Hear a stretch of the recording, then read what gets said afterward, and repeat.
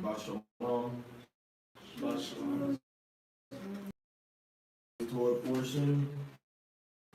Today's Torah Parashah is Parashah Red or Parashah, which goes from Deuteronomy chapter 11, verse 26, all of the word. All right, so the first aliyah is going to be Deuteronomy, the volume chapter 11, verse 26, through the volume Devarim chapter 12, verse 10. And our first read is going to be Zayatan. All right, so we're either gonna, if we make any interjection, that's the end of every aliyah, depending, or we'll combine the two. Khan? All right. Isaiah read, please. Behold, I set before you this day a blessing and a curse. The blessing, if ye shall hearken unto the commandments of Yahweh your Elohim, which I command you this day. Very simple. You listen to what Yahweh says, he said he give you a blessing. That's it. If you don't listen to him, he's going to give you a curse. That's infinite.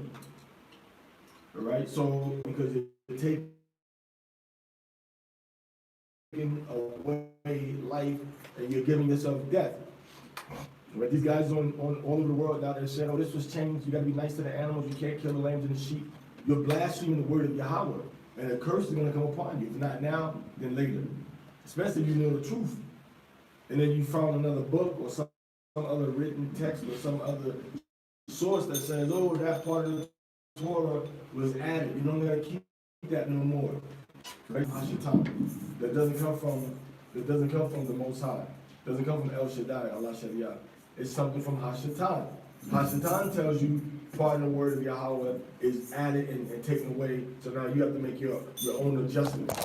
Better to just let the whole thing go, man. Don't screw right there. Again, continue.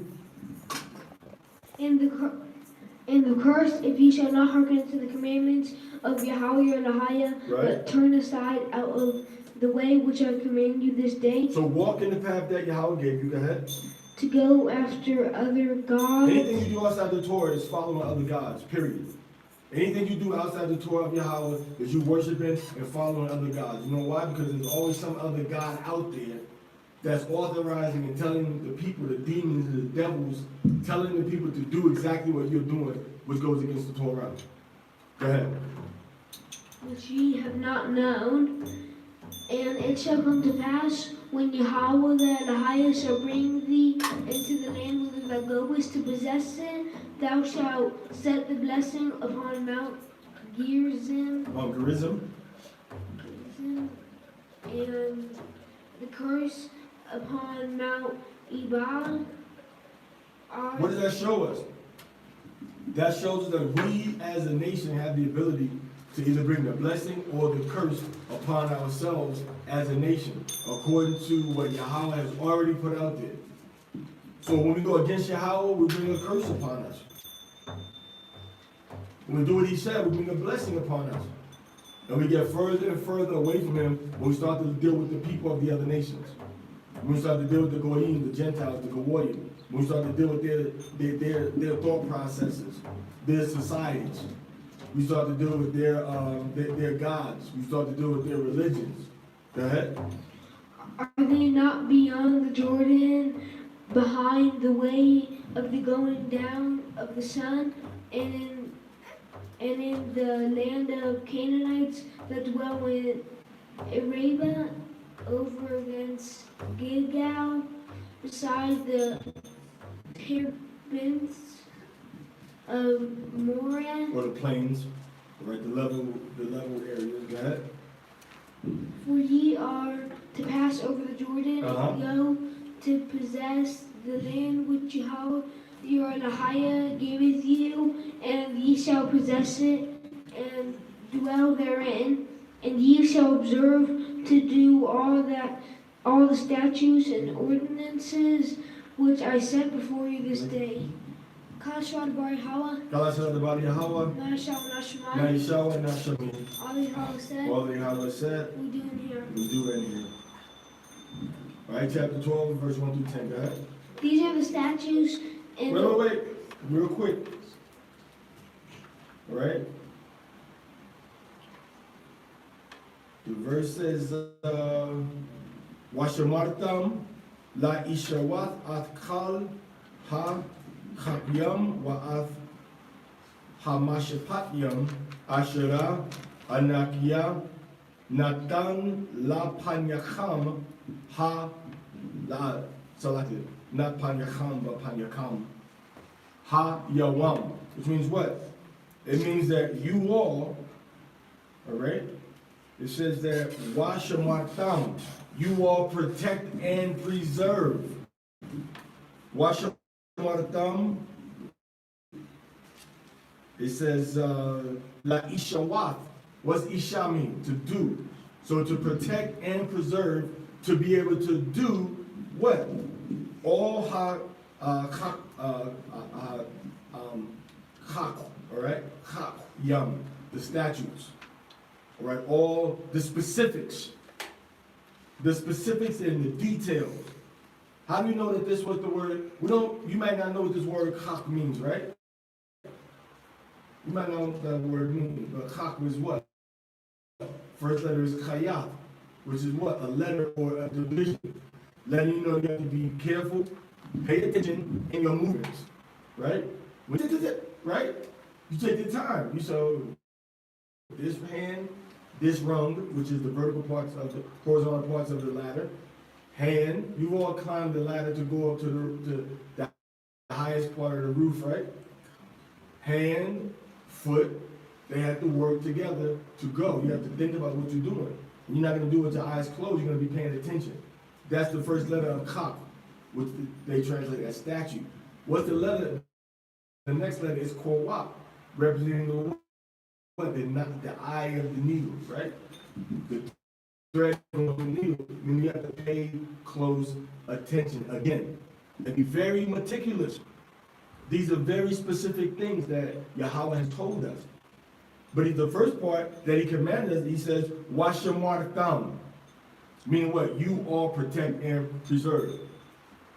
How do we know that his word was protect and preserve, protected and preserved, and done by Israel, that we kept this? Why? Because we have so many different communities of Israel, so many different translations of the Torah, of the Bible itself, into different languages. And they all basically are saying the same thing.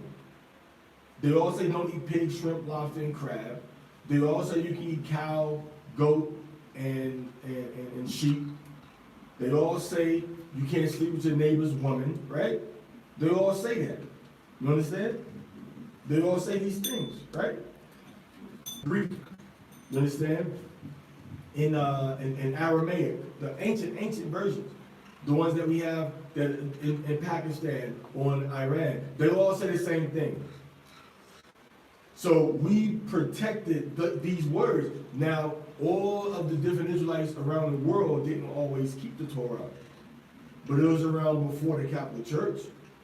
What we have, our records were around before the Catholic Church. Our records were around before Islam was established. All these things are imitations and rebellions against the Torah. Anybody understand that? So that's why we go directly for what was said and what was done here. Because this tells you to protect it and to do it. All right? It says, Shematan wa ishawat. All right? Wa ishawat at kal ha kakyam.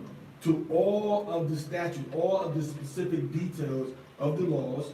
It says, wa at ha mashapatyam. And to all of the judgments. The judgments meaning the things that do those judgments when the things that we're doing require a judgment to be given or to be done. Okay? And judgment is the last step before you arrive unto what? Justice or righteousness, judgment, and then what? Till you arrive at chokmah, wisdom. That's why I say this is our wisdom inside of the nation. Only through exercising and doing the commandments of Yahweh with all your heart, soul, and might. Right? And this is a true test. All right? Do you love Buddha? Do you love Shiva? Huh? Do you love the God of the Arabs in the Quran that they call Allah? Do you love Yahweh? And that is the true test of anyone.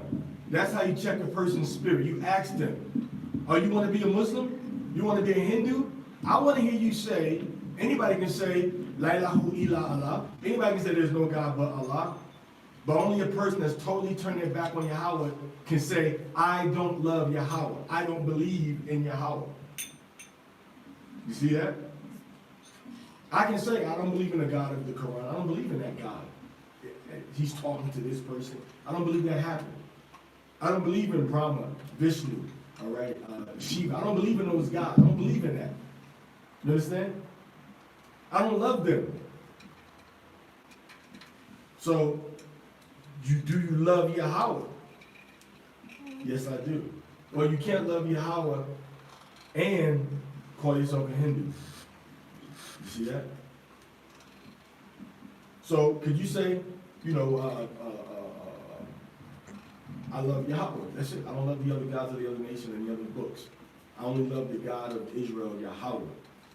And that's with the Shema. See, that's why it's so important for you to make sure you say the Shema every day. Shema Yasha. If you got things in your spirit, say it in English, say it in Spanish, say it in Hebrew, whatever language will give you the understanding of what it means. Hear, O Israel, and meditate on the words you're saying. Yahweh, our power. Well, our power. You might not understand. You don't hear people saying our power.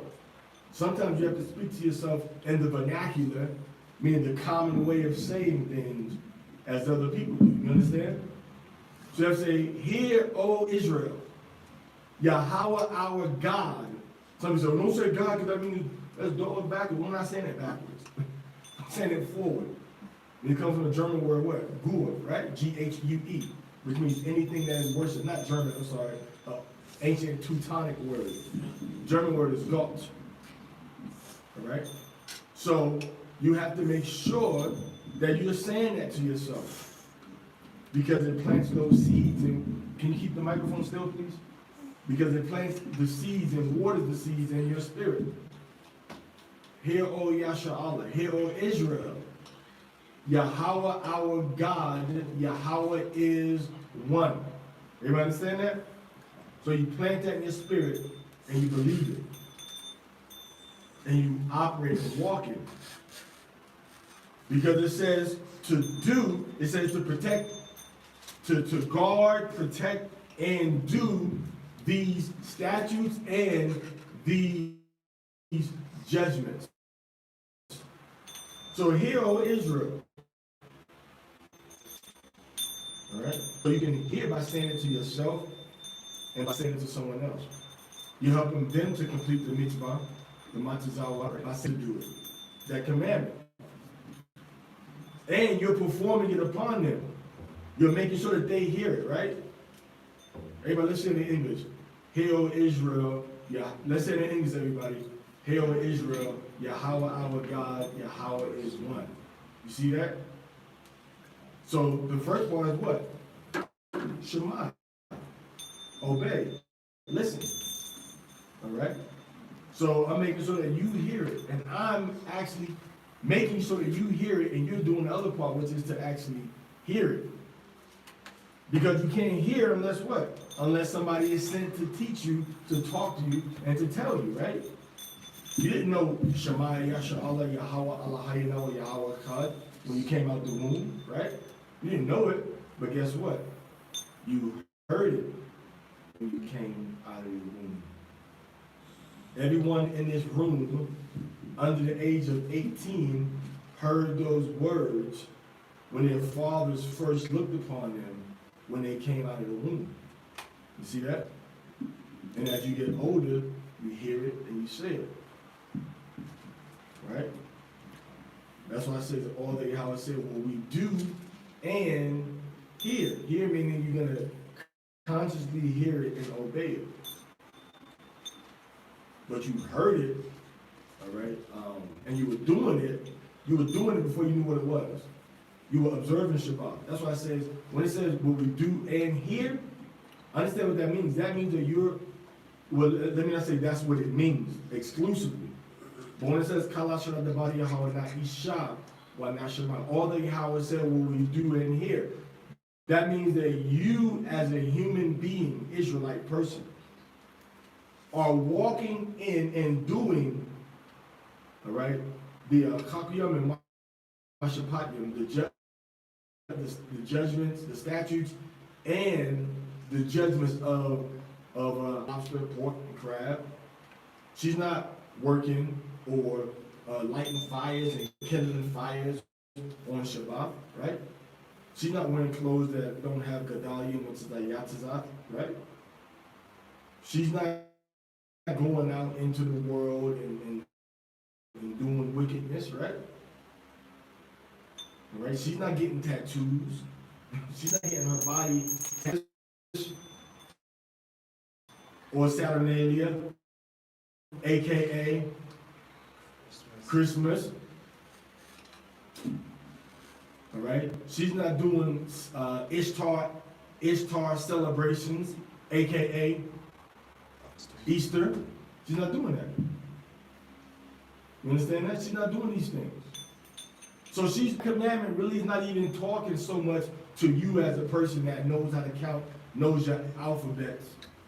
But you as an adult, you as a child are doing these, and then when you grow older, you say, man, I've been doing this before I heard it. Now I hear it. Now I got to do it more as I'm hearing it. You understand what I'm saying? So it's an enhancement process. Okay? Because you know how to breathe before what? Before anybody tells you to breathe or shows you how to breathe, right? And then what happens is over the years you forget how to swim. But you've been in liquid all your prenatal life. You've been in liquid. You are liquid. You came from liquid.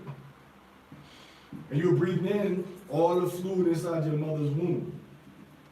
And that if you are constantly in that water, you're born in the water, you're swimming in the water. After a while, you say, okay, my lungs are going to get filled up. Now I can hold my breath better under the water, and I can still swim though. I can still move in the water, right? Because you're in the water before you're in the land. Everybody understand that, right? You're in liquid before you're in the land. So what's the point we're getting at? Let's backtrack a little bit. You have to protect these commandments, and you have to do the commandments and the statutes and the judgments. All right?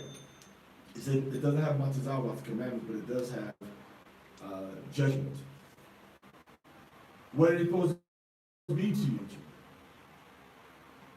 But if you don't fall, is your first nature to trick question? Is your first nature to crawl or to walk?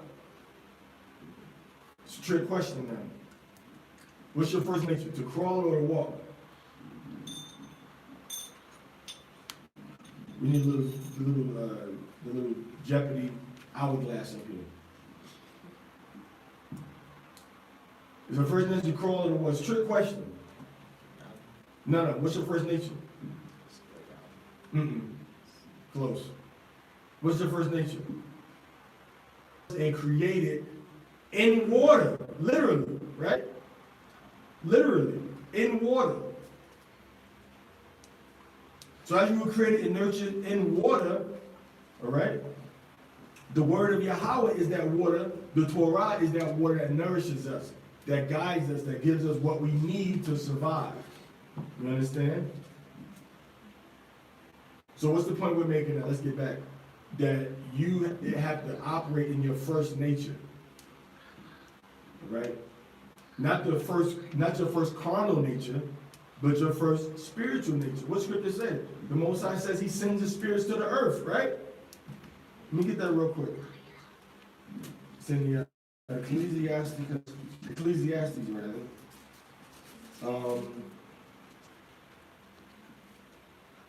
Ecclesiastes chapter 1.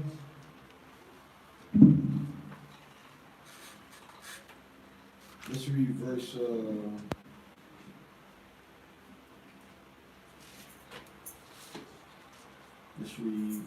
be. There is no remembrance of former things, neither shall there be any remembrance of things that are to come with those that come after. Okay? So, everything is a cycle.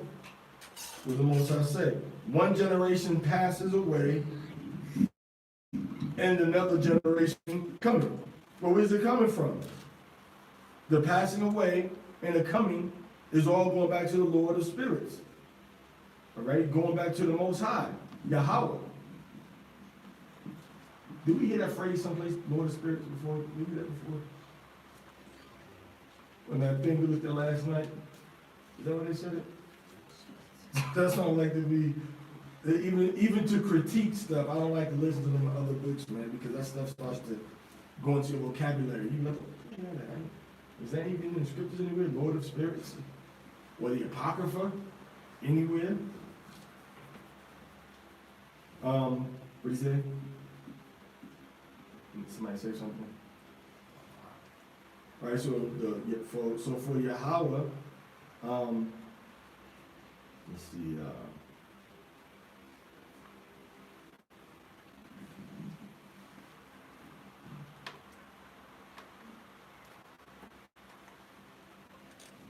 okay, let's see. Okay, 2 Maccabees 3:24, the Lord of Spirits. Okay, so we do have it in there. We do have it in there, Maria. Okay. We do have the Lord of Spirits. Let Yahweh the Elohim of all flesh. 2 Maccabees.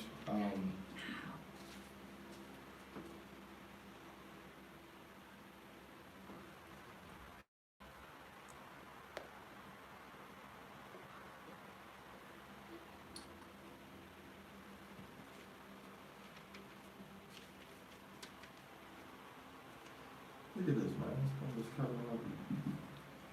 The Lord of Spirits and the Spirit and the Prince of all power caused a great apparition. So anyway,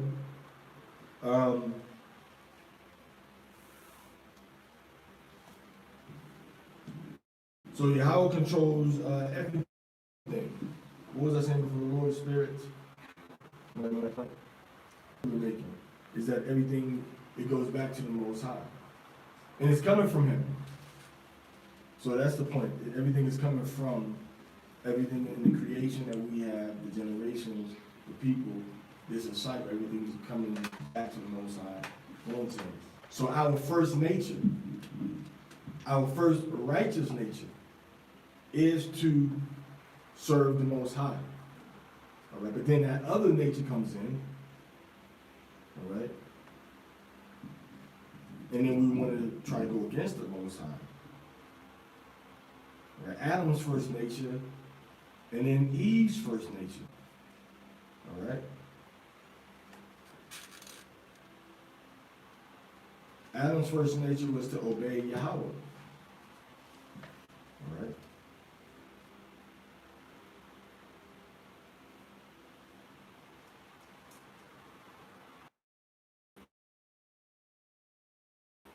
The whole screen, man. Why? Add cover content. We'll try not to show it again. I appreciate it, but it's still covering my content.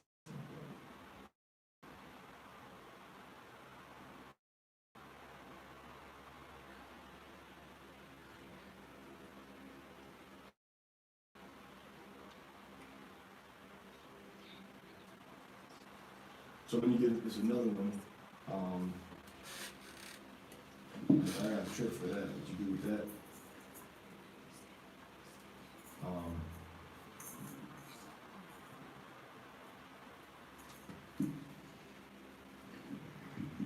Let me get that for you real quick.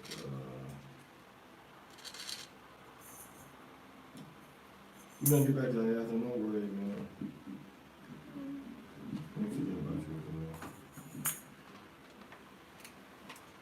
So anyway, that's our nature.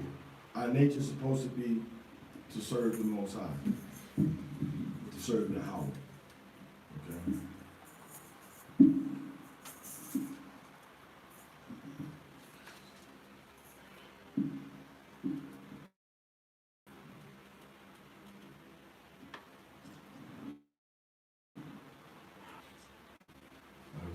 try to find so much on the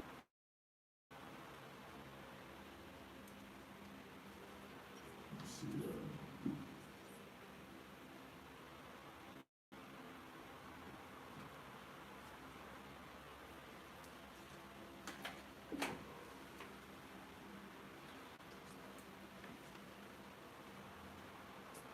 So we'll come back to that one. So anyway, we read the scripture where it shows you everything is the generation of past and then the Most High sends another generation that aren't part of our books that we were given, and we can't be following other gods. You understand that? You can only worship Yahweh and obey Him. Okay? All right, continue reading, Zayat. These are the statutes and the ordinances which ye shall observe to do in the land which Yahweh, the Elohai of thy fathers, hath given thee to possess it all the days that ye live upon the earth. So when it says statute ordinances, it says the judgments. Mashapati. Go ahead. Ye shall surely destroy all the places wherein the nations that ye are to dispose serve their gods. Does that sound cruel? Does that sound mean? Destroy other people's gods in the places where they worship those gods. Does that sound mean? To be honest, sounds mean. Does that sound kind of elitist? Only our God is the God that you're gonna that's gonna be worshipped. That sounds separatist? Only our God is going to be, we're going to separate our God. So what? You think life is about, Jolly Ranchers and corn candy? Life is hard. And a lot of times, our parents and our school make us think that the man, the devil, the so-called white man, makes us think that everybody is hunky-dory, no pun intended. It's hunky-dory. And anything that goes against what he thinks that people should be allowed to think and do is wrong. So let me get this straight. Whatever I think or do that's opposite what you think or do is wrong. Is that historically correct? That's historically correct. Before the New Testament was written, before the Quran was written, we had the Torah. Before India, we had the Torah. Before India and China had their gods, the Most High gave Adam what to do. And he told, and Abraham, spirit, your mind, you have to break down right now. It's not your land, it's their land, and you're in their land like. And dash in pieces their pillars. So smash that. And burn their Asherim. So Asher is like the little trees that they had set up to worship. Go ahead. With fire, and ye shall hew down the graven images. So the carved images of the wood and of the stone. The Most High said, pull them down. Chop them down. Go ahead. Of their gods, and ye shall destroy their name out of that place. Destroy their name out of the place. Destroy their name out of the place. All right, go ahead. You shall not do so unto Yahweh your Elohai. So you shall not obliterate and destroy and tear down Yahweh in His name. So it's supposed to be exalted and on a higher level than everything else that you're doing. Go ahead. So it can't be destroyed. That's what a lot of people say. If you got something from Most High's name, a lot of people used to say you should bury that thing with respect. Go ahead. Unto the place which Yahweh your Elohai shall choose out of all your tribes to put His name there, even into His habitation shall ye seek, and thither thou shalt come, and thither ye shall bring your burnt offerings. So the Most High is talking about only come to Jerusalem to do your burnt offerings, and not everywhere. We're going to set a shrine and a temple for Yahweh everywhere. With priests, with the Ark of the Covenant, and with the table of the showbread, right? And with the table for the incense, and with the altar outside, and with the laver to wash your feet and wash your hands and the priests and everything. Yahweh said, don't do that for me. Only in Yerushalayim do I want that to be done. What? And your sacrifices and your what? Which is the grain. The sacrifices were grain and were animals. Go ahead. And your tithes. Tithes is 10% of what you produced, over what you produced. Go ahead. From the original seed. Go ahead. And the offering of your hand, and your vows, and your freewill offerings, and the firstlings of your herd and of your flock. The firstborn of your herds and of your flocks. Why do we keep animals if we didn't drink and eat the meat and the butter and the cream and the yogurt from them? Because we did. And we ate the meat. Also, meat, yogurt, cream, we used the skins. The Most High is not a vegan God. That's some fire, which blesses you. Allah which Yahweh has blessed you. So everything, family unity.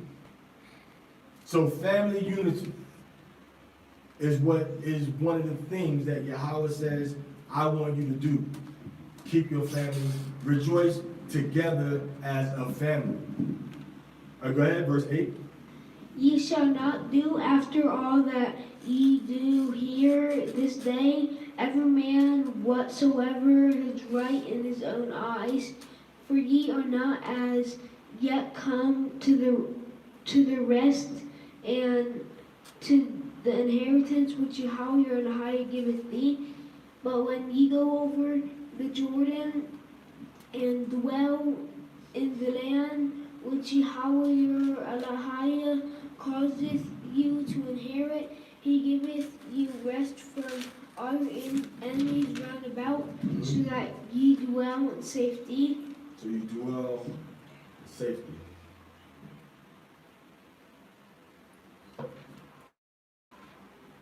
So he says you're going to have a way. All right, chapter 12, verse 11 through 28. You got any madrash you want to give it? All right. Murder and Parashah and God Parashah. Barak. Yabrak Kamihal Hashem Yahushan. Yabalak Kari Hawa Bashem Yahushan.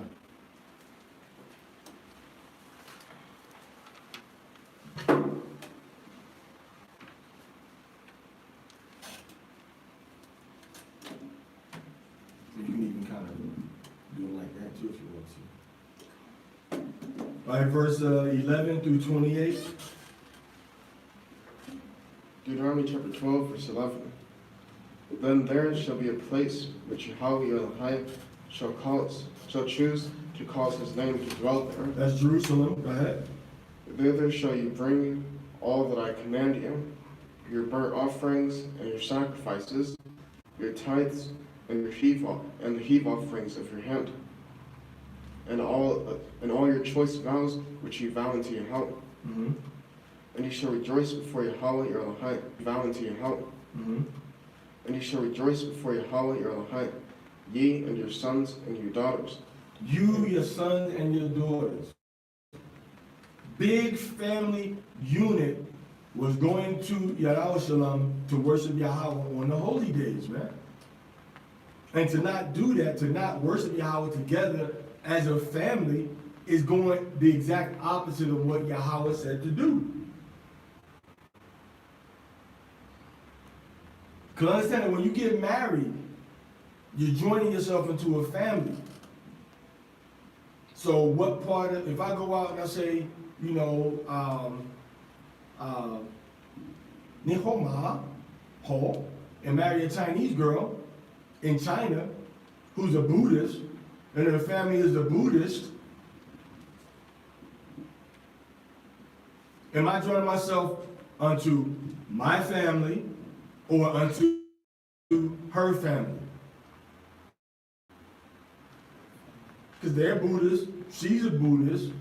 My great-great-grandmother, she's getting older, and they're gonna have only time I can see it though is at the Christmas party that they have every year. And I go there, am I joining myself into the Allahaya Yasharallah, the God of Israel, or unto the God of the pagans? The God of the pagans.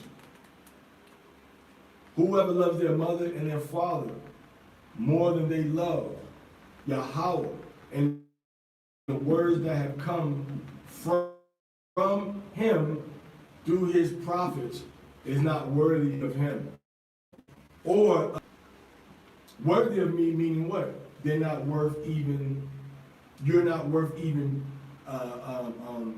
having those words that the prophets are speaking fall on your ears. Why? Because your heart is against Yahweh. Your heart is made hard against Yahweh. It's not circumcised. Okay? And your men servants and your maid servants, and the Levite that is within your gates, for as much as he hath no part nor inheritance with you. The Levites didn't get their own sovereign territory. They had land that was scattered with all of the other tribes where they lived at to serve the nation. You had slaves and maidservants. You had female and male servants. There's no shame in that. Nothing wrong with that. It wasn't like every culture on the earth that I could think of had some type of servants that were under them. Whether they were prisoners taken in wars, or whether there were people that were caught doing crime and they were sold because we saw happening with the Arabs. And the so-called white man was not what we were used to in the scriptures. Even in our books, it tells us to treat your servant as a brother. Like the Seminole Indians did toward the slavery, they treated them like brothers. They gave them weapons. They married the women. They were in the fields working. Even when you read Olaudah Equiano's book, The Interesting Narrative by Gustavo Vasa. Is that book over here? Is that book over here? Interesting Narrative, Gustavo Vasa. Put it upstairs somewhere.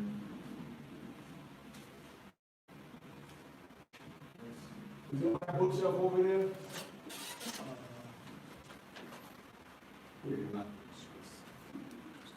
Gustavo Vasa. When you read in this book, yo lo tengo. When you read in this book, the interesting narrative of the life of Olaudah Equiano, he tells you that the slaves were the slaves that were conquered by the African Hamitic people in West Africa, in the ancient territory of Benin, not the modern territory of Benin, but the ancient territory of Benin, that they were in the fields working with their masters. They were all working together. They were all working side by side, even though they were slaves. They were still working together. Everybody understand that? So the whole different kind of slavery. What is the point that I was making? The point that I was making was that these other nations have other gods. And we join ourselves unto them when we join ourselves to people that are worshiping them and we follow behind them. But it's a whole different system.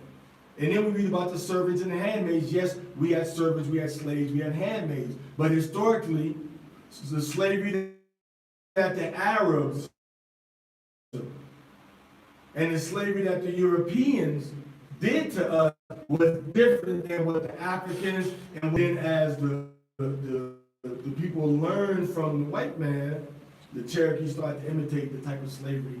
Hey, why are you in the field working with them, man? You above them. You should be in your house watching them work. And that's what the Cherokees started to do. I don't know if the Seminoles started to do it, but that same negative feeling toward their tribe, toward their national brothers from a different tribe.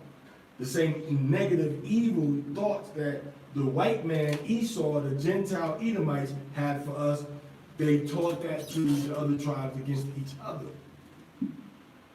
To the point where even people coming over here from Jamaica and America are told, not over here, but coming to America from Jamaica are told, hey, don't be like the American black people. The people that are coming over here from Jamaica and Haiti are told that. Don't be like the Dominicans. They're told the same thing when they come over to go over to America. What's the point I'm making?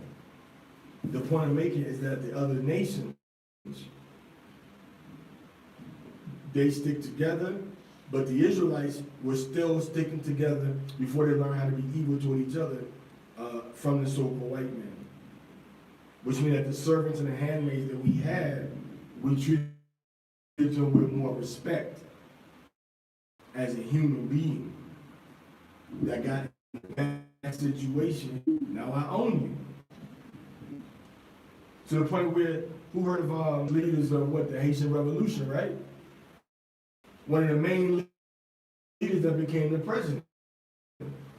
Guess what? Dessalines wasn't his name. Dessalines was the name of the man that owned him before he went on the battlefield fighting for his freedom. And that man was another Levite, so-called black man, owned Jean-Jacques Dessalines.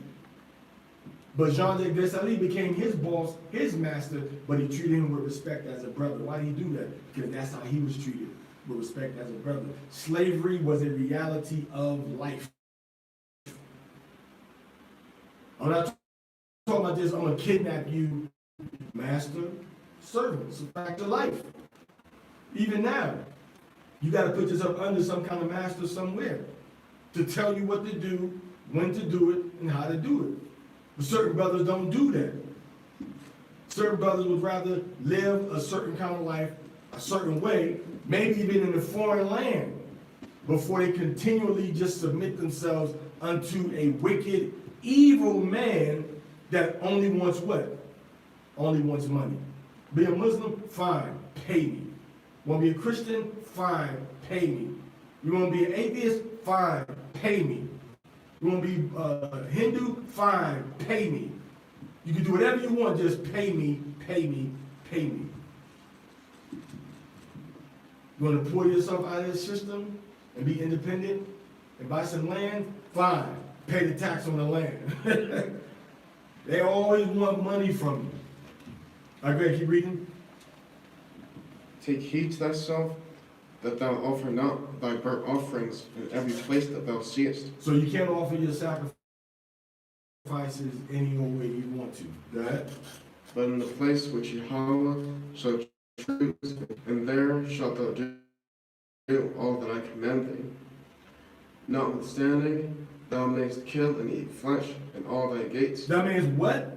Thou mayest kill and eat flesh in all thy gates. So if people are saying that you cannot kill and eat flesh, they lying on the Torah. They're telling a lie against the Torah. Because it clearly says that here. It clearly says that there.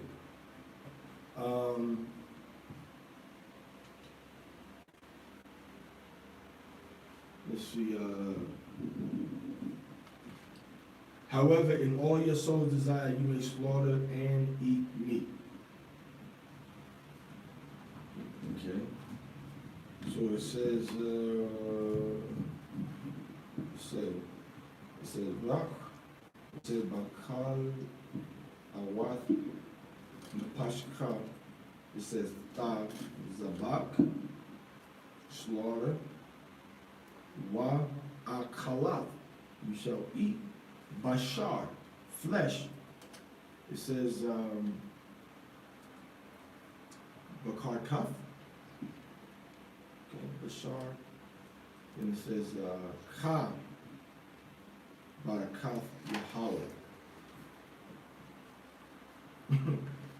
It says ka barakaf, according to the blessings Yahweh Alahayaka, Yahweh your power, Asherah Nathan Laka, that he has given to you. So Yahweh, it said you can slaughter and eat the meat.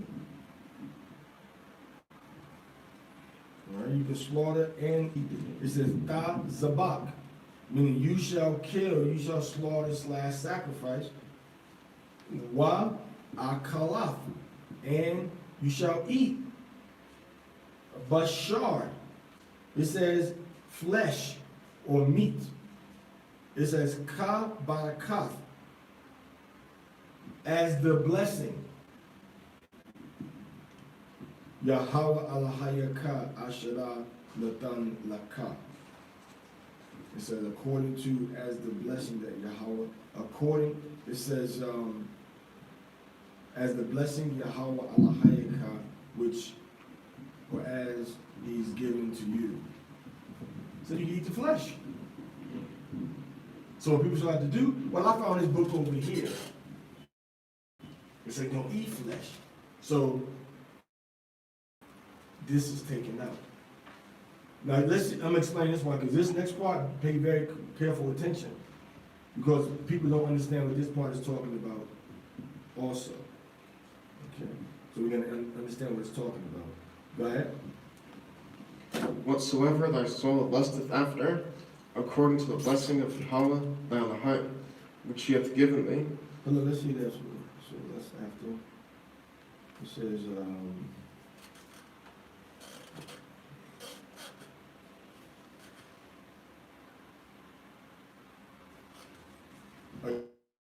go ahead.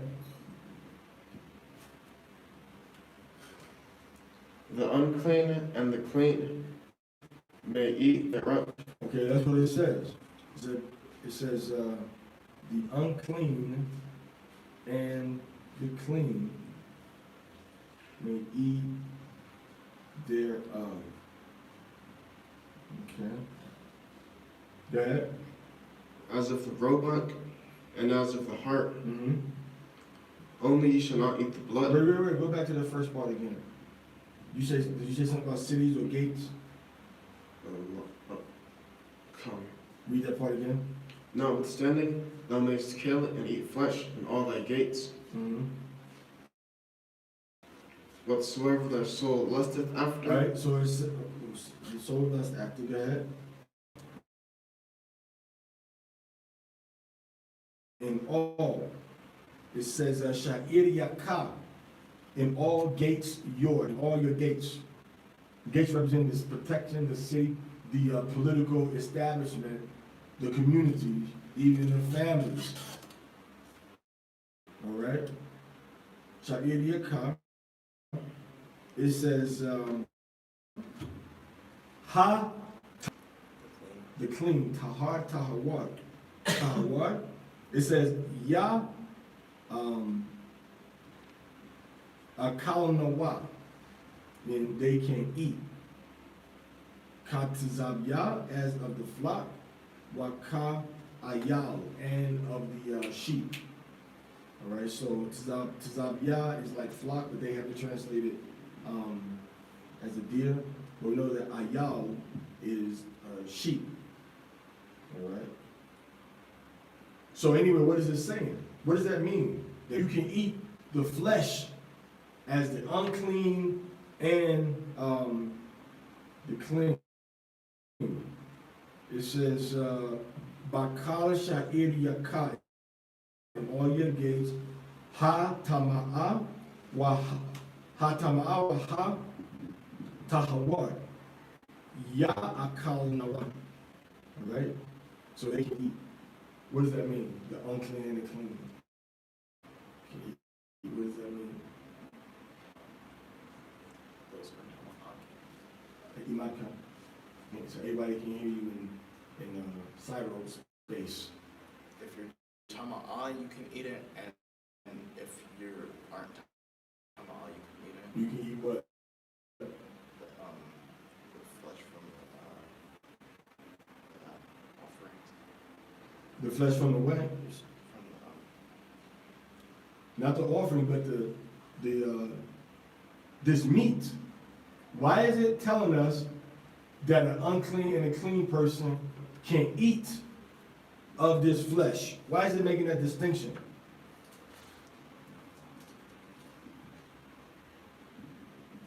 I want to know.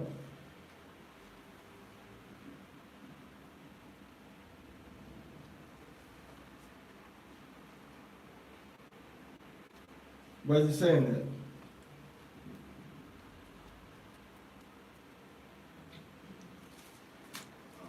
Because usually things that are set apart for Yahweh or that are meant for feast days or something, people that are Tama'an can't eat that food. Right. What's changed? What these commandments he's given us, where are they taking place at? What's the two places he's called? He said, in the place where I give you, right in verse 11, which is talking about Jerusalem, and then he says, in your own gates, which means in the homeland that Yahweh gives us. Now he says that the clean person and the unclean person can eat of that food, right? Why? What happened in the wilderness? When you had your sacrifice, maybe they even explain it better than me over here. Let's explain it here. Maybe they do. What verse is that? 15?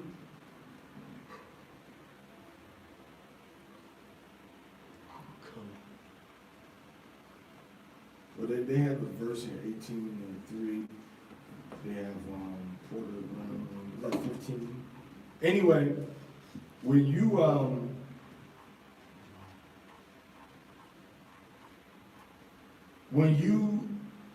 were in the wilderness and you found an animal, you had to go and take that blood and bring it to the door of the tabernacle.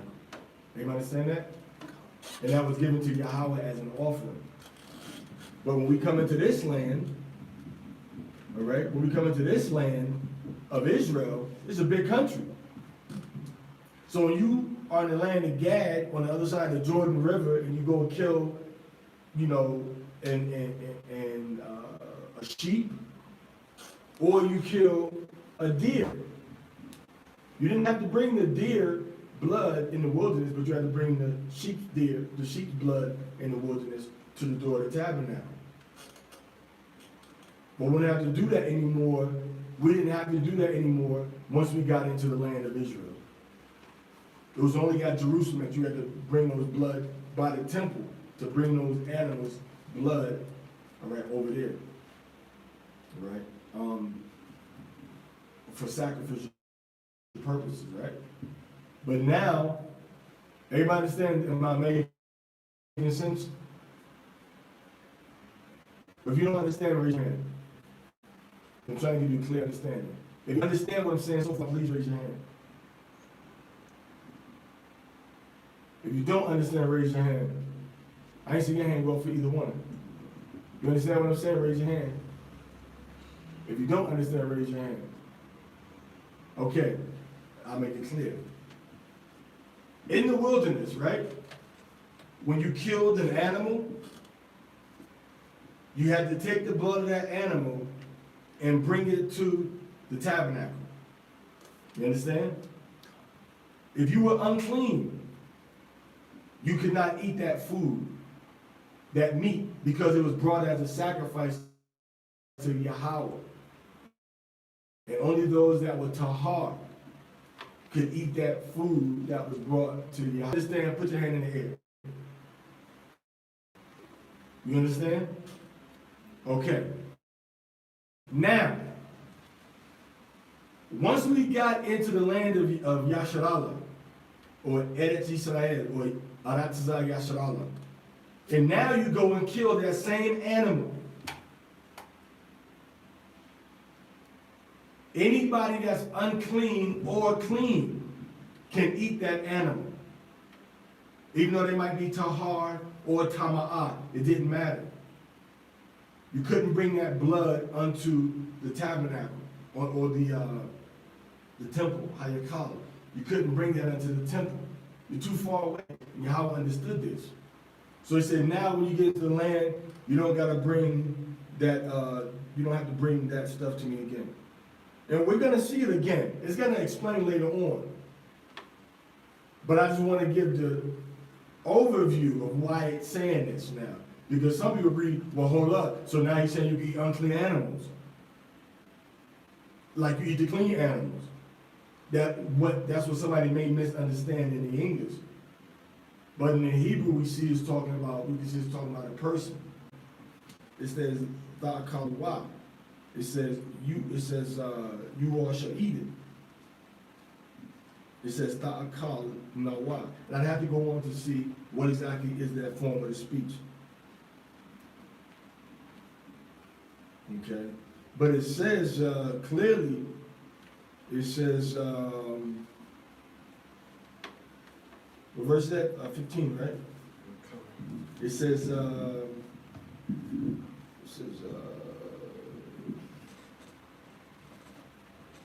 16 right there, so 15, and right here, where it is right here. It says, Bakasha Idiakat in all your gates.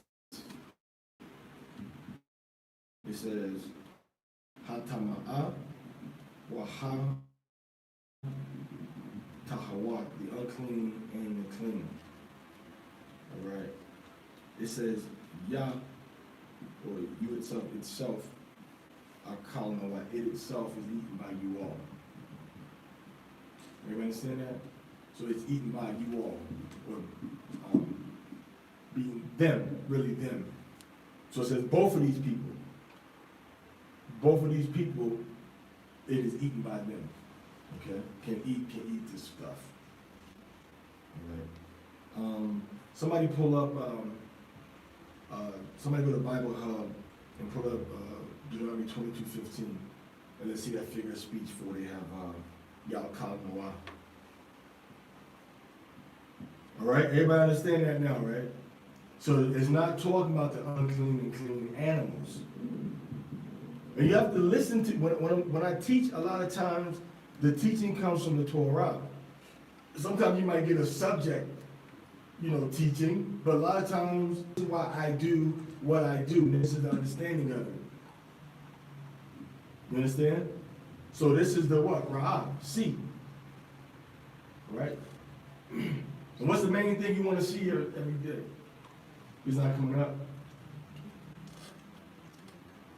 Down interlinear in 15, Deuteronomy 15. It came up all little squares at the bottom, all of the options. Yeah, 15. Okay, I'm right, we're almost finished, man. We're almost finished. I don't know why y'all even, it was fine down here. All right, so what's it say? It says the person that's tama'at and the person that's tahar, clean, can't eat it. All right.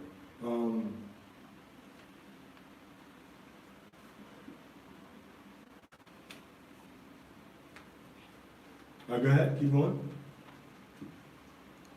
Only you shall not eat the blood. You shall pour upon the earth as water. You shall not eat the blood. Everybody understand that? You can't eat the blood. You can't eat the blood of the animal.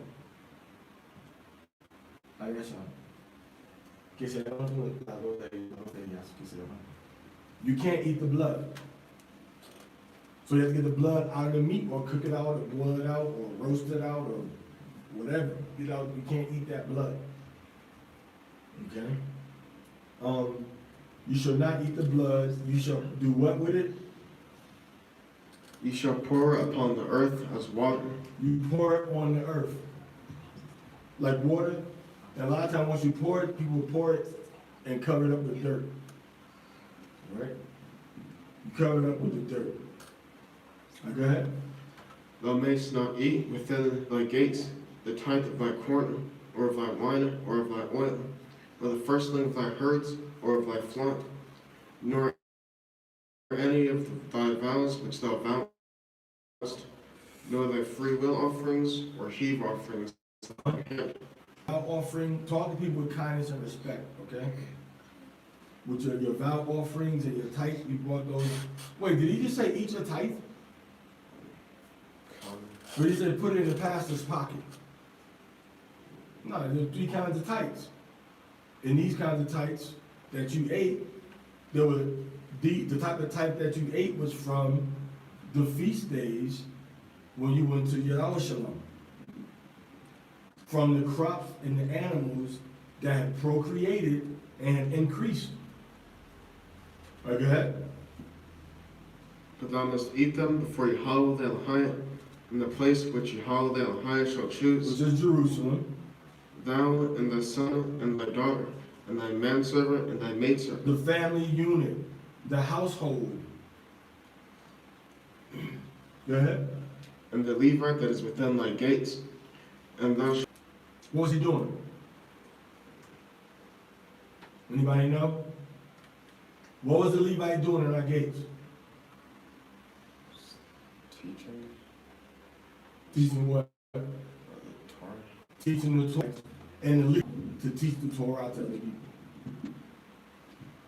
It was their job to teach the Torah to other people.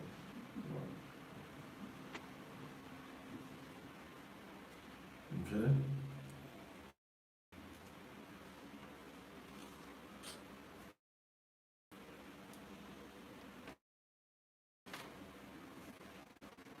What verse is this? 15, 20. Not 12:15. Who pulled that up? You? It's no, it's 12:15, right?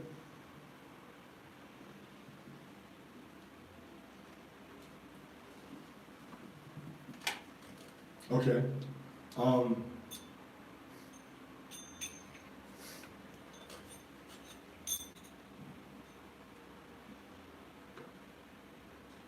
Let's keep reading. Take heed to thyself, that thou forsake not the Levite, as long as thou livest upon the earth. When Yahweh the Elohim shall enlarge thy border, as he hath promised thee, and thou shalt say, I will eat flesh, because my soul longeth to eat flesh. I will eat flesh. So you say, I want to eat some meat. My soul longeth. I don't want just eggplants and carrots no more. Is there time when you say, man, I need some meat in my system? Or you just happy not eating meat? You see, what about you? Come what? You happy not eating meat, or you want meat sometimes? You want meat, right? So Most High says nothing wrong with that. So don't let nobody play no Jedi mind trick on you, making you think that you sinning, you wrong, because you want some beef ribs. Because you want a lamb chop. Because you want a lamb shank. Because you want, Yahweh has said that in his law. Go ahead.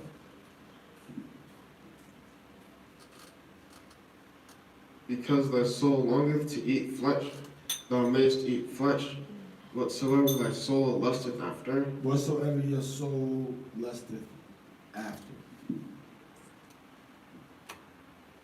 Whatsoever your soul, meaning what? Whatever your soul desires, whatever you want, you can eat it. Now that, it says Yakal Nawa. It says that's the qual imperfect. Third person.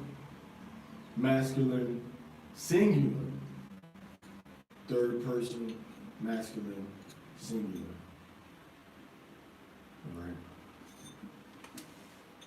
Nawa, new. So he or that unclean person, right, can eat it as they got Tazabiyah meaning gazelle. Maybe that's different from the word for how do you call it, flock itself. So if I was not mistaken, the Tazab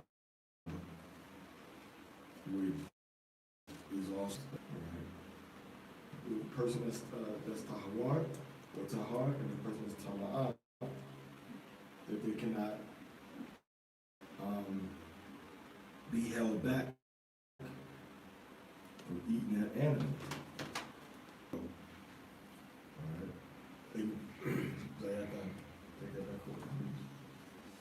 I keep reading. If the place which Yahweh thy Elohim hath chosen to put his name there be too far from thee, Now we go You live far from Jerusalem. Okay? And thou shalt kill of thy herd and of thy flock. So what? Thou shalt kill of thy herd and of thy flock.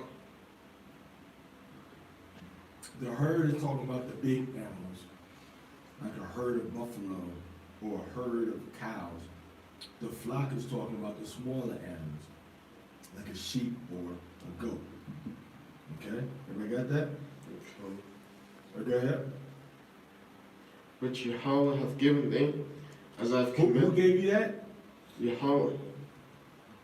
Yahweh gives you animals, and then he tells you he wants you to slaughter some of these animals. Now you, in your little modern, soft, really punk-spirited white man, whitewashed mind can say, oh, be kind, and now that's not even a white man.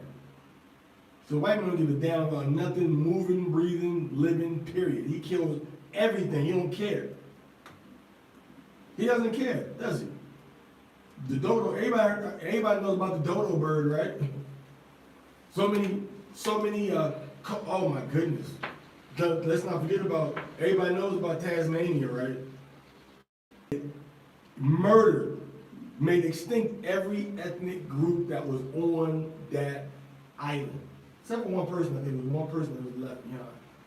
St. Louis is the Gadite tribes. You know how many families, there was more families than we have now, but he went and was murdering a lot of these families of Gadites that were in the Americas. So he don't care nothing about nothing breathing. It was Elam that teach us.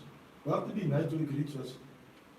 We can only use the milk from some of these creatures, especially the cow, especially the water buffalo, the buffalo and the cow. But chicken, we can kill it and eat it all day. And we can have the lollipops from the chicken.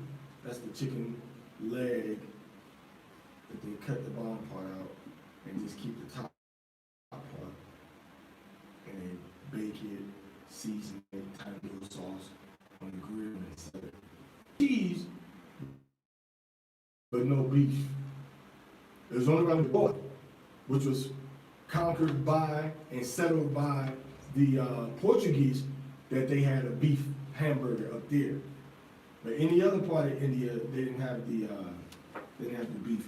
Maybe, I'm trying to think when I was in Gujarat, in Ahmedabad, in Ramnagar. I'm trying to think if they had beef there. I don't remember if they had beef there or not. But I know when I went to Goa, Goa didn't have those restrictions. Goa had beef. As a matter of fact, Goa had pig too. Had pig. I believe they had pig in Goa. So I had to be more careful in Goa. When you go to Gujarat, there's no pig. Right? Because that's mainly a Muslim territory. And hardly anybody, none of the Hindus or the Muslims in India eat the pig. They don't really eat the pig. They eat the goat. They eat the goat. They eat and the sheep, fish. They don't really eat the shrimp too much either. At least when I was in Karnataka, they didn't eat the shrimp over there. Just chicken, maybe a goat, and maybe lamb. But then they had milk and butter. They would get the fresh milk from the water buffalo every morning. Rich is rich. They take it, and it was look, take care of the water buffalo, which is the bovine. You know, the ones that has like the hair is parted in the middle and has the horns coming from the side. You understand? That's what they call buffalo. That's what they call buffalo over there. So when they came into the Americas, you know, they used the same word for a different breed of animal, different family of the. We milk the cow, all right, and then we milk the cow. They take the water and they kind of like flash pasteurize. Pasteurization is natural to do with the animal just to kill any type of bacteria that may be there. And then when they first when they take it, they put it in the pot, put it in a cup, and cool it down. But maybe sometimes we serve a little warm too. And it's delicious.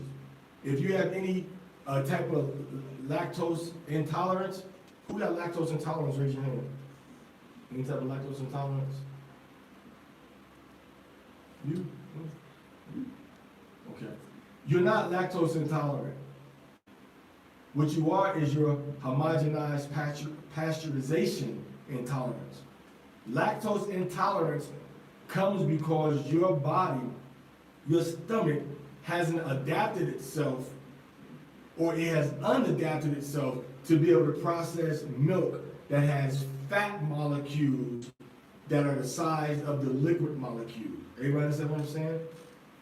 When you homogenize it, they mix it and mix it and mix it and mix it until there's no more distinguishable fat.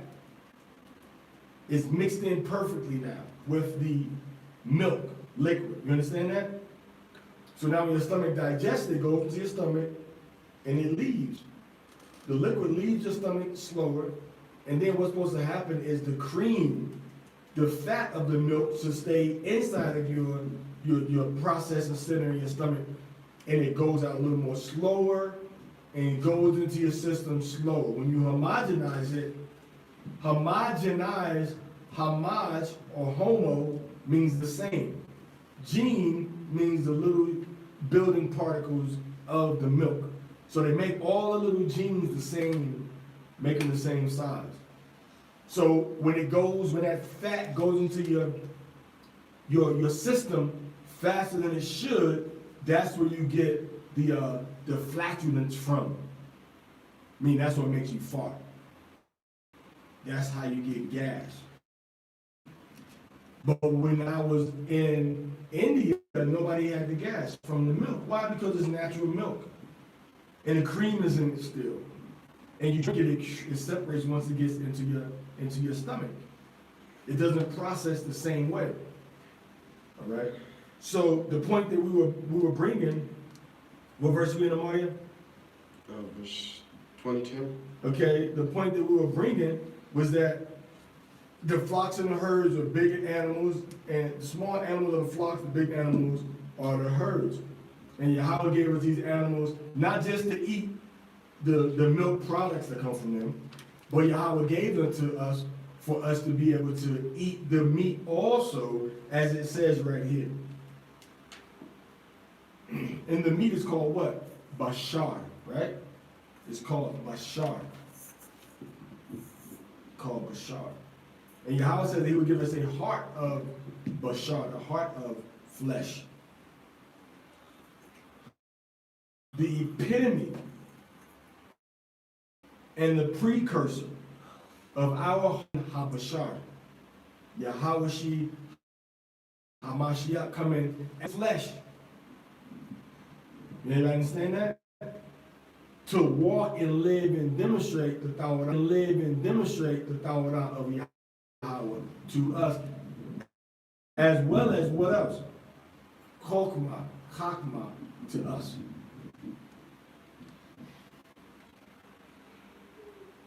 To intervene in the physical operations of a person through spiritual means.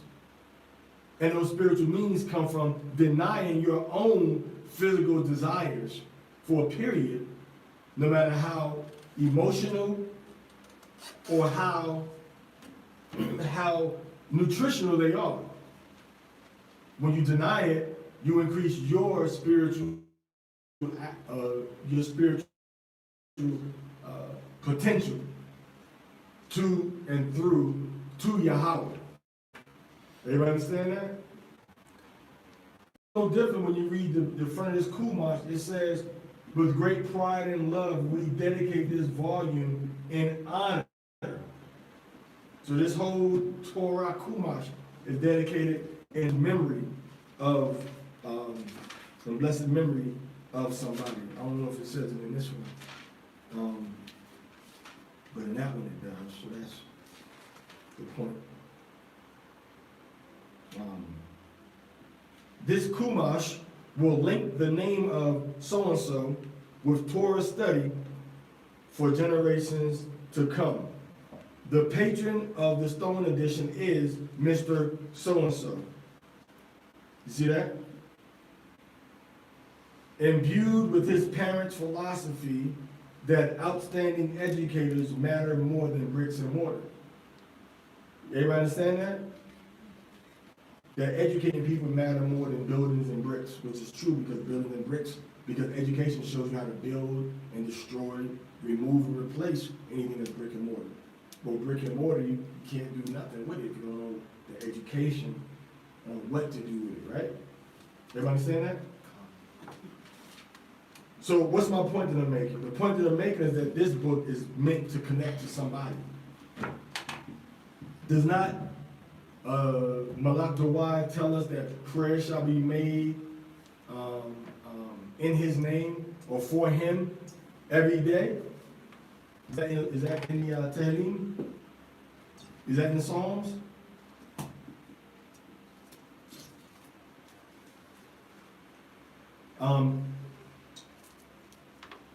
I know we're getting kind of midrashes, but I said we're going to be doing some midrash. But the reason I'm going to the midrash is because Torah is the time, Shabbat is the time to sit down and discuss these things, right? So what did it say? I'm going to read Tehillim 72, okay? And I'm going to read verse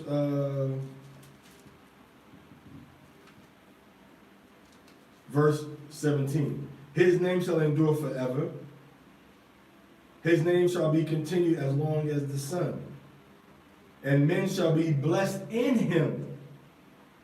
All nations shall call him blessed. You see that? So if people, if his name, put it together, his name shall be continued as long as the sun. All nations shall be called blessed in him. Right? So that's why we say Yahweh what? Bashem. Yahweh Shai what? In his name. It's literally what it says. Right? So now, when you go to verse 15, what does it say? And this is just so profound because it moves Hamashiach into a position where a lot of people are very uncomfortable with him being at. What is that position? That Yahweh has made him under him. Not next to, not equal to, but under him. Right? Under him. It says what in verse 15? And go give me, Zayatan, go give me Tehillim. Yeah, I think it's up there. It says, or in the room, on the shelf, or in the room shelf, or the whole shelf. And he shall live, and to him shall be given of the gold of Sheba, right? Prayer also shall be made for him continually. I want to look this up in the Hebrew. I mean, we got it right here. I just don't like flipping through it. You know what I'm saying? Prayer shall be made to him what? Continually, right? And daily shall he be praised. What are we talking about? We're talking about the person that's going to save the souls of the needy, which is Hamashiach. So, if you are praising him daily, and prayer is being made for him continually, that's why during what? That's why during the Amidah, or the Shemona Eshlei, all right, or during the prayer, all right, during Ha-Tefillah, or Tefillah, that's why we have the portion, when we talk about restoring Jerusalem and everything, we talk about Hamashiach. It says Tehillim on the side. It says Shador. Bigger than that one. A little skinnier too. So it says what? It says that, what am I talking about? Who even remembers the premise of what we're talking about? If you remember how this all got started, raise your hand. The herd, the flock, and the milk, and the dairy product, and the what? And the flesh. right? In the flesh. And we talked about eating the bashar. And then we took that unto the Most High giving us a heart of what? A heart of Zayatamba, a heart of flesh. Remember? That's how we transition. We transition from us eating the flesh until Yahweh giving us a heart of what? A heart of flesh to walk in his ways, right? And then we talked about walking in his ways, meaning what? To obey TORAH. And then we talked about how TORAH, the word of Yahweh, was presented to us in the flesh as Hamashiach. And then we talked about how, yes, we are to pray and give thanks in his name and to praise him. All right? So when we go to Tehillim, I know we're taking a detour. You can stop time if you want to for a minute, I'm already. So 72, verse 15. All right?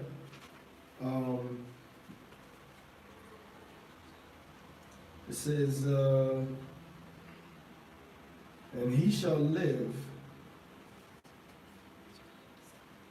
And did you ever notice that? I mean, we're going way below the surface, okay? Listen to what it says in verse 13. I wish everybody had their Tehillim open. But listen to verse 13 and 14. Redeeming their souls and saving the soul of the needy and redeeming their soul from deceit and violence, which plays right into the narrative that we see in Isaiah 53, showing us that Isaiah 53 is not ambiguously talking about whosoever of the Nefashim, of the Nepashim, of the Bnei Yisrael, of the Banya Yasharallah, but that it's talking about a specific individual who's going to do what we read in Isaiah 53. Isaiah 53 and Tehillim, Psalms 72 go hand in hand. There are two pairs of one message. Except one is pre and post, one is pre and sacrificial, and it goes into afterwards, as opposed to Psalm 72 talks about the things that have been done already, when this is established, when we step back up and when the kingdom is set back up. Okay? Melkut, Malakwa, or Malakwa of Yahweh, Malakwa Hashemayim, the kingdom of heaven, is established through Eretz Yasharallah, through the land of Israel. Again, right? So where are we? We're talking about in verse 15, it says, Wayachaya. And he shall live, right? Wayatan. And he will give Lawa to him. It says Mazahab of the gold Shabbat of Sheba. Listen to this. Wayatapalalu.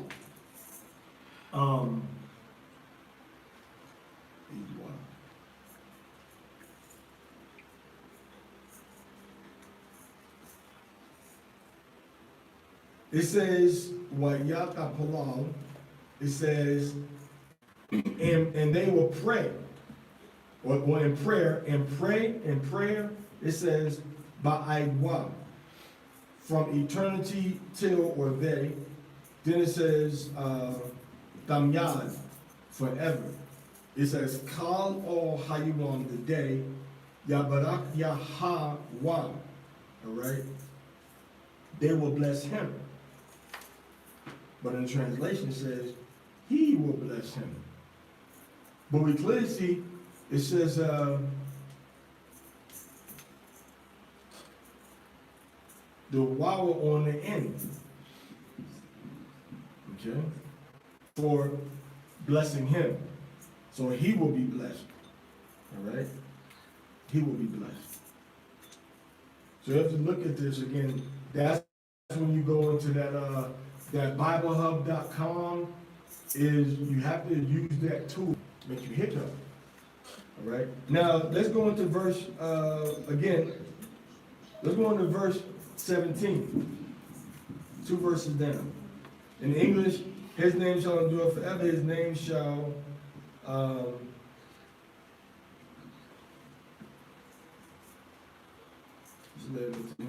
be given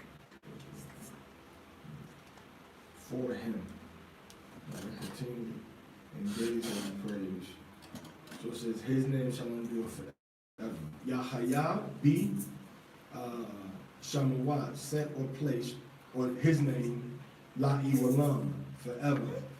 La Panya, before the face of Shamash, the sun, as long as the sun is there. All right?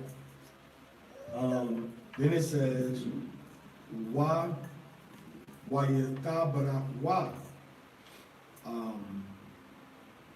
And they will bless themselves. You see that?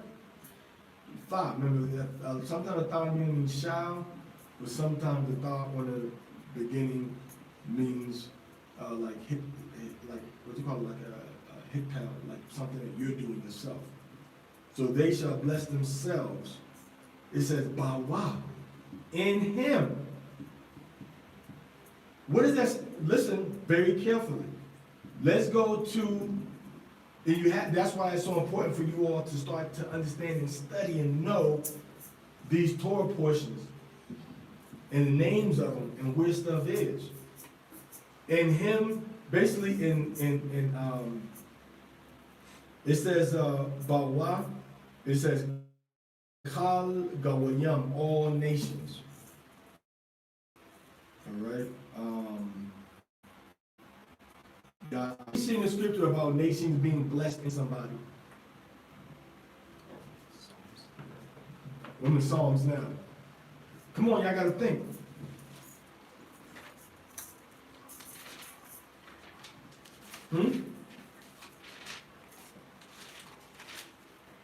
Come on.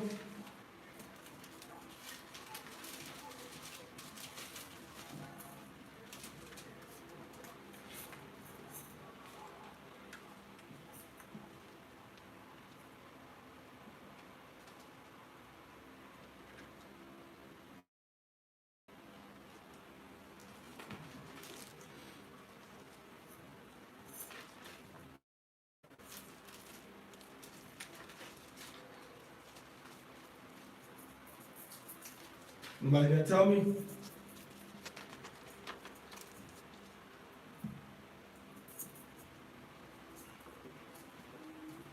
Let's think about it.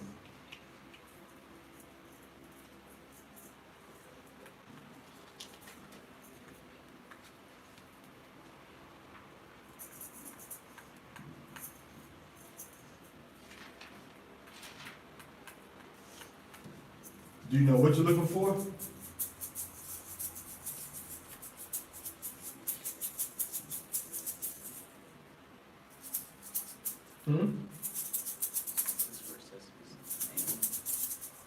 Not in this book, though.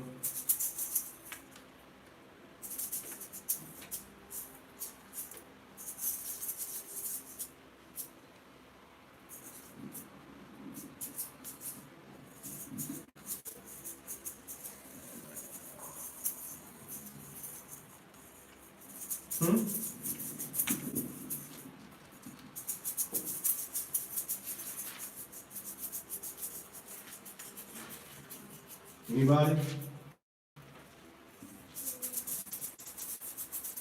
And this is why you, listen, this is why you have to understand and study the TORAH. That is the foundation of every other doctrine that we are going to come across when we read the rest of the book. That's why Torah study is so important. Because as you're reading, especially in the Hebrew, why do I say in the Hebrew? Knowing how to see things and understand them in the Hebrew, sometimes in the English they might have worded something a little different. But in the Hebrew it's going to be the same word. In English they use synonyms a lot, right? Nation and people they interchange with the English, okay? They interchange it. But in Hebrew it says ayin, specifically for people, and gawalia, or goyim, or goy, specifically for nations. Okay?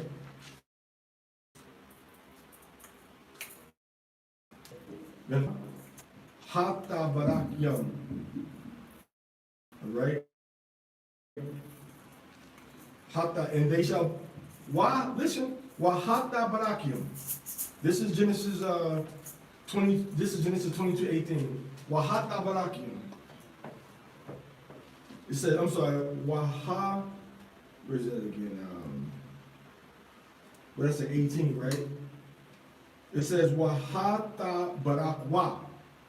Waha Barak Wa. Right? Listen to this. Wa Ya Barak Wa. Okay? It says, and they shall bless themselves in him. Okay? This one says, has a more of a, this says what? Ya Barak Wa. This one says, Waha, which means like, like the ones. So it's put more of a, it has an article in front of it, if I'm not mistaken. Okay? Because you have the Haf Palah and the other Palah. One says, right, Wayath Barak Wa.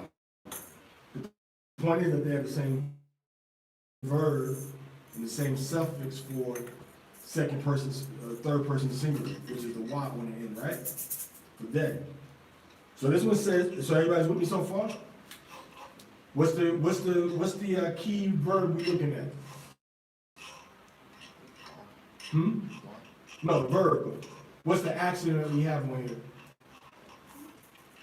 Barak. Right. So it says, Wayata Barak Wa. And they shall bless themselves. And this one says, Wahaf Barak Wa. Meaning they shall bless themselves. All right. The verbiage is a little different. One is actually called the yit, and one is a hop. I don't understand the difference. I can't explain the difference at this point. So the next word, it says waha, waharaba. Waharaba. And no, I'm the wrong word. It says it says ba, right? What's ba mean? Bawa means what? In what? In, no, close. It's a pronoun. Wa means what?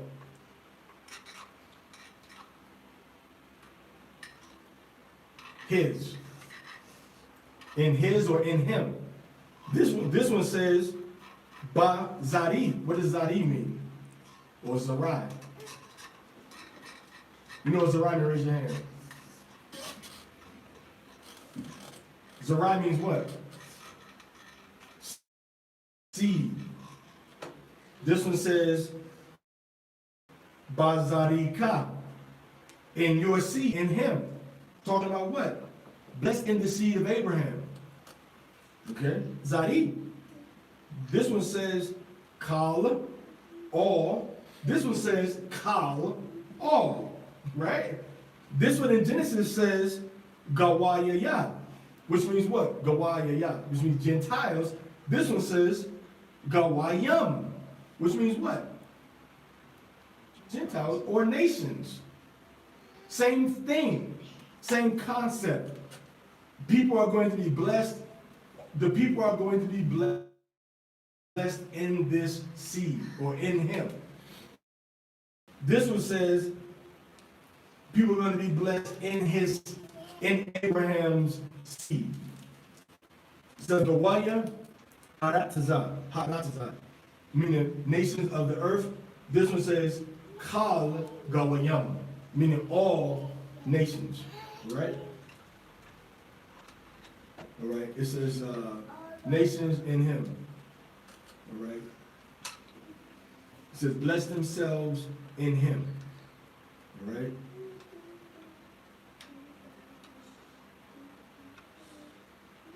Everybody understand that? So it's the same phrase.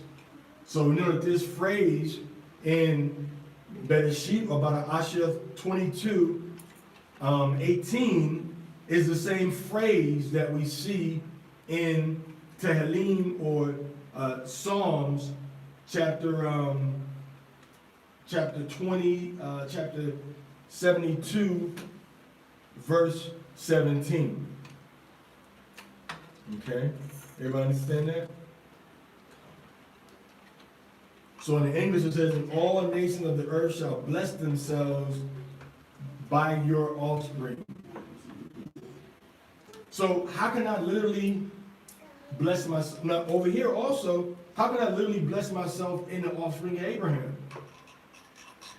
Well, I bless you in the name of Yahweh.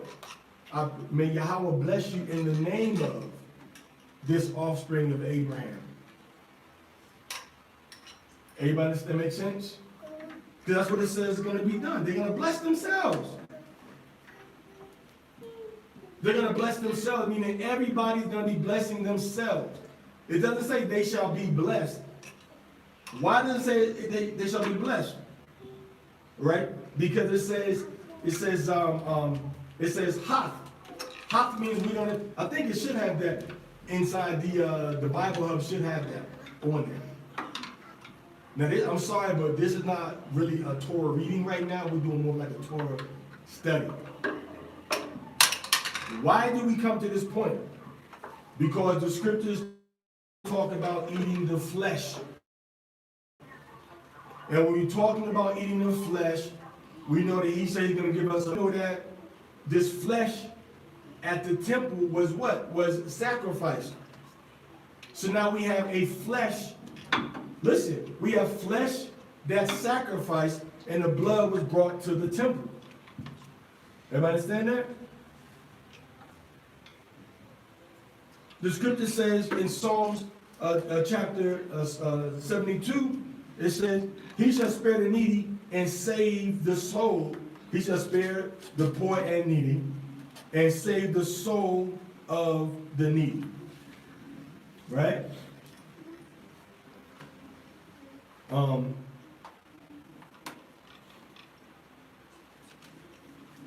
Everybody understand that? Save the soul of the needy. And when you go, and it says, in Isaiah 53, it says what? It says, in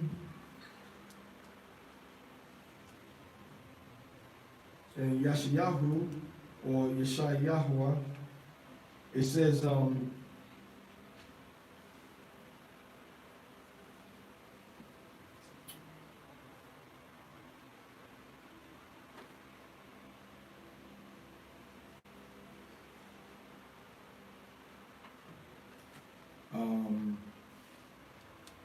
what's the verse at? And it says, offer up his soul for sin, or something to that effect. You know what verse it is.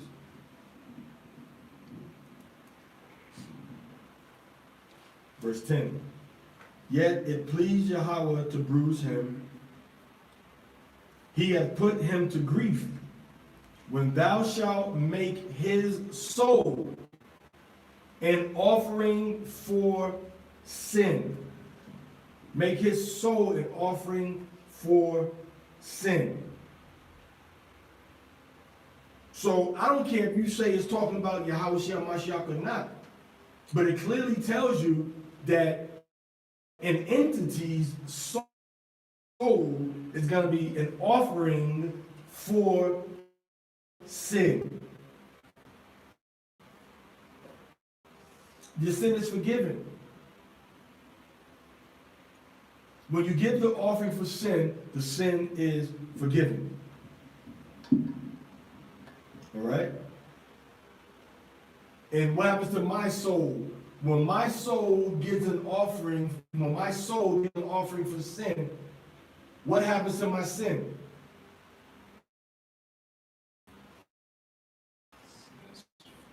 And what happens to my soul? My soul is supposed to be what? My sin.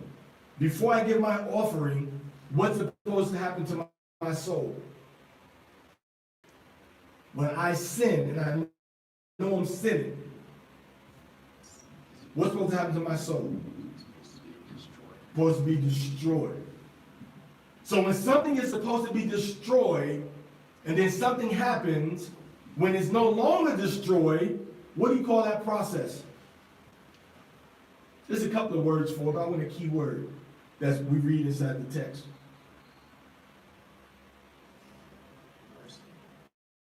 Mercy. Well, what's the soul? Meaning those that are in need to have their soul saved. In verse 14, he shall redeem their soul from deceit. Who was first deceived? Eve was first deceived.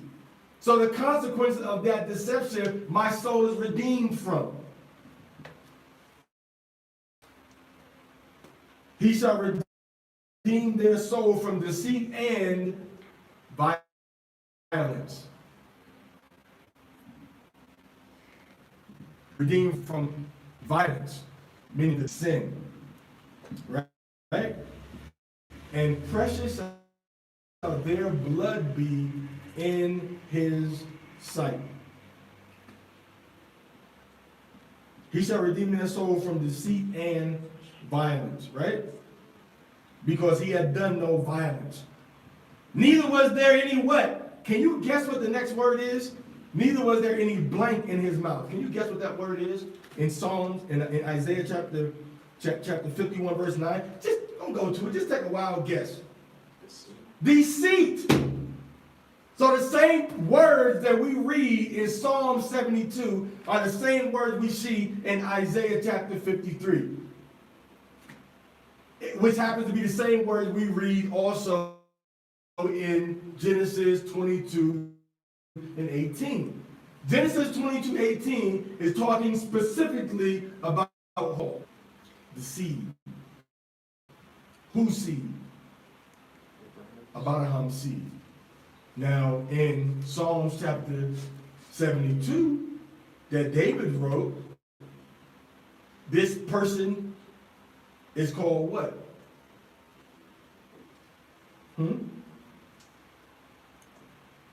Give the king thy judgments, O Elohim, and thy righteousness unto the king's son. The son of King who? King David. So all of the so-called rabbis before our time, before Yahushua time, the teachers of the law, the Moraes, they knew that this prophecy was about who? According to the text. According to the text. According to the text. The son of David. They knew it was a prophetic writing about the son of David. Now Solomon died, right? So they said, well, this is the son of David, but it ain't that one that died. You see that? So is everybody, if you're not following the son of King David, okay? Abre los ojos también. No se levante con los ojos cerrados así, porque vas a caerte a dormir otra vez.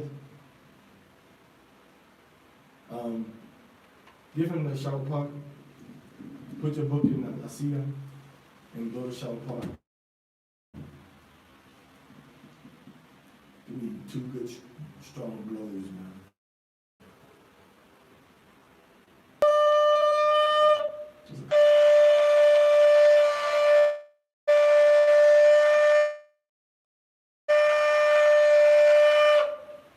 I'll do it, so let's get a round of applause. Okay. Very good. All right. So, we see it's talking about 3 names are mentioned. One is called the servant, one verbiage. The same wording, the same phrases are used for all 3. Psalm 72 connects it all together.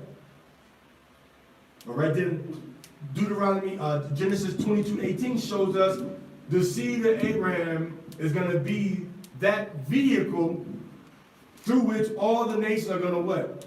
Bless themselves. And we know it's going to be to bless themselves. Why? Because it says, what does it say? It says, Hath Barakwa. Meaning they shall bless themselves.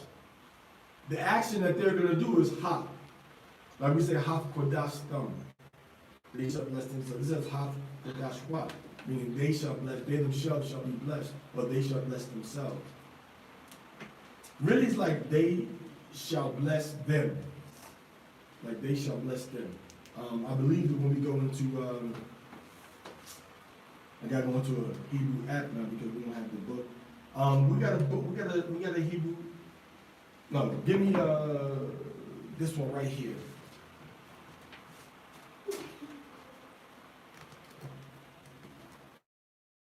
Okay.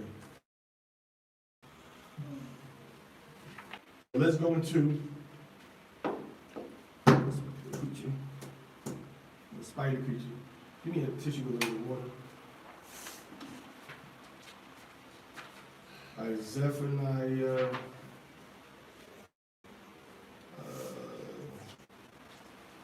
2 and 1. When it says Hath, it says Hath Kodash Wa. See that Hath Koshash Wa. So gather yourselves. Okay? So gather yourselves. Then it says Wa. It says Kwashwa. It says and gather them. Okay? So it says gather, so we gather them. So that Hath on the beginning, everybody is familiar with that verse. Gather yourselves together, right? But that gather is Hath Kwashashwa. Meaning that you all gather yourselves.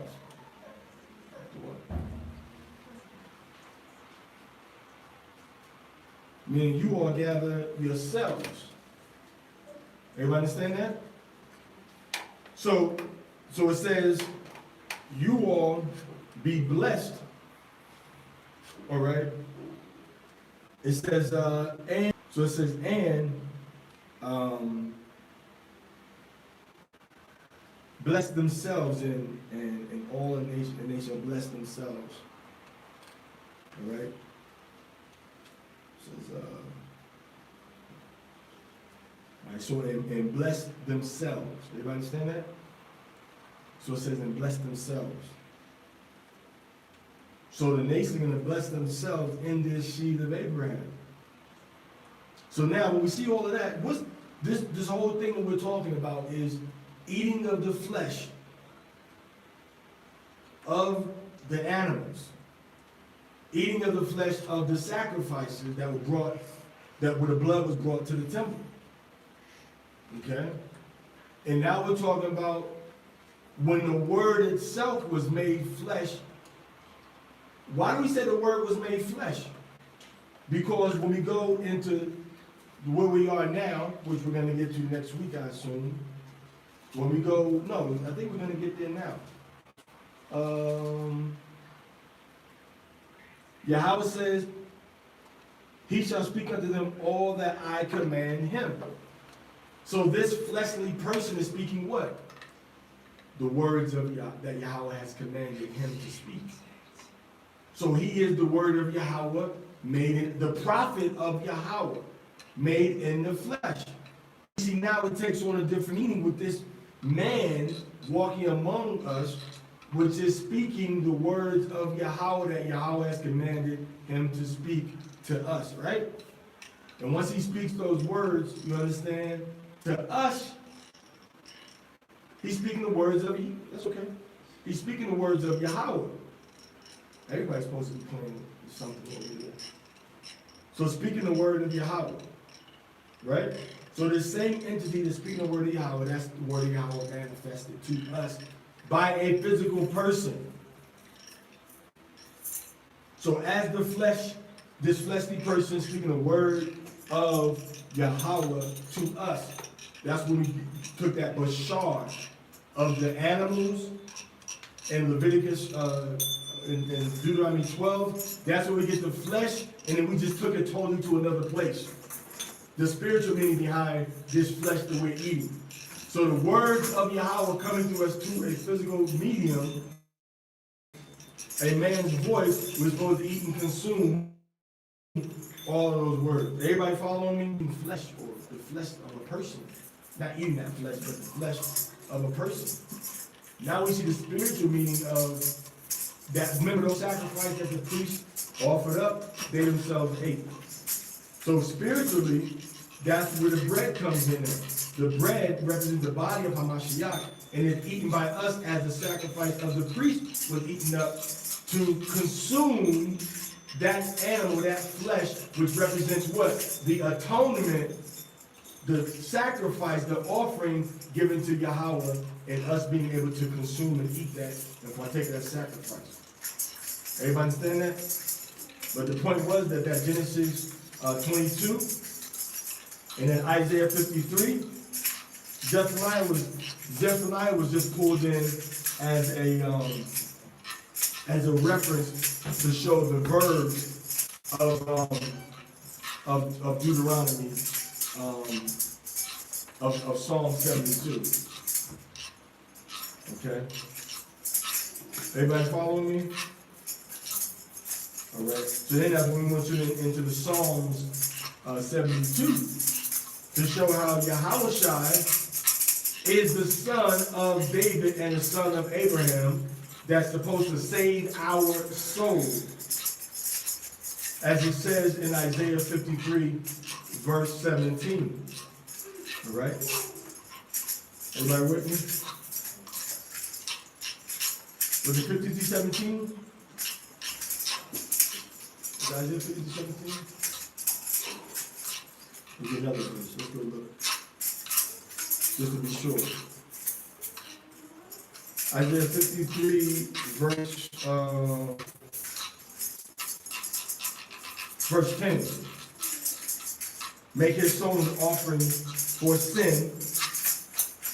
And then it was verse 9, right? Verse 9 said that, and he made his grave with the wicked. What does that mean? That means that death came upon him, and his soul became sinful, because just like them. Grave with the wicked, meaning that he was put to death. He was put to death, and his spirit, his soul, became unclean, became sinful, like the wicked in death. Right? What did the priest do? On your Yom HaKippurim, what does the priest do with the goat? He takes his hand and puts it where? On the head of the goat. And what does he put on the goat? The sins, specifically the iniquities of the people. And the sins of the people are put on this soul of Hamashiach, of the anointed one, the one anointed or appointed by Yahweh to do what Isaiah 53 says. And then when we read in Psalms 72, we read in we see the result of all of this. Now, for him daily, he shall be praised daily. Nations are going to call him blessed. All nations are call him blessed. Psalms 72. Psalm 72, 17. All right.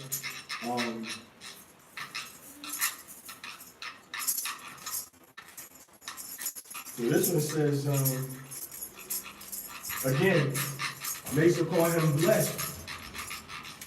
Doesn't say that. This one says, all nations will bless themselves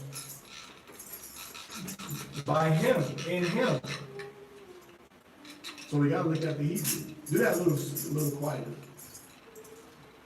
Nations will be blessed in him. All right, so in him shall all nations be blessed. You got it?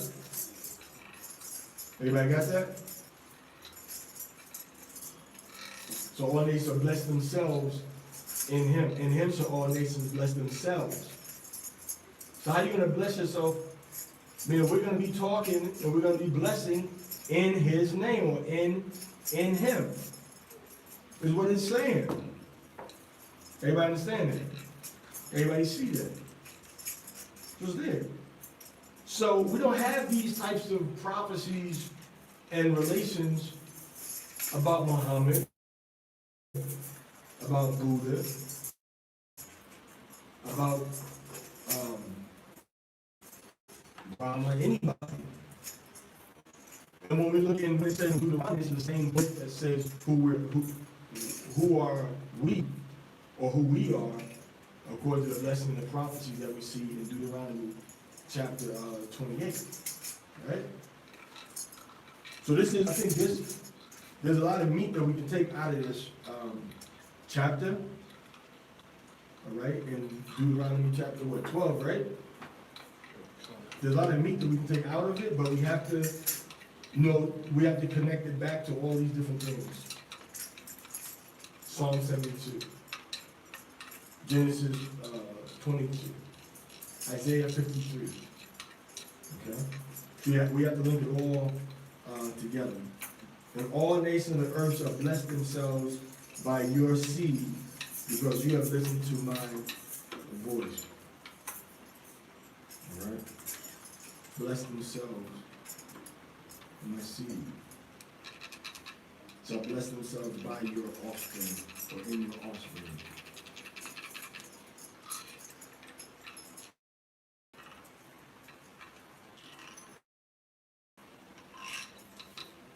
All right.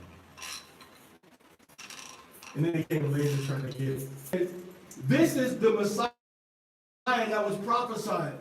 Then the rabbi, so-called, came and said, oh, well, that prophecy was actually talking about something else. It was really talking about this. It's like somebody saying, yeah, when he comes in blue, with the blue turban, and the blue tunic, and the black shorts, with the purple, blue, and red ribbon around his garment with the fringes, this is the one. No, the blue was talking about the expansion of the children of Israel and the tunic being scattered across the whole earth, as the sky covers and is a tunic for all of the dispersion of the children of Israel. That's what they said. It's clear it's talking about Ariyasha'an, right? When we first read it, we know it's talking about him. But then we don't want it to be him. So then we change it to, no, that's not what it means anymore. It means something different now. You see? That's why you got to look at the history from BC. And even after BC, it wasn't about the Messiah anymore. Everybody knew before Maimonides, even before Rashi, that Isaiah 53 was talking about Hamashiach. And then when the Israelite teachers, when the priests and the Pharisees and the scribes, they said, this has been fulfilled in this man. A few of them. Over the years, they said, oh, it ain't talking about him. It's talking about all of us. Really? Okay. So we all are going to die and offer our soul up as an offering for sin. Who sinned? Who sinned? Because they said, well, it can't be talking about the Messiah because nobody can die for another man's sin. But we see it happen in Isaiah 53. So you run into a conundrum, a quandary, Zeno's paradox. Somebody's soul is going to be offered up for sin, but nobody's soul can be offered up for sin. Everybody understand that problem? But Yahweh says, oh, somebody's going to offer their soul up for the sins. Right? That's what Yahweh says. But you say, well, it's not talking about how Mashiach, so it doesn't mean really what it says. It means something different. Or it's talking about all of Israel going to offer their soul. How do you do that? How does a sinful people offer up their soul for the sins of everybody else? if they themselves need to be redeemed from their sins. I know we're getting kind of heavy, and it's not going to really make sense to you unless you go back, take notes, and read it for yourself in the context of the whole chapter. Make his soul an offering for sin. He shall see seed. Now the English say he shall see his seed, but it doesn't say it. It says he shall see seed, meaning he shall see the fruit or the reward or the growth from what he's doing. He shall prolong his days. He shall prolong days. Meaning what? He's going to be the cause of people being extended for many days now. Meaning long life, longevity, eternal life. All right. He shall see the travail of his soul. By his knowledge shall my righteous servant justify many. Oh my goodness. Can you guess what the last part says? For he shall bear their iniquities.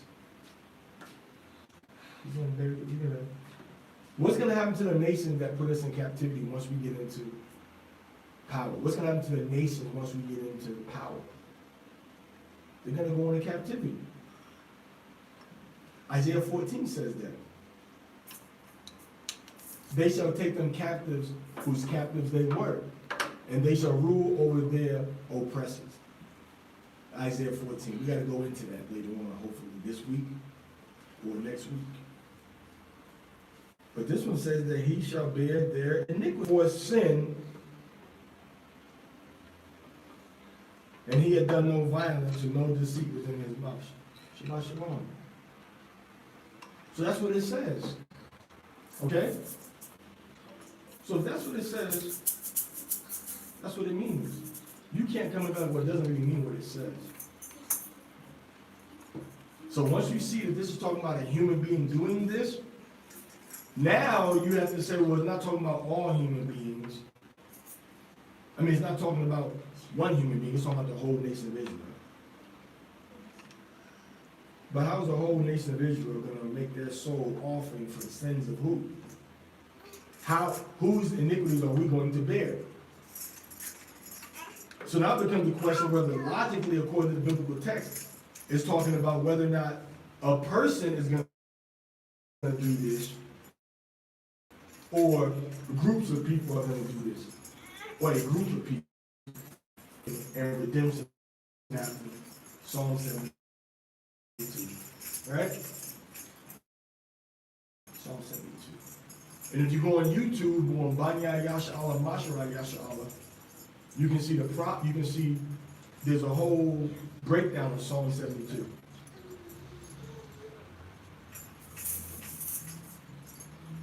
About Hamashiach.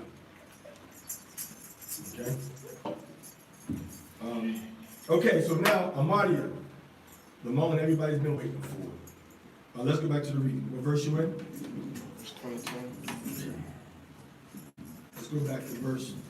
This would be good as a tablecloth, a table covering, like we have it now, but it seems like it would need to have more, has more friction on the bottom of it. You know, more friction on the bottom of it, so it doesn't move as much. Kind of like this one has the friction on the bottom of it. Okay. All right, go ahead. What verse you in? Verse 22. Okay, and I think, isn't that your last verse too? No, verse 28, verse 28, your last verse. All right, go ahead. Even as the roebuck and the hart is eaten, so thou shalt eat them. The unclean and the clean shall eat of them alike. So the person that's clean and unclean can eat of the flocks and the cattle that are killed once we get into the land of Israel. Okay. Only be sure that thou eat not the blood, for the blood is the life, and thou mayest not eat the life with the flesh. But you can't eat the blood. Right, you can't eat the blood. The temple is too far. Right, so you can't eat that. You can't eat the blood, but you can eat the actual meat. Right.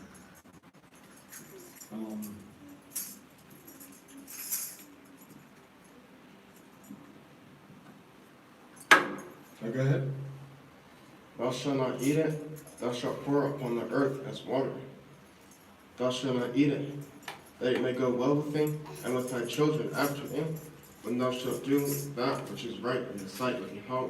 So does it go bad with us because we're eating meat? One of the reasons it's going bad with us is because we're eating what? The blood. Not the meat, but it's the life, the life is in the blood. The life isn't in the muscle. None of the muscles move. Do I still have life? If I lose muscle off my body, do I still have life? Why? Because I have the blood. If I lose brain function, is there still life in my body? Why? Because I have blood. And I have the heart pumping the blood. Take the blood out of my body. Don't mess with my heart. Don't mess with my muscle. Just take the blood out. Do I have life anymore? So life is in the what? Life is in the blood. That's what we're told in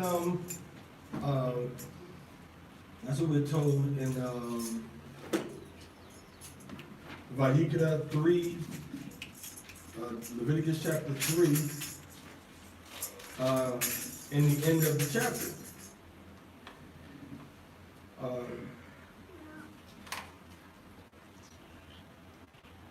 There's 3, it says don't eat the blood. What's the one? No, 17 is when it says the life is in the blood. Vayikra 3 says don't eat the blood. But 17, and Akarai, 17, 14 says, you shall not consume the blood of any creature, for the life of any creature is its blood. So life isn't the meat, life is the blood. Whosoever consumes it will be cut off. Whosoever consumes the blood, not the meat. The life is in the blood, not the meat.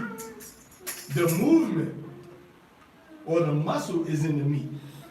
All right? Look at verse 14.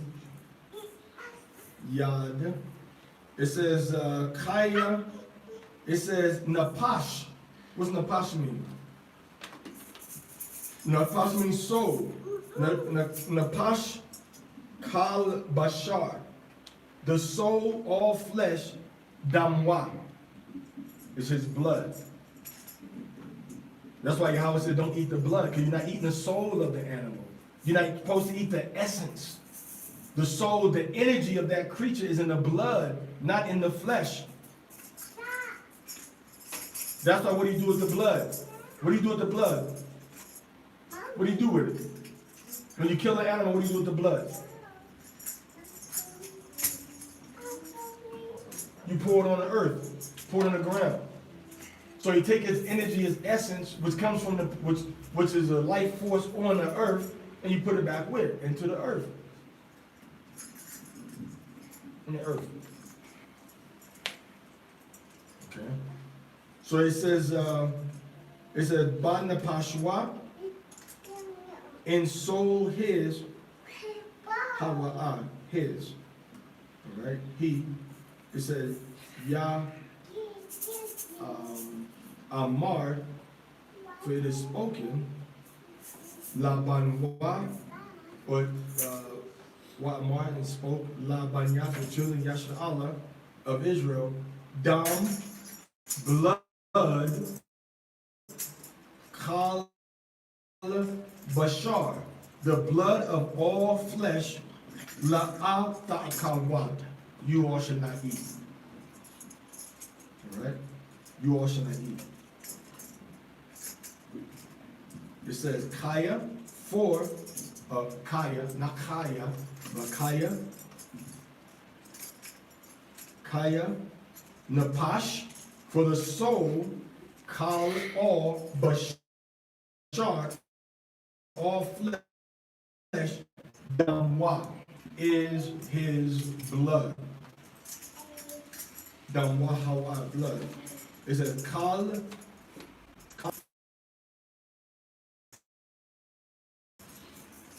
Ya Karath, cut off.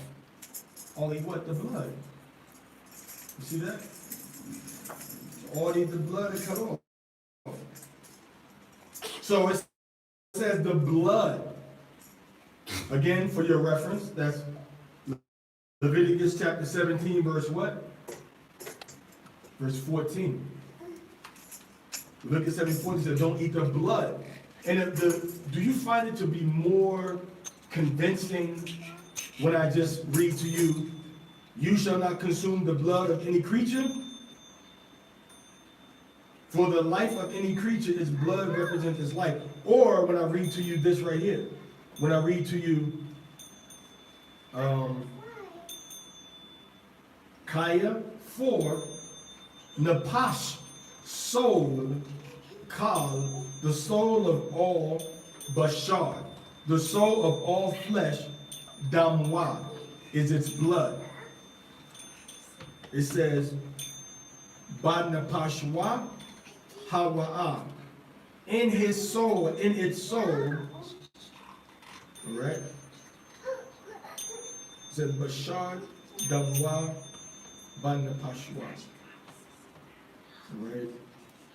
For the soul of all creature in his blood. Now that creature is in his blood. Everybody understand that? So it's more convincing when you read it in the Hebrew and put it into the English than the English. We can argue about the English. Somebody said, oh, they changed the Hebrew. What Hebrews? Who did that? You see? It's foolishness. So anyway, let's go back. Amadia, what verse you in? Deuteronomy 12, what verse? Verse 25. Okay. Go ahead. Thou shalt not eat it. Don't eat the blood. Go ahead. That it may go well with thee, and with thy children after thee. And thou shalt do that which is right in the sight of Yahweh. So do that which is right in the sight of Yahweh. Understand that? Okay. Go ahead. Thou shalt take and go unto the place which Yahweh shall choose, and thou shalt offer thy burnt offerings, the flesh and the blood, upon the altar of Yahweh thy Elohim. And the blood of thy sacrifices shall be poured out upon the altar of Yahweh thy Elohim. And thou shalt eat the flesh. Thou shalt what? Thou shalt eat the flesh. Thou shalt eat the flesh. It says, Wa Habashar. What does that mean? Wa Habashar. Habashar. And the flesh, Ba'akal. What does that mean? Shall eat. It said in the flesh you shall eat. This time we serving a vegan God?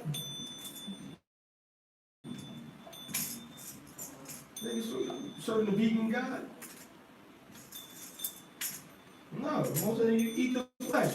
So one of them is wrong. If the Most High allows me to see a judgment day without destroying my soul before judgment, and I stand before him and he asks me, well, why did I do what I did? Am I going to say, because I believe that's why I'm here, that's why I did what I did? Or am I going to say, I ate meat because I read in the Torah so many places where you gave instruction on what meat to eat? Depart from me, you who read my Torah in 12, with the gospel of your sins. You see that?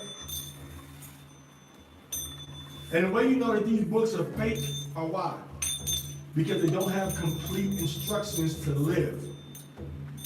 What's the acronym we have for the Bible? Who knows the acronym? Raise your hand. Basic, B, instructions, I, before B, leaving L, earth, E.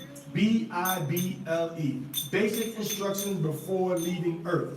Meaning this Bible is supposed to be meant to prepare me on what I need to do before I die. Everybody understand that? Basic instructions before leaving earth. B-I-B, we know that's not what it really stands for. Right? So basic instructions before leaving earth. So it doesn't say the basic instructions, this is it. We have a complete volume. And the gospel, the gospel of the Holy 12 Book of Nazarenes, guess what? It's incomplete. Book of Jasher. The Bible is the only complete instructions from the mouth of Yahweh himself and his holy prophets that show us exactly what we need to do to have a better relationship with him. Okay? Okay, go ahead. Observe and hear all these words which I command forever. When thou doest that which is good and right in the sight of Yahweh thy Elohim. Do that which is good and right in the eyes of Yahweh. Go ahead. Yahweh what? Yahweh thy Elohim. Yahweh your Elohim. So he says, if you eat the meat, you're doing that which is right and good in the eyes of Yahweh. If you don't eat the meat, you're doing that which is right and good in the eyes of Yahweh. But if you tell somebody that Yahweh said don't eat the meat, you're doing that which is wrong in the eyes of Yahweh. You're serving another God, right? You're serving another God. Why are you serving another God? Because you're saying, oh, you're saying Yahweh's a liar. We can't play this game where I don't think he really said that. No, you're saying he's a liar. Because he said what he said, and you come and saying, well, some other book over there says this. So you can get with this, or you can get with that. Well, you want to get with that. I want to get with this.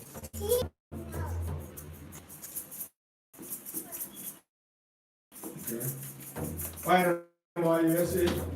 Now we're going to go to verse 29 through 13:19.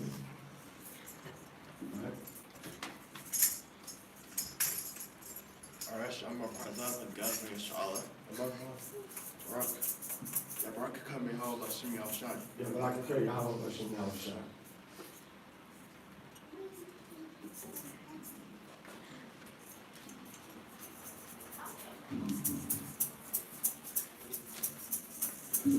Deuteronomy 12, verse 29.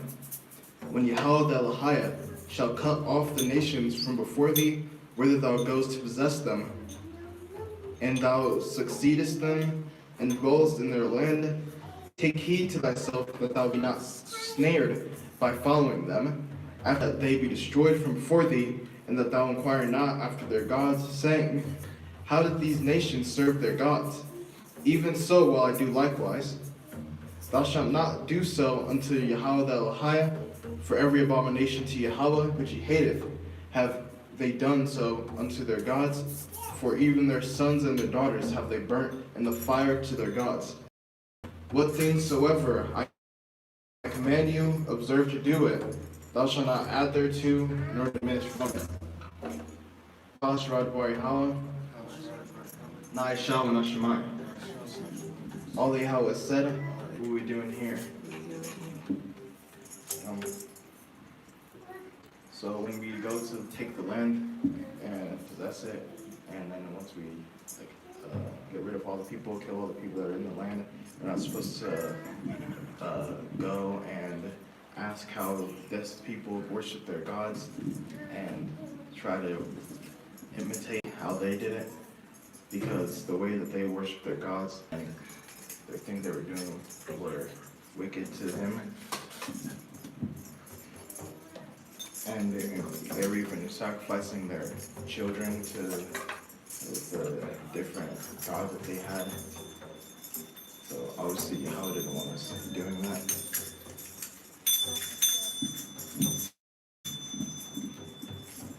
To add to it or take away from it.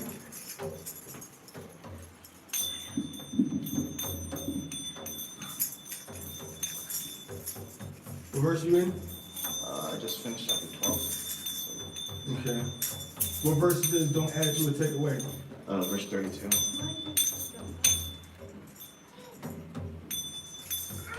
Okay, now 32 is in the English Bibles.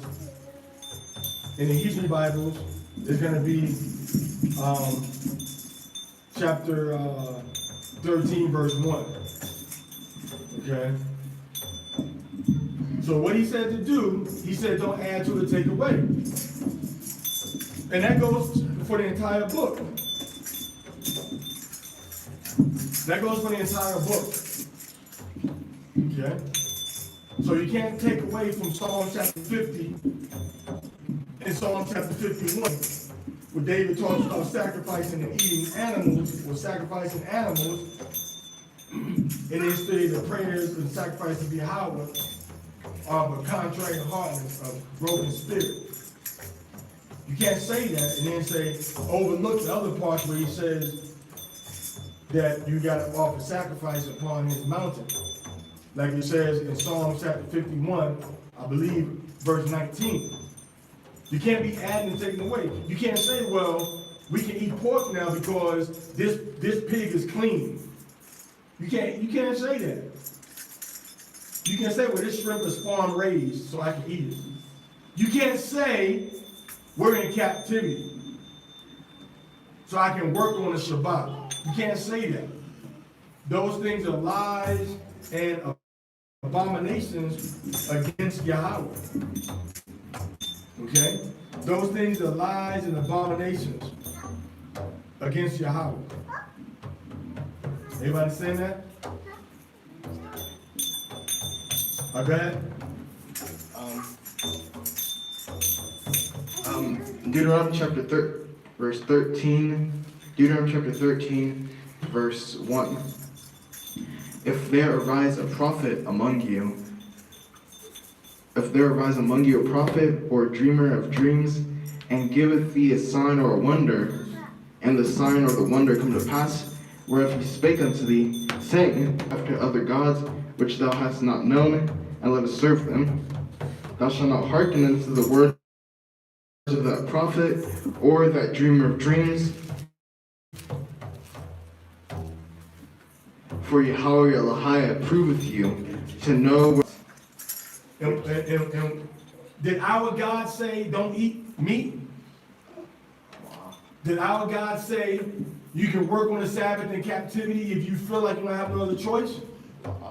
Did our God say if a woman knows that she's getting into a marriage where she can't remarry, she can divorce and then remarry?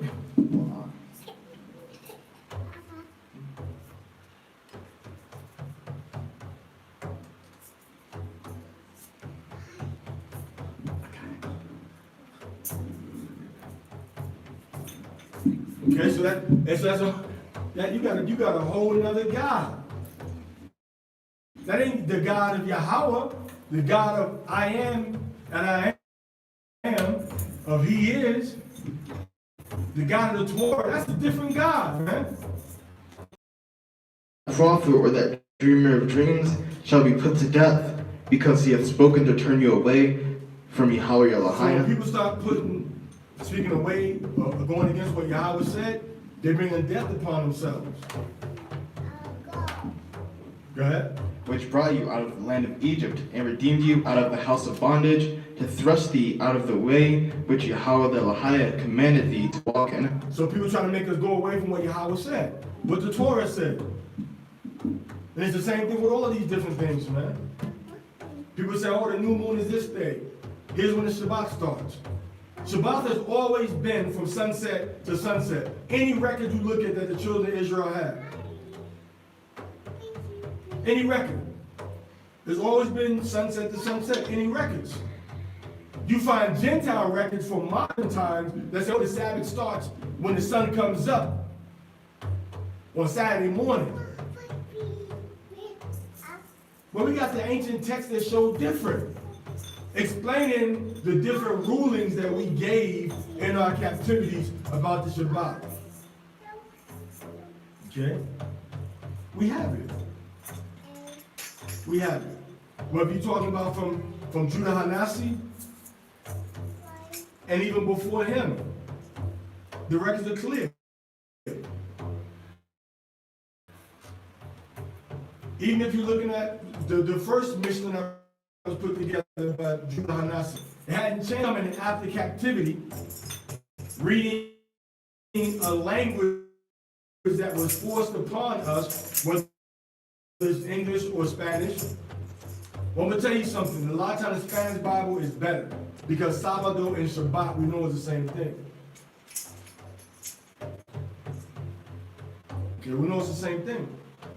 So now, and I'm going to be brief on this point right here. We want to change when everything is now. We want to change the new moon. It's already been changed. We want to change the Shabbat. We want to change what the Torah says. And we want to make it suit our modern society. What's easy and good for us to do and observe. That's wrong. Shabbat, the sunset. You can't work on that day. You can't be adding and subtracting and taking stuff away. And putting stuff, new stuff onto it. Again. To thrust thee out of the way which Yahweh thy Elohai commanded thee to walk in, so shalt thou put the evil away from the midst of thee. If thy brother, the son of thy mother, or thy son, or thy daughter, or the wife of thy bosom, or thy friend, which is as thine own soul, entice thee secretly, saying, let us go and serve other gods. Is this not what, they're not saying to serve the God of Israel, according to what we just read. They're saying to serve the gods of the Hindus, of Jainism, the gods of Elam from India, that say only eat vegetables. They're saying to serve the God of Christmas, that allows you to do all these different things. Not them, but how other people are saying to serve the God Saturnalia, Saturn. They're saying to serve Mary, you got to pray to the saints. You got to serve the Luah. You got to serve the Orishas. And although God, power almighty, most high supreme, over Yahweh. So your top adoration goes to Yahweh directly and specifically by name. Not in a roundabout way. Well, Allah is really the same as Yahweh, so I'm a worse. No. Well, Brahma and Vishnu is really Yahweh, or Jupiter, all right? It is really Yahweh, or Apollo is really, no, we ain't talking about that. We're talking about Yahweh, what he said his name was, and the laws that he gave us. Everybody understand that? Yahweh, that's it. And what he said, not the other gods. We're not dealing with no other gods. We're not dealing with Jesus. We're not dealing with God. That's what we're dealing with. Nothing else. And we're dealing with what they said. What Yahweh have said. That's it and nothing. And now we take that and say, well, this is a holy book too. No, it's not. It contradicts the Bible. Heavenly. People want to say, well, this verse over here contradicts this verse over here. But they have different. Let us go and serve other gods, which thou hast not known, thou nor thy fathers, namely of the gods of the people which are round about you, nigh unto thee and far off from thee. That's what people are doing. This is what people are doing. Oh, well, you know, we're going to serve these other gods. We're going to do what they said to do. But we're going to use Yahweh's name. And we got to listen to an inner voice. You can't eat no more perch and red snapper, black snapper, orange snapper, no more bass. no more carp, no more whiting. Or Judah says, no more whitening. No more whitening. What's the other one? No more perch. Right? That's what they said. Can't do it. But we got to go by what the Torah says, man. I'm going to bet on the Torah. I'm going to bet my life on it. I'm not betting my life on nothing y'all just found out and dug out the ground. Israel has always had the Torah. Now, our interpretation of the Torah may have been, off sometimes, but the Torah itself has been with our communities for centuries. And it's been away from us also for centuries. And simultaneously, some of us had it, some of us didn't have it. Okay, go ahead. Go quiet. Even to the other end of the earth, thou shalt not consent unto him, nor hearken unto him, neither shall thine eye pity him, neither shalt thou spare, neither shalt thou conceal him, but thou shalt surely kill him. Thine hand shall be first upon him to put him to death. Right. Which brought thee out of the land of Egypt from the house of bondage. And all shall hear and fear, and do no more any such wickedness as this is among you. If thou shalt hear say in one of thy cities, which Yahweh thy Elohim hath given thee to dwell there, saying, certain men, children of Belial, are gone out from among you, and have withdrawn the inhabitants of the cities, saying, let us go and serve other gods which ye have not known. Then shalt thou inquire. Which is what? They're trying to pull other people to go and serve another God. Build a community to serve another God. What did the Most High say is supposed to happen? Then shalt thou inquire, and make search, and ask diligently, and behold, if it be truth, and the thing certain, that such abomination is wrought among you, thou shalt surely smite the city, thou shalt surely smite the inhabitants of the city with the edge of the sword. So the people got to die once they follow the people that are pulling them away from what the Torah says and the God of the Torah to worship another God with a whole different set of rules, or prophesying falsely in the name of Yahweh, saying, this is what Yahweh wants you to do. Look quieter. Saying, this is what Yahweh wants you to do. This is how he wants to be worshipped. All right, go ahead. And it's a lie. So they're supposed to die. That's what I said, death is hanging over all of these guys, man. That's telling people don't worship Yahweh the way that he said to worship. Oh no, spare the animals. Don't kill the animals, they didn't do nothing. Now Yahweh said everything that's alive, that's in that area, that they was going to use and consume, kill it. Go ahead. And thou shalt gather all the spoil of it into the midst of the street thereof. The gold and the silver and all their valuables. Go ahead. And shalt burn it with fire. Everything got burnt with fire. Go ahead. The city and all the spoil thereof, every whit, for Yahweh thy Elohim. Because once you come, so you can't try to say, well, we're going to go and say these people are doing wrong, so we can go rob them. So we can go steal everything that they got. Nah, everything got burnt. Go ahead. And it shall be in heap forever, it shall not be built again. And there shall cleave not of the cursed thing to thine hand, that Yahweh may turn from the fierceness of his anger. What's a curse? Anything that they were using to worship. Anything that is supposed to get burned. Go ahead. And show thee mercy, and have compassion upon thee, and multiply thee as he hath sworn unto thy fathers.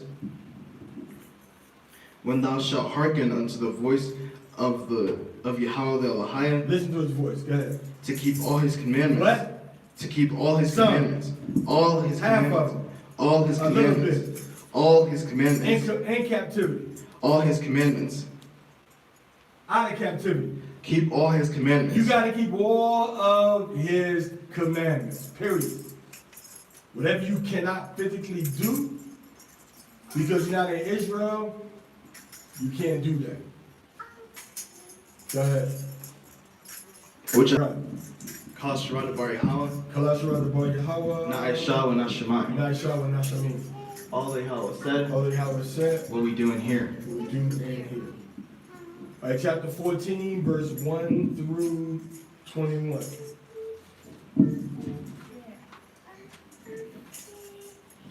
They have done? You read from there, right? Chapter 14, 1 through 21. Move aside so you can come up there.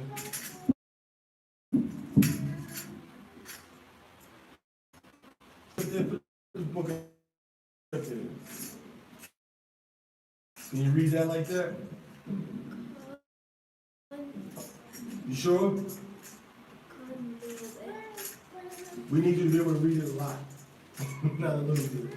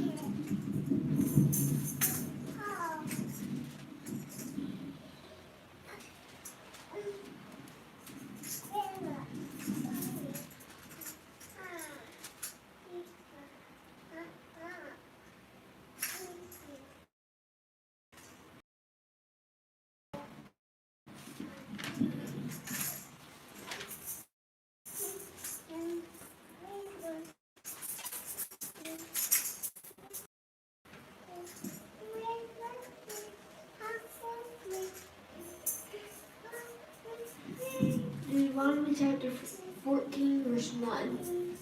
Ye are the children of Yahweh, your Anahiah. Okay, so wait. Over here it says children. That's a contradiction.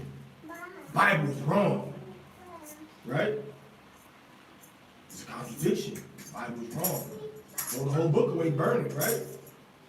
You see what I'm saying? Are you children of your mother? Are you children of your father? Are you children of your great-grandfather? Are you children of your great-great-great-great-great-great-grandmother? How you gonna be children of everybody?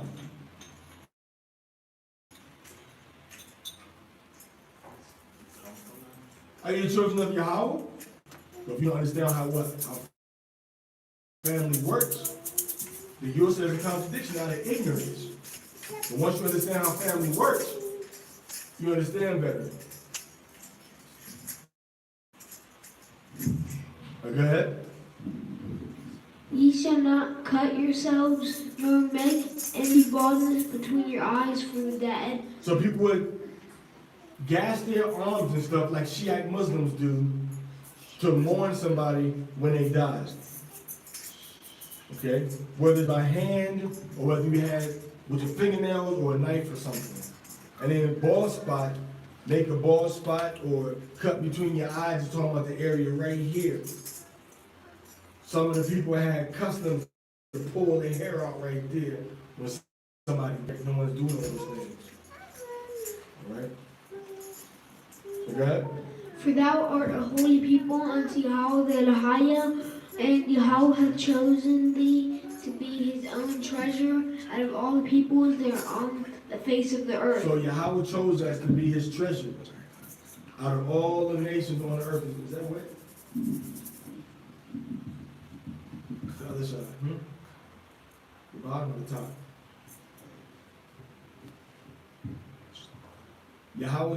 Yahweh made us a nation above everybody on the earth.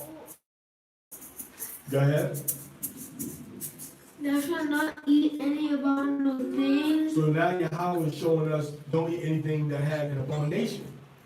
That is an abomination, anything that's an abomination. Meaning something he's forbidden to be eaten. All right? La'ad ta'akal kal tawa'i ba Tawat iba. Tawat iba. La takal tawat iba. Alright?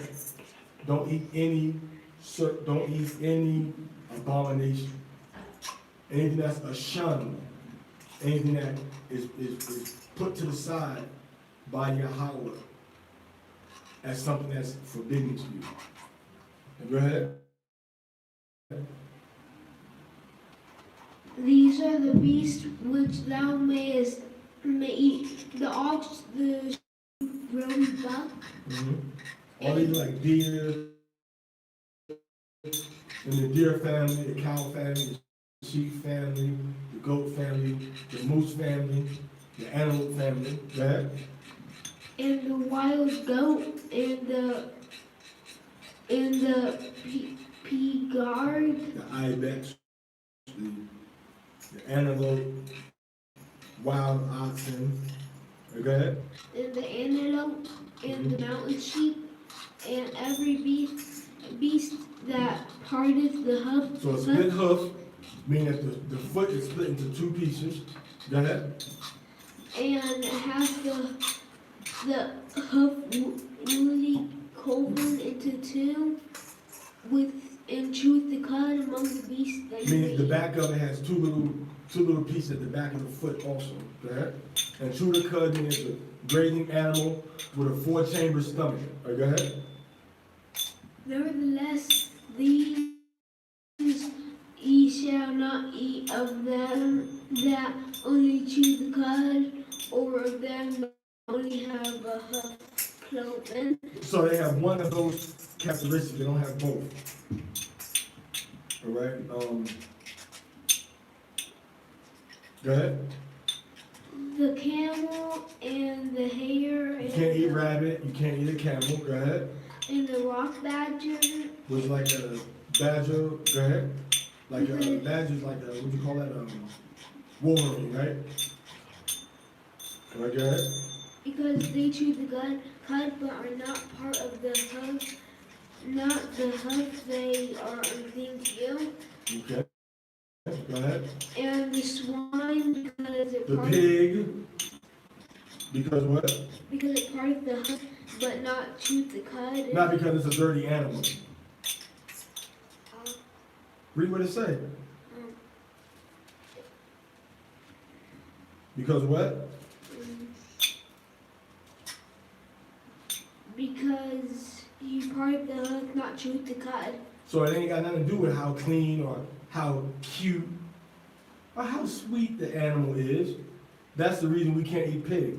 Because he got a split hoof, but he doesn't chew the cud. Meaning he doesn't have the 4-chamber stomach when he digests his food. All right? If I'm not mistaken, they say a pig system is like a human system. As far as the digestion, if I'm not mistaken. But he has a split hoof, but his food doesn't digest the same. And because of that, he's what? Read. Unclean to you. He's tama'ah to us. All right, go ahead. Of their flesh ye shall not eat, and their carcasses ye shall not touch. We can't touch their carcass. I mean, we can't play around and cut stuff off of their dead bodies. The carcass is the body, the dead body, the dead flesh. Okay? These ye may eat of all that are in the waters. Whatsoever hath fins and scales ye may eat, and whatsoever hath not fins and scales ye shall not eat. It is So he said, whatever have fins and scales, you can eat. So if I come back and say, well, you know what? It has fins and scales, but that was added to the Bible. You can't eat that no more. That's wrong. It was somebody put that in there. Go ahead. It is unclean unto you. So if it doesn't have fins and scales, well, you can eat it. It has fins and scales. If that has 100 fins and scales that's this size and it's this long, you can still eat it. So it has to have fins and scales. If it has scales and fins. The scales are little pieces of the fish. When you scrape it off, the scales come off of it. Let me get that for you. What verse is that? It's 10. All right, it says,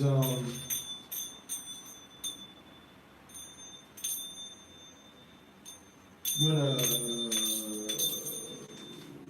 14:10.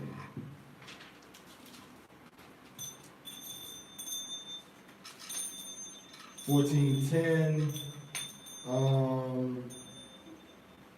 So the fins is Sanapyard, all right? Sanapyard and Quashquasham, okay?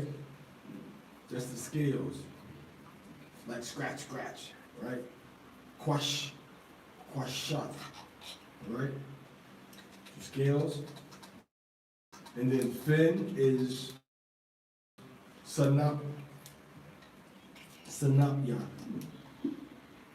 Right? Sanapyard. Snapper. Quashquashad.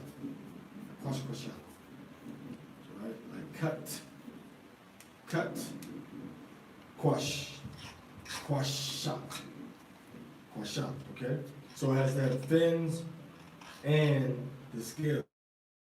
If it has fins and scales, the fins are the little pieces on the side of the fish, all right, or the little thing on the side of the fish. When you scrape it off, and then all you have is the skin on it. The skin of the fish is like. All right. Now, a shark doesn't have any scales. He just has the fins. I mean, he just has the fins and skin. All right. But the tilapia, which is a natural fish, is not a biologically laboratory creation. Tilapia is a real fish. They may grow it in laboratories a lot, but it's a real fish. Okay. The tilapia, you understand? The bass fish, all the fish that have fins and scales, you can eat them. Whatever you want. It just has to have fins and scales. So oyster, with the pearl on the inside, you can take the pearl, make a necklace, but the oyster, open, can't eat that. The clam, can't eat that. Octopus with the 8 legs, you can't eat that. The squid, moving to the water, can't eat that. The crabs, can't eat the crabs. The lobster, can't eat the lobster either. Okay?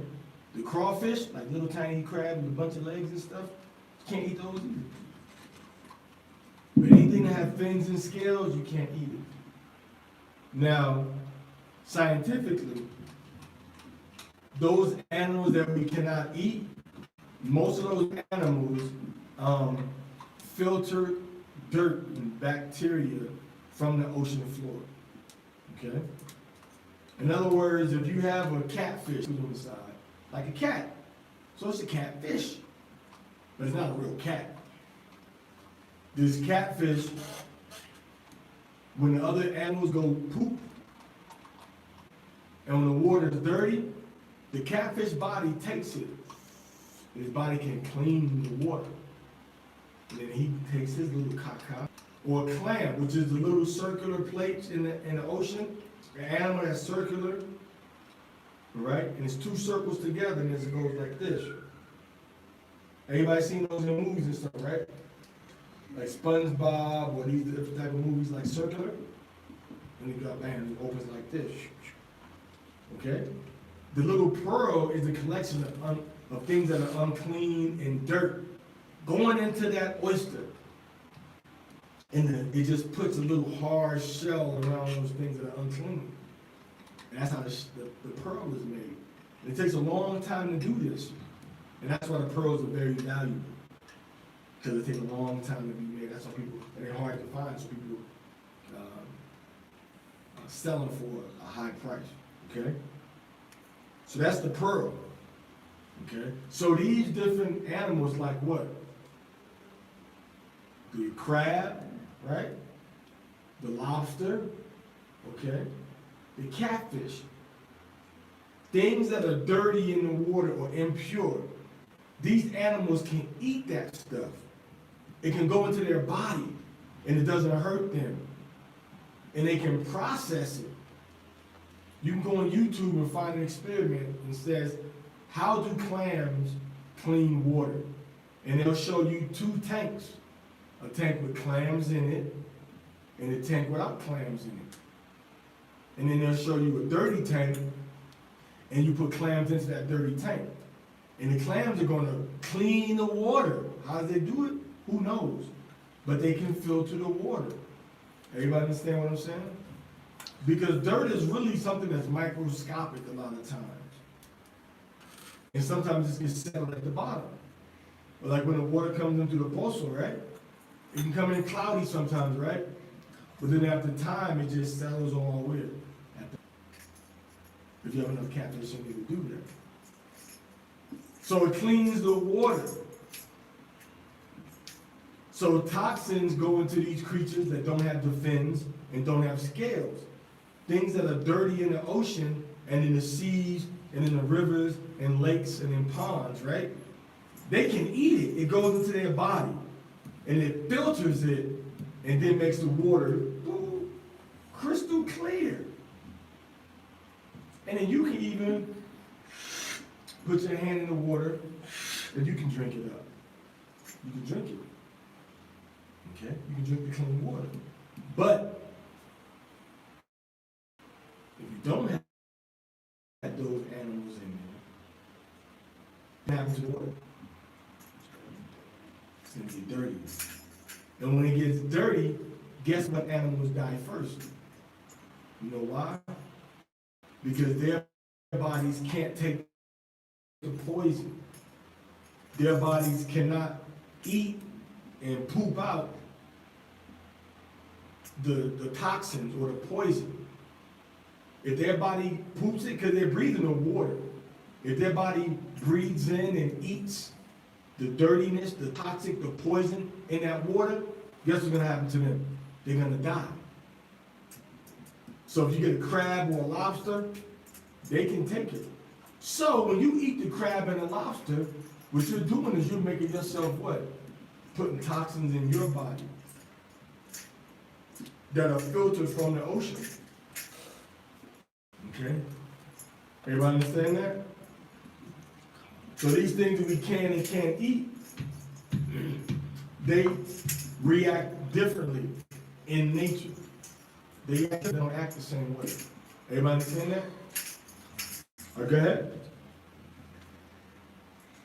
Of all the bearded vulture, and the osprey, and the glade. Glade? Is it glade? Keep going. Glade, and the falcon, and the kite, after its kinds, and every raven after its kinds, and the sea ostrich, and the nighthawk, and the seameal, and the hawk after its kinds, the little owl, and the great owl, and the carrion vulture, and the heron, and after its kinds, and the hoopoe, and the bat, and the wings swarming things are unclean. They should not be eaten. Okay. Of all that birds and stuff that we can't eat, this is what they have in common. All right? One, they are birds who eat off of the dead animals. That's what they do. Like a vulture, they go looking for dead animals and they eat them. Okay? That's what they mainly eat, is dead animals.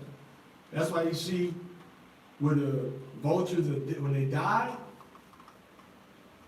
when animals die, you see vultures what? Swarming around them, right? See, the eagle will eat an animal that's dead. A vulture will eat an animal that's dead.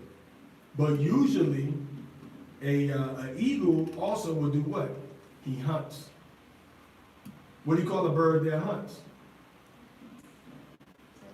A bird of prey. So those animals, those birds that eat carrion, meaning they mainly eat off of the dead animals. Okay? Those are the ones that we can't eat. Secondly, the birds that are birds of prey, meaning they go and hunt other animals like the eagle, the owl, the hawk. These are birds of prey.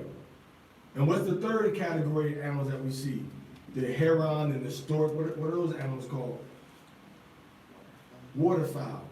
So those are the three main categories of animals that we can't eat. You understand? What type of animal? Now the chicken, people say you can't eat the chicken. The chicken will kill a mouse if it's messing with their young. And it may even eat it. It may kill a snake. And it may even eat it. But you know who else will eat a mouse? Yes, he does. So it's not about whether it will eat another animal or not. Don't fish eat their young too? Fish are cannibals. I had fish. When I had fish growing up, we'd have to separate the mother and father fish from the little fish that they had sometimes. Because sometimes they would just go and, you a yummy son.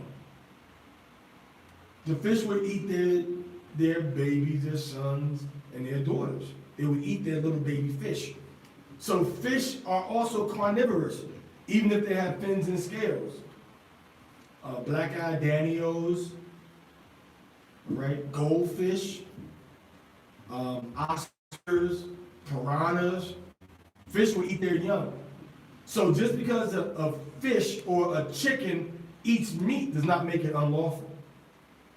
What makes it unlawful is that it fits in the category of the fish that Yahweh said, do not eat.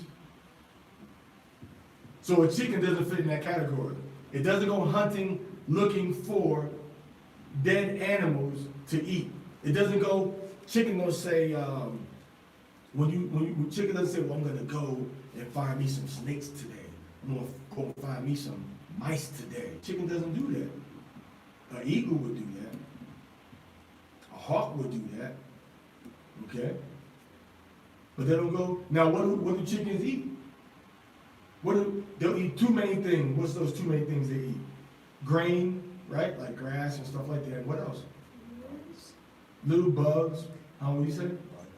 Bugs, yeah. Worms, bugs, stuff like that. That's what they normally eat. Again, you know who else eat bugs? Just like a wild guess. Fish. Fish eat bugs. Matter of fact, some fish, you hunt them with other little fish called what? What do you call little fish? Or, what else? Maggots or little worms. Fish eat worms, chicken eat worms. So stop trying to give the chicken a bad name. Chicken does the same thing that the fish do. But you know what chicken won't do?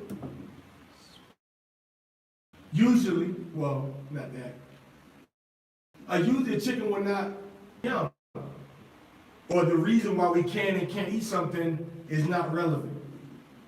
The examples that Yahweh shows us and the categories that these animals fit into, that's what's relevant.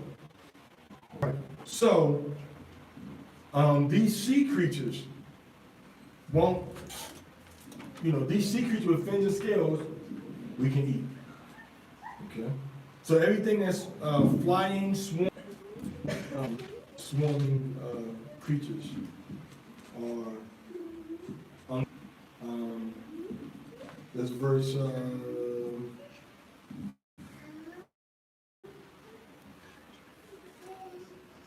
flying, swarming, that's verse 19. Every creeping creature that flies, unclean is he or is you. All right. So that's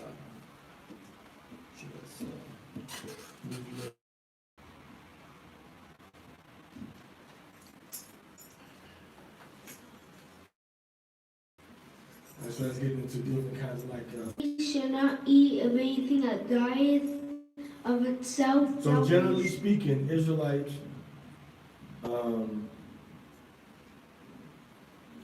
cannot eat of an animal that dies of itself. I mean, I just found this cow, the cow died. Gentiles can eat it, that's within our gates. Okay? That he may eat it, or thou mayest sell it unto a foreigner, for thou art a holy people unto Yahweh, thy Elohim, thou shalt. Wait. So we can sell it to a Gentile. Now we're a holy people to Yahweh. So all these things in dietary, you're saying that to me. All right? Not because, I don't want you to I don't want you to harm the shrimp and the lobster and crab, and you can just go at it. You can just kill as many carp as you want to. No, it ain't got nothing to do with animal cruelty or kindness. It has to do with what he said. Stop trying to rationalize and give reasons. Remember, we saw that last night. Well, the Sabbath, the fire that was used was talking about the fire was waiting for the working. That's not true, bro.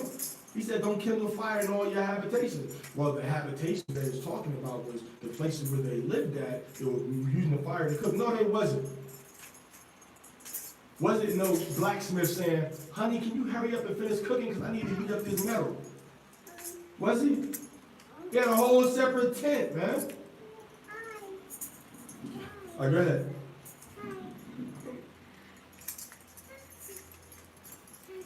Thou shalt not seethe a kid in his mother's milk. What does seek mean? Seed, what does that mean? Boil. So boiling a kid in his mother's milk means what? Does that mean you can't have a cheeseburger? What is the meat? The meat is the meat, right? And the milk is, the meat is the baby goat, and the meat is the baby goat, and the milk is the meat, the milk that comes from his mother. Don't cook those two together. Because when you boil the milk, meaning the yogurt or some type of butter product or some type of yogurt, cream, or butter. Am I leaving out any milk product? Yogurt, cream, or butter. Those are only three, right? Yogurt, cream, and butter. Those are the basic three, right? Yogurt, cream, butter, and milk. Those are the four. Yogurt, cream. First is the milk. Then is the cream you take off the top. All right? Oh, cheese. Yogurt, cream, butter, milk, and cheese. All right, so bravo for those who thought about the cheese. Right? So those are the three levels. First comes the what? Milk. After the milk, what's the second product you get from the milk? The cream. Why? Because the cream rises where? To the top. You can call me cream because I'm at the top of my game. So milk, then cream. What comes after cream? Yogurt or butter? Butter. Because you don't got to put nothing with the butter. Now yogurt, you got to put something with it, right? Like a bacteria or even vinegar sometimes, right? And then that's the yogurt. And after that comes the what? Cheese.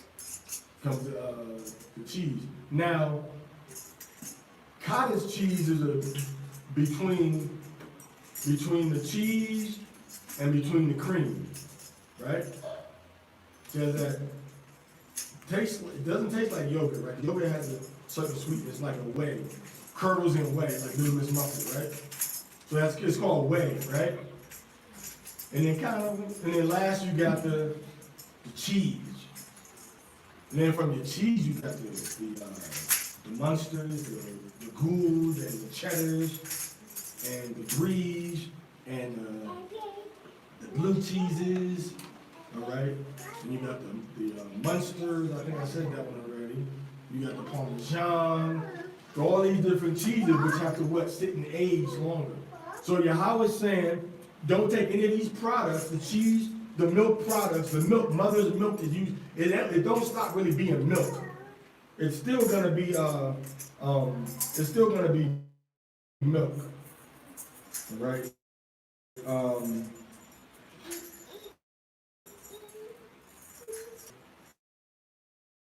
the cow, all right?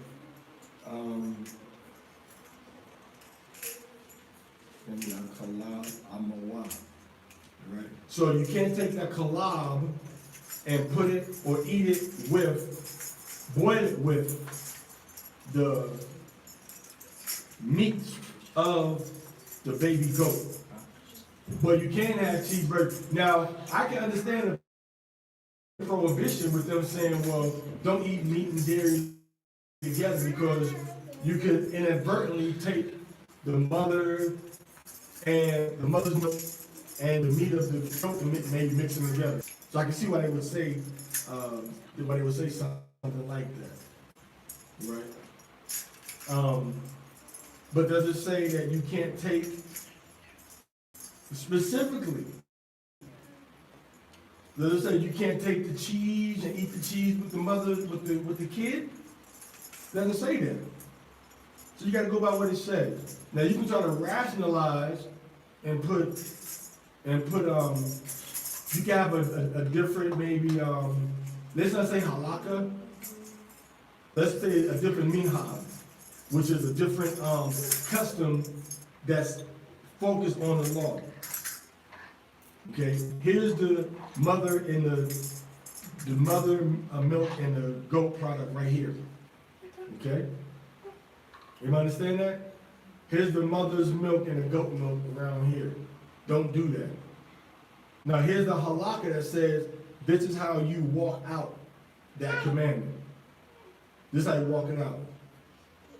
Right? And now around that halakha, you may have what? Now you got another minhag. And the minhag is what? The minhag is the tradition or the custom in a particular community. Or can somebody get the baby please and keep her a little more quieter?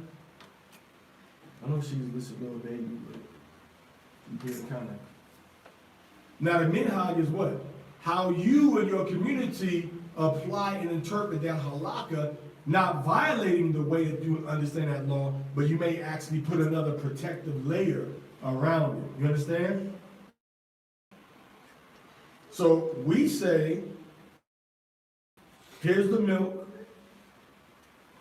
from the mother, and here's the baby goat. Don't mix it together. That's how I say, here's the meat from the goat, and here's the mother. And somebody may say, well, don't boil the two together, what we say, is what the law says. Then somebody's halakha may be no meat and dairy can be eaten together. Everybody understand that? Somebody else's halakha, now somebody's minhag is gonna be, you can't even serve them on the same dish that you serve the other one without it being, you gotta keep them dishes even separate from each other. Or you can't even have meat and dairy at the same meal. Everybody understand that? All right. So that's verse 21. All right, let's go to verse 22 to 29. We should have had you read that. 22 to 29.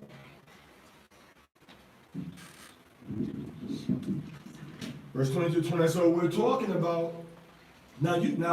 This is the good thing about the TORAH. You can take it and you can try to extract wisdom from it. Okay, extract wisdom from it. So milk from the what is the? It's kind of like you're killing something. You're killing the. Let's look at this literally. Okay, how do things get off like that? You're saying this. What Yahweh is saying this. don't take this animal that came from his mother, you understand? And you're gonna take his life. And then, what you're gonna do, he's saying, don't then take the same thing that was used to nourish that creature and use that same nourishment to now intensify your eating pleasure, to make your eating pleasure even greater. To take the life of the animal, to take the life sustenance of the animal, which is his mother's milk, and mix that with the death of the animal. We see that? So he's saying, don't put these two directly related elements together.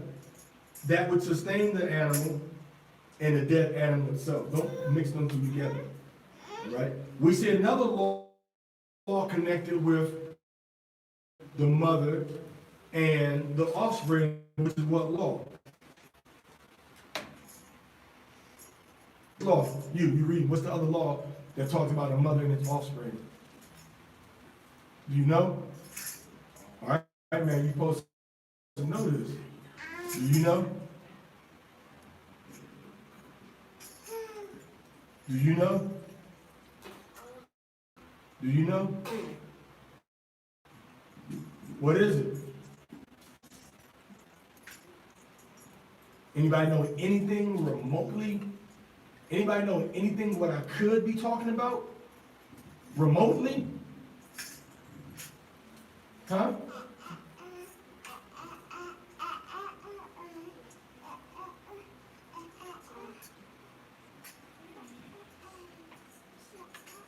The TORAH tells, Sacrificing your children. you know about an ant, it's about an animal. It's about an animal.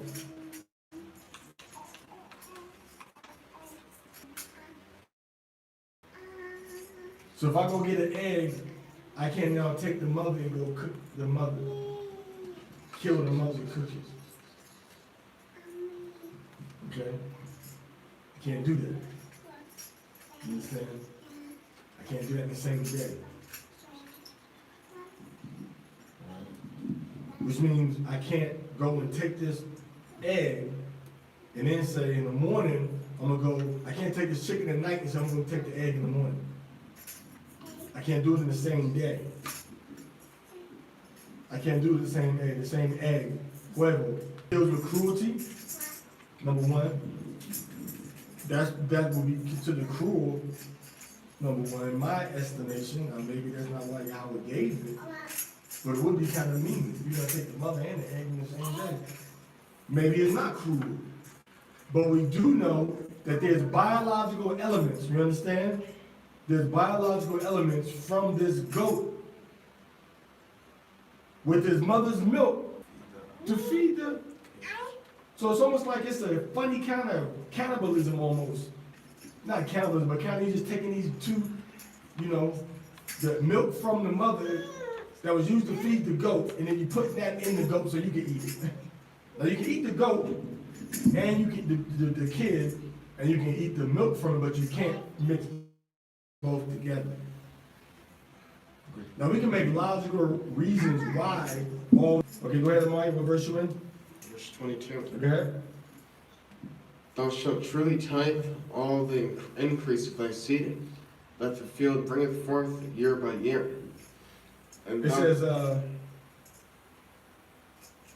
Ishad Ishad. So tenth, right?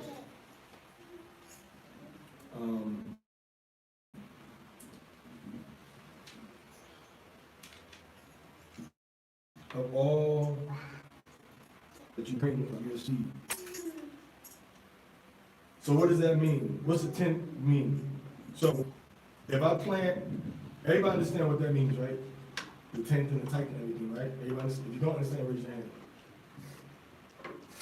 So if I have 100 pounds of seeds, if not 100 pounds of seed, I get 900 seeds, 900 pounds of seeds. Let's use the seed to make it easy. Or let's say apples. If I have 100 pounds of apple trees, and eventually, well, let's not use apples. Let's use beans. Well, let's use beans. Let's use zucchini. Okay, so if I got 100 pounds of zucchini, and from that 100 pounds of zucchini, I get 200 pounds of zucchini. Had a bad harvest. I got 200 pounds of zucchini now. Right? Where's my type gonna come from?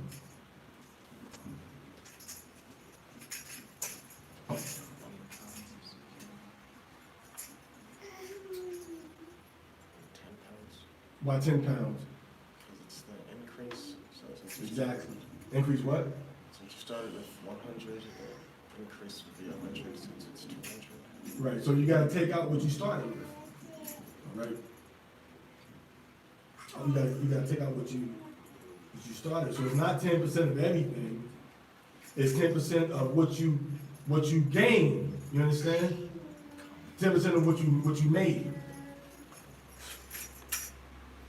You know? This wicked government, boy.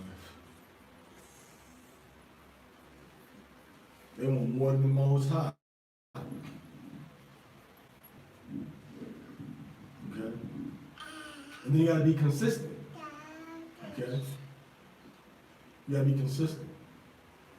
So if you have 100 pounds of corn, before you take it off the grain, you gotta take the 100 pounds of corn out of your corn that's produced. You understand? Because you started, now if you have 100 pounds of corn that's off of actually, what does it say? It say of the seed, right? It say, in the Hebrew it says, Zarika, it said of your seed. All right? So you gotta some kind of do it from the seed or the husk or whatever, how you do it, it's gotta be consistent is the point. You understand?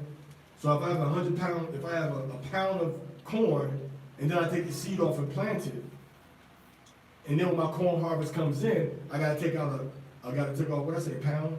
I gotta take out a pound of corn like I started with, you understand? But if I got a pound of corn, I take the seeds off and I have a half a pound of corn of seeds. When my crop comes in, I gotta take the seeds off again. And then take out half a pound of seeds. And that's what I started with. You understand? Okay, go ahead. Eat before your house down high, and the place which you shall choose to place his name there. The tithe of thy corn, Jerusalem, the tithe of your corn, of your grain. The proper word is supposed to be grain. Okay? Because we didn't have corn as we know it now in ancient Israel. Okay? We didn't have it. We had grain. What is it? Teozite, right? The small little grain. And then it was the Mayan families, which kept engineering it to make it bigger and bigger. You understand? And they're called what? What's the original name for the Maya? What's the other name? Maseh Huala. And what do you call the ground up corn flour? Masa. Now masa is an indigenous word. It's a native word, you understand? And from masa they got maize, which is from masa. Okay? And that's what they call Maseh Huala, which means people or children of the masa, children of the corn. That's what they call Maseh Huala, children of masa. That's children of Maseh Huala. Okay? People of the corn, people of the masa. So they call it Maseh Huala. Everybody understand that? So the corn as we know it didn't exist in ancient Israel. It was just different grains. All right? Kamut, okay, barley, what's it, amaranth, right? Amaranth, different grains like that. Okay, oats, right? Oats came from the old world, didn't it? You had oats in the old world. So so you paid your tithe off of that. It says corn in English, but I remember, in 1611, when this was translated into the English, they didn't have corn all like that in the Eastern Hemisphere. That was a new concept to them. And this was, what, 1500s, 1560, 15 is when they had the Bishop's Bible. Before the King James came out, they had the Bishop's Bible, Geneva, all those editions before that. So it's grain, it wasn't just corn, it's all grain. And this was a generic word for all grain when this was translated. Corn was a generic word. It meant grain. Go ahead. So a 10% of your grain, go ahead. Of thy wine, 10% of your wine. Okay? So 10% of your wine, the yayan, which is alcoholic beverage. It's alcoholic beverage. So it's not against the Bible to have produced drunk. All of us weren't drunkards, but you had them brothers that kind of. You can read in Psalms. What psalm is that? That's Psalm 8 or Psalm 7 or Psalm 6.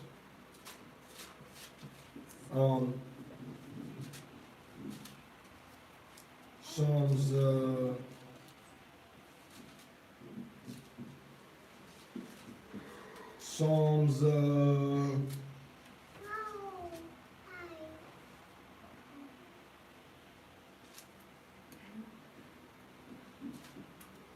Neither one probably. Psalms,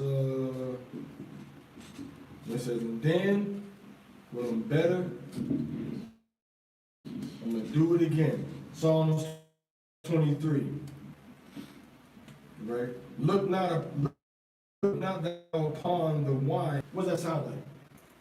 Oh, the wine is moving. Oh no, don't look. The wine is moving, man. Don't look. The wine is moving the cup. Don't look at it. What does that mean? Everybody, I think I gave this little description before, right? Everybody seen the cartoons, right? When people on a desert island, and then the one friend looks at the other friend, and he starts looking like a baked chicken. Everybody seen that? In the cartoon, that's what it means. Like, you need a drinks, boy. Now you start, I want more. You start lusting and desiring after it. Oh, this man, come on, man. You know, I want some more wine. I gotta give me another drink. Now you start to strongly desire it. You know what I'm saying? And Moses said, okay, stop drinking it now. Why? Thine eye shall behold strange women. You know, what they call it, anybody who heard the term beer goggles? Nobody heard the term before? Right. Beer goggles is like beer glasses.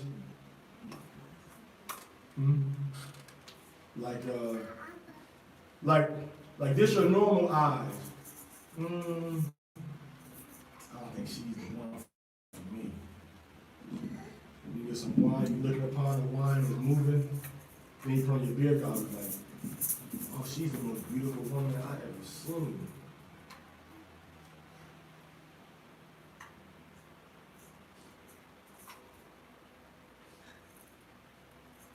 She's the most beautiful woman I've ever seen. You see that? Because now because now is this your body? Now you really desire and want that woman now. All right, you really want her now because you've been drinking. Call it beer goggles. All right. So you got to pay your tithe from your wine also, 10%. Of your production, habla ventana, por favor. 10% of your production of wine. Go ahead. and of thine oil. And of your oil. So 10% of your oil. Right, go ahead. And the firstlings of thy Actually, herds. let me get some more there. Let's get that on some more of that fan right there. Go ahead.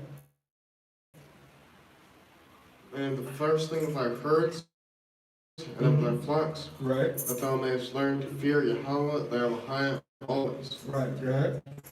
And All these pounds of wine and oil and grain and animals. I mean, just because it's not pointed this way. Put it back on the median. You got so many, into money, meaning what you liquidated. You turn it into money, cash. So you sell your tithes. Go ahead. And bind up the money in thine hand, Mm-hmm. and thou shalt go into the place which Yahweh thy Elohim shall choose. So what he chose was Jerusalem. So you go to this place where Yahweh had chosen, which is Jerusalem, with that tithe money. Go ahead.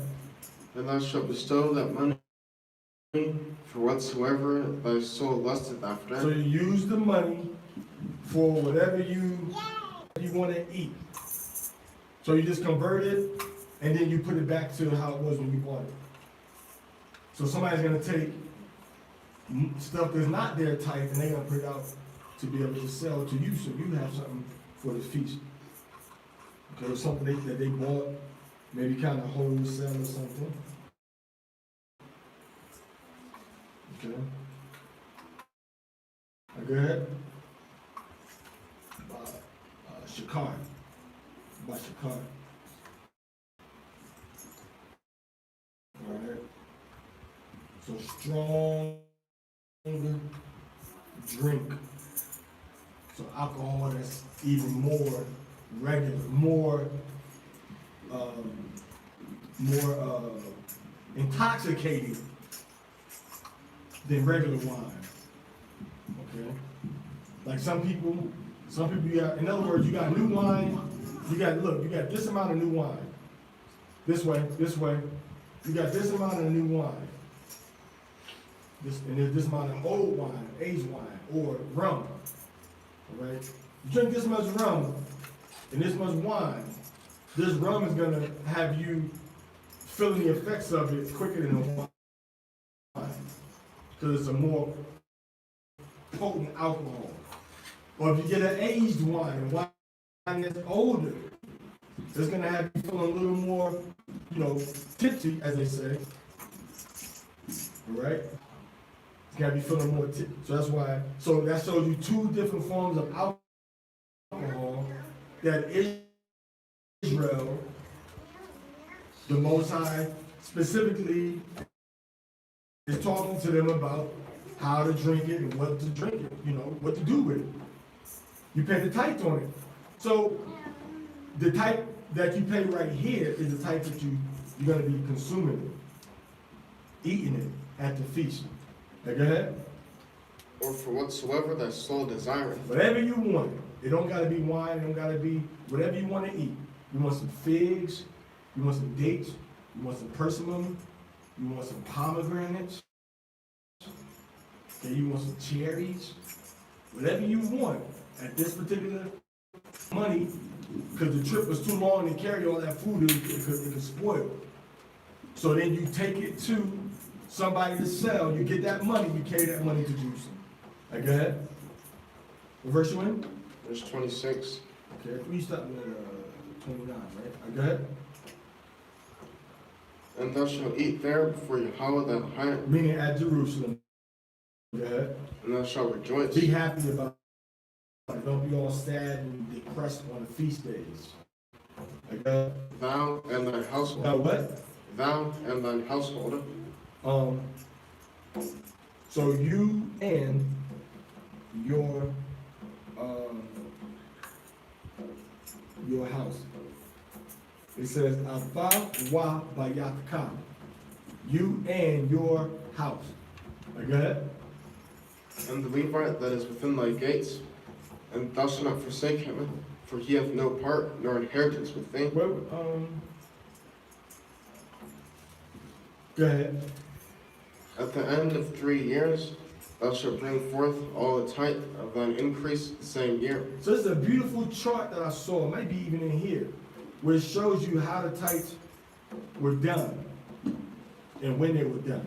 All right, go ahead. So every 3 years, there's a different type that you don't take to Yahweh Shalom, to Jerusalem, but you do it in your own living quarters where you're at. Now go ahead. And shalt lay it up within thy gates. Go ahead. And the Levite, because he hath no part nor inheritance with him. The Levite doesn't have a communal, territorial, sovereign land. Okay, go ahead.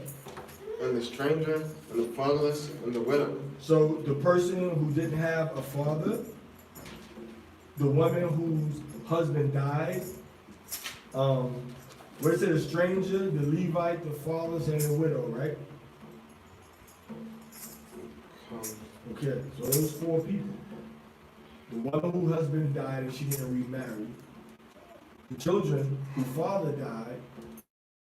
The person you said a stranger, right? The person of it is among you. Those are the 4 people that you had to put food to the side for, that can share your tithe, that can eat of your tithe every 3 years. Every 3 years they ate of your tithe. All right, go ahead. Which are within thy gates shall come and shall eat and be satisfied. So they came to they lived in your city. They came into your city, or your town, or your village, and they would eat with you. You have to open your home to them, or your land, for all of them to come in and to just eat the food that you made, or eat the crops that came off of your tithes. Okay. All right, go ahead. That's it? No. Okay. That Yahweh thy high may bless thee, and all the work of thine hand which thou doest. So when it's almost like a lot of times that people would say, you would give what you had to the poor. I mean, to the stranger, to the Levite, to the widow, and to the orphan, the fatherless. You would give to them. And when you gave to them, what happened? Yahweh would increase what you had. Yahweh would increase what you had. Okay? If that falls, she's going to be in a lot of pain. You can't be in it, you can hurt it. If you're... All right, go ahead. Kalashad Bari Yahweh. Naishawa Nashimi. All that Yahweh said. All that Yahweh said. We would do here. We would do here. We would learn to fear Him. All right, and when we learn to fear Him, He will bless us. The more crops we gave, it belonged to Him. And to His what? To Him and to the people that we were supposed to be looking out for, to help. Because, it's set up like that. Okay. Any madrash on any of that?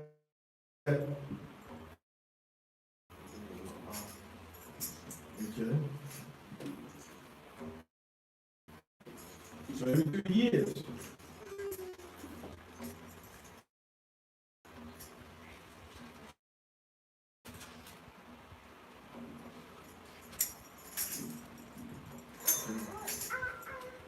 And what are you going to do when you're up there in Jerusalem at this feast day having fun? What do you think? Okay, let's say we go to Jerusalem. What do you think a lot of people are going to spend a lot of their area and at the place where all of the great scholars were, all the leaders were, to what? To try to learn more from them. Because isn't that what people do when they have the feast days and stuff? What was Yahushua doing? Where did they catch him at? He was up there talking with the doctors and the people that knew the law for 3 extra days, remember? So at 12 years old, he could walk around and find some place to eat, find some place to sleep or whatever, and not have to worry of it. Then his parents came back. He didn't necessarily have to be a 12-year-old like this. He could be a 12-year-old like this tall. Because remember the scriptures tell us in Luke that he grew in stature and in wisdom after that Passover when they called him over there. But he had already started to grow in wisdom before he was 12 years old. He had wisdom. Then when he was 30, that's when the Holy Spirit came upon him. Which means that wisdom and the Holy Spirit is 2 different entities. You know what I'm saying? There's 2 different entities. All right. All right, next is chapter 15, verse 1 through 18. So this is going to be one to go back and really look at and read and take notes off of, because there's a lot of understanding, especially when we went into Hamashiach.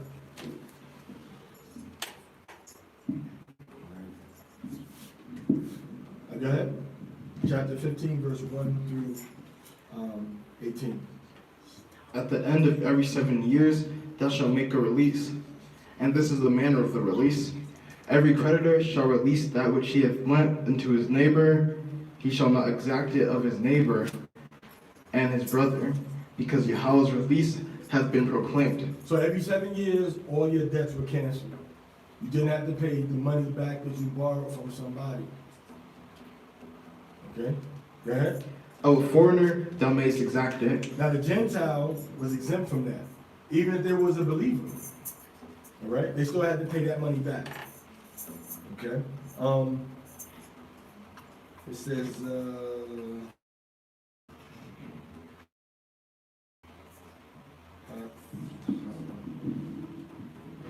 okay, go ahead. But whatsoever of thine is with thy brother, thy hand shall release. Howbeit there shall be none which Yahweh the Elohai giveth thee for inheritance to possess it. If only thou diligently hearken unto the voice of Yahweh the Elohai, to observe to do all this commandment, which I command thee this day. For Yahweh the Elohai shall bless thee, as he promised thee, and thou shalt lend unto many nations, but thou shalt not borrow. And thou shalt rule over many nations, but they shall not rule over thee. So these are principles that a lot of nations apply. You know, they give to the poor, they give to people that need, and they're sincere in what they're trying to do. Right? They're sincere in what they're trying to do. But when we as Yasha'Allah do it, the Most High. So, this is what we see as a spiritual principle directly, because when you forgive people of their sins, what happens? When you forgive people of their sins, what happens? You get forgiven of your sins. We see that also, if you don't forgive people of their sins, Yahweh's not going to forgive you for your sins. Oh, go ahead. I shouldn't hear all of that all the way to the front. Go ahead. If there be among you a needy man, one of thy brethren, within any of thy gates, in thy land which Yahweh the Elohai giveth thee, thou shalt not harden thy heart, nor shut thy hand from thy needy brother, but thou shalt surely open thy hand unto him, and shalt surely lend him sufficient for his need and that which he wanteth. What if you say, oh man, but it's about to be the year of release. I'm not going to give you no money because I'm not going to get it back. It's about to be the year where all your debts get forgiven. I can't give you nothing. Read. Beware that there be not a base thought in thy heart, saying, Don't get a low, evil thought in your mind. Say what?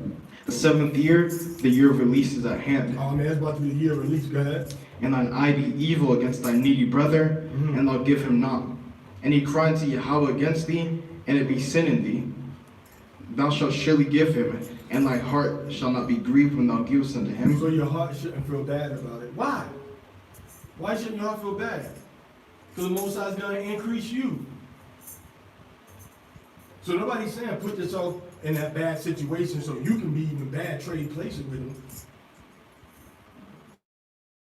Was it Mortimer and Eddie Murphy and trading places? Nobody's saying trade places. Hey man, you homeless? You know food? I tell you what, I'm gonna live on the street, take my home. But to help your brother. Help your brother. But this right here is specifically talking about giving them what he needs, meaning money for home and money for food. Specifically, these are the things that we know people have a regular need. Home, money for a living place, for food, and for clothing. Go ahead. Because that For this thing, Yahweh the Elohai will bless thee in all thy work. Yahweh gonna bless you for showing mercy and kindness. I'm like, it's amazing that all these so-called preachers in churches, they always talk about giving them money to get a blessing. They never talk about giving money to the people on the streets, the people that are poor, the people with no food, the people that have no clothes, directly in order to get blessed. You always gotta go through their behind. You always gotta say, well, yeah, well, I'm gonna give money to the church and then God's gonna bless me. The Most High said, if you got this guy that's poor and a year release is coming up, still give him money and the Most High's gonna bless you. Give him money, help him supply his needs. Open your hand wide, not tight to him. Go ahead. And in all that thou puttest thy hand unto, for the poor shall never cease out of the land. Therefore I command thee, saying, thou shalt surely open thy hand unto thy poor and needy brother. Open your hand, meaning give him. Don't try to hold back from him. You see, but the modern, you understand? The modern religious systems of the world, they only use this to get money out of people. Muslims, Christians, Jews, they don't go out and just give money and food and clothing to all the other poor in their own land. They look out for their own religion. Even though this talks about the poor in all of our land. All right? But the concept that they teach now is only for my religion, not for nobody else. Go ahead. Thou shalt surely open thy hand unto thy poor and needy brother. So this, now going into your brother of your people, is what the context here is talking about. But people can't do that now. Because we don't have our own land. When that Gentile woman came to, what happened? He said it's not right to take the children's bread and cast out the dogs. And she said, but yea, Lord, even the dogs eat the crumbs that fall from the children's table. And he healed her daughter. Right? He healed her daughter. And she was a Gentile. So we see, even in the land of Israel, these principles still apply to foreign people. Particularly and especially those that are trying to believe on the prophets of Yahweh and Hamashiach of Yahweh and the Taorah and the Devarim, the word of Yahweh, the words of Yahweh. Everybody understand that? Okay. All right, go ahead. If thy brother, a Hebrew man or Hebrew woman, be sold unto thee, he shall serve thee 6 years, and in the 7th year thou shalt let him go free from thee. So you can have your brother as a servant. Why would he be sold unto you? To pay your fine, or somebody who is just poor and they want money. Because remember, they get money. There's an exchange that takes place. In other words, you become a 7-year, a 6-year hireling. Everybody understand that? You become somebody that's hired to work for this person for a certain time period. Go ahead. And in the 7th year thou shalt let him go free from thee. And when thou lettest him go free from thee, thou shalt not let him go empty. Thou shalt furnish him liberally out of thy flock, and out of thy threshing floor, and out of thy winepress. So the same thing you pay your tithes from, you give to him also. Right? What verse you in? Verse 14. Go ahead. Of that wherewith Yahweh the Elohai hath blessed thee, thou shalt give unto him. So when you have a servant, you give him a package for being cut off from working for you anymore, which is called a severance package, because he's severed from off of you. So these are concepts that we see in the scriptures way before any corporate America said anything. Yahweh said give a severance package when you sell yourself and the person goes free. All right, go ahead. And thou shalt remember that thou wast the bondman in the land of Egypt, Mhm. and Yahweh the Elohim redeemed thee. Mhm. Therefore I command thee this thing today. And it shall be, if he say unto thee, I will not go out from thee, because he loveth thee in thy house. I don't want to leave, man. I love you. He says, he doesn't want to. Because he fareth well with thee, and thou shalt take an awl, and thrust it through his ear and into the door. A awl is like a little small, it's a little pointy, a narrow, sharp instrument. And used to put a hole in his ear. Meaning that he belongs to somebody forever. That was the symbol and the bond of that covenant. He would put a hole in his ear and say, I belong to the house of Zayatam forever. I belong to the house of Mayaka'ala. Okay? I belong to the house of Danya'ala. I belong to the house of Mayaka'ala, two Mayaka'alas, forever. Okay?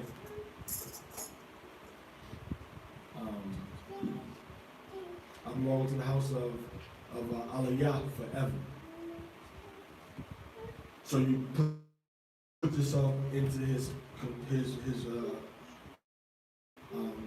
you put yourself into his lordship. Okay, go ahead. And also unto thy bondwoman thou shalt do likewise. So the woman says the same thing. She goes through the same process. Okay? Go ahead. It shall not seem hard unto thee, when thou lettest him go free from thee. Mm-hmm. For to the double of the hire of a hireling hath he served thee 6 years. Which means what? That the Israelites had a harder and stronger work ethic. They had a harder and stronger work ethic in comparison to the Gawayam, in comparison to the nations. And everybody knows, man. I mean, all other people is cool, but even up to this time, certain people have a reputation for working. I'm talking about our people, though, like the children of Israel. Right, now, we know during slavery, everybody was working hard. But now, you got a lot of Zebulon and Issachar working hard. And even before the conquest, they was working hard in this part of the world to build up their societies. And Israel was working hard in the eastern world. Right? So they were working double like a temporary servant was working. Or Gentile that came in that we were hired to do work. Go ahead. And Yahweh the Elohim will bless thee in all that thou doest. Uh-huh. Verse 18. Okay. All right, verse 19 through... Let's finish that chapter. All the firstly males that are born of thy herd and of thy flock thou shalt sanctify unto Yahweh the Elohim. Thou shalt do no work with the firstling of thy ox, nor shear the firstling of thy flock. Thou shalt eat it before Yahweh the Elohim year by year in the place which Yahweh shall choose. So you ate that for the feast days. Go ahead. Thou and thy household. And if there be any blemish therein, lameness or blindness, any ill blemish whatsoever, thou shalt not sacrifice it unto Yahweh the Elohim. So when they say firstborn, it's talking about that the firstborn of every male animal, the firstborn that he has. Everybody understand that? So that's why I got this little baby cow raising up. And then I got like 5, it's like maybe like 4 or 5 female cows, heifers. So that bull, he has a baby with this heifer right here. Right? So it's born first. Right? Then he has 3 more. So I got this firstborn, I gotta eat that one for the feast day. Alright? Now, I bring another female. It might be her firstborn, but the firstborn goes to the firstborn of the man. Everybody understand that? I'm calm. And usually with us, in terms of inheritance, is getting with what? The firstborn of the firstborn of the firstborn male. All right. Okay. Thou shalt eat it within thy gates. The unclean and the clean may eat it alike, as the gazelle and as the hart. So you eat this one in your own gates. In your hometown, you eat this one. Okay? Only thou shalt not eat the blood thereof. So don't eat the blood. So Yahweh is saying you can eat this meat, but don't eat the blood. Go ahead. Thou shalt pour it out upon the ground as water. Mm-hmm. Kashrad bar Yahweh, Kalashat the body Yahweh. Naishal Nashmai. Naishawa Nashamim. All the Yahweh said, All that Yahweh said, what we're doing here. we're doing here. All right, chapter 16. Observe the month of Abib. So observe the month of Abib, meaning guard and protect the new moon of the springtime. The springtime, meaning of the time that the ox comes from his house, and this ox, house, hand, house is Abiyah or Abib. Ox, house, hand, house. So a time when you take the ox out to begin to do more work, to plow and get your field ready for the crops and stuff. That's the time of Abib. Everybody understand that? That's what the word says. It's not just according to the constellations. You're dealing with the animals and what they're doing upon the earth and what you're doing with them animals upon the earth. All right? So you're basically dealing with the month in which we're going to have our certain crops going to start to grow from the ground. Okay, certain crops going to start to grow from the ground as we see happening with the Passover. So observe the month of Abayab. The new springtime is not the time that the moon goes into the equinox, because the equinox can happen in the winter constellations also. It can happen in the winter constellations. So it's not just talking about the constellations in the sky, it's talking about what's happening on the earth. Because the first thing that we see there is what? Is the ox. Then after the ox, we see a house. And then after that, we see a hand and a house. So you got two houses, a hand, and you got the ox and then a house. The ox's house. The next is the hand. Who does the hand belong to? The ox's owner. The oxen ain't got hands. And then the second part of that is going to be the house of the owner. Matter of fact, the first two letters are what? Abba. Abba means father, which is the male, which is the ox of the house. Everybody see that? So the ox of the house takes his hand, house in order. And I'm getting my house in order, especially we're going to start to prepare for what? What are we preparing for? In the first month. Pesach. So 10 days after this month starts, I got to do what? I got to go and get this lamb. I got to go get this lamb. 14th day between the evenings, I got to kill it. So we halfway into the month when we got the celebration. So that takes a lot of preparation. So I got to put my hand to my house. So the father puts his hand to his house. Right? Doesn't happen in the winter time. Happens when everything starts to dry out. When the ground starts to get a little harder. It's not as soft and muddy anymore. And that ox is being taken from the Kadash of the springtime, the Kadash of Abib, spring forth. All right? Now, what else is springing forth? Huh?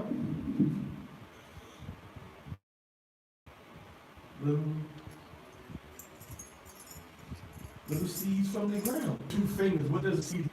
Right, like this. And what is this also a symbol of?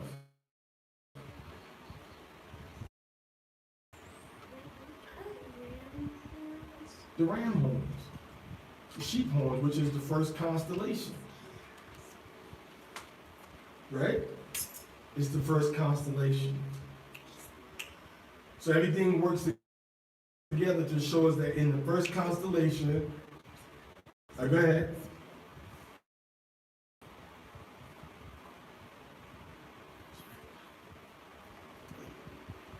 In the month, observe the month of Abib, go ahead. And keep the Passover unto Yahweh the Elohim, for in the month of Abib, Yahweh the Elohim brought me forth out of Egypt by night. So when we came out of Egypt, right, we got to see what was happening when we came out of Egypt to know if we're in the right month. All right? We know before Passover, we had different harvests, right?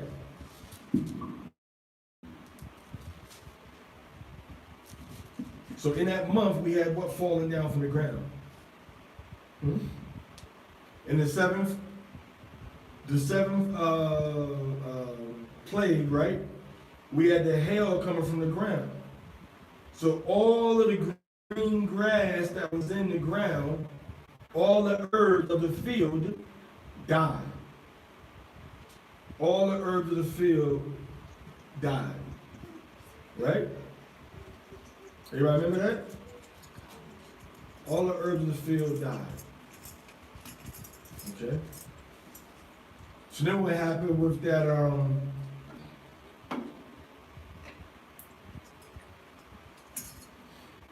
in the 8th plague, the locusts came up and they ate the residue of that which is escaped, which remained unto you from the hail. Meaning what? There was new growth that came up. And every tree was growth for you out of the field. So they started to eat the stuff that grew after all of those other crops got destroyed. In verse 31 of Exodus chapter 9, it says, and the flax and the barley was smitten, for the barley was in the ear. Right? The barley was in the ear. And the flax was bold. And the was bold. But the wheat and the rye were not smitten, for they were not grown up. You see that? So this was around the time period of what? Of that first month of the year. So in the first month of the year, what should we have? And in Egypt. Why? Because chapter 9, which is the month of the Pesach, or the new month, the new moon that Pesach happens in. So we should have growth on the earth. Because he tells us what? Read that part again, that verse again.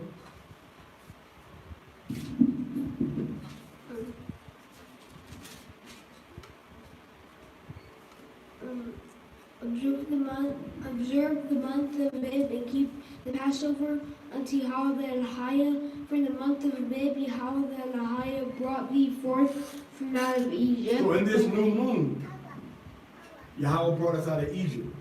So we're looking at everything else happening when he brought us out. These aren't isolated instances. These are cosmic and terrestrial, celestial and terrestrial relationships that happen in a cycle. Okay? So Abayab is the beginning of the what? Of the year. And year is Shana. And the word two in Hebrew is the same letters and root as the word for year. So this is the second go around. So a lot of things are going to be the same and similar to the first go around. Every time. Every time. So every year we see, man, the earth is renewing itself. Right? The earth is renewing itself. So the renewing of the growth upon the earth. So we're not just looking at the equinox. That's a myth. Because the equinox can happen in the 12th constellation. While it's still cold outside, when nothing's really growing on the earth. When there's no what? No flax and no what? What's the other thing? Flax and what? What is it?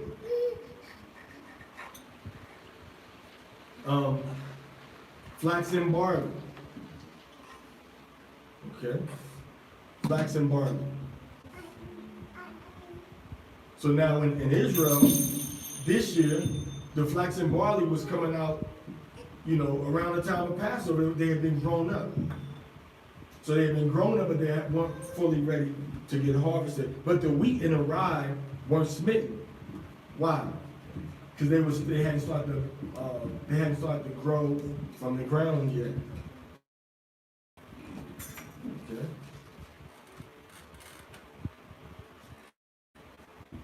Everybody understand?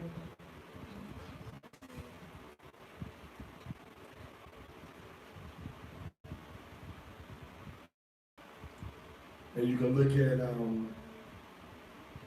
verse 31 and 32. When Yahweh brought that hail upon the land of Egypt. Okay? Every herb of the field and the trees were broken. They broke the trees.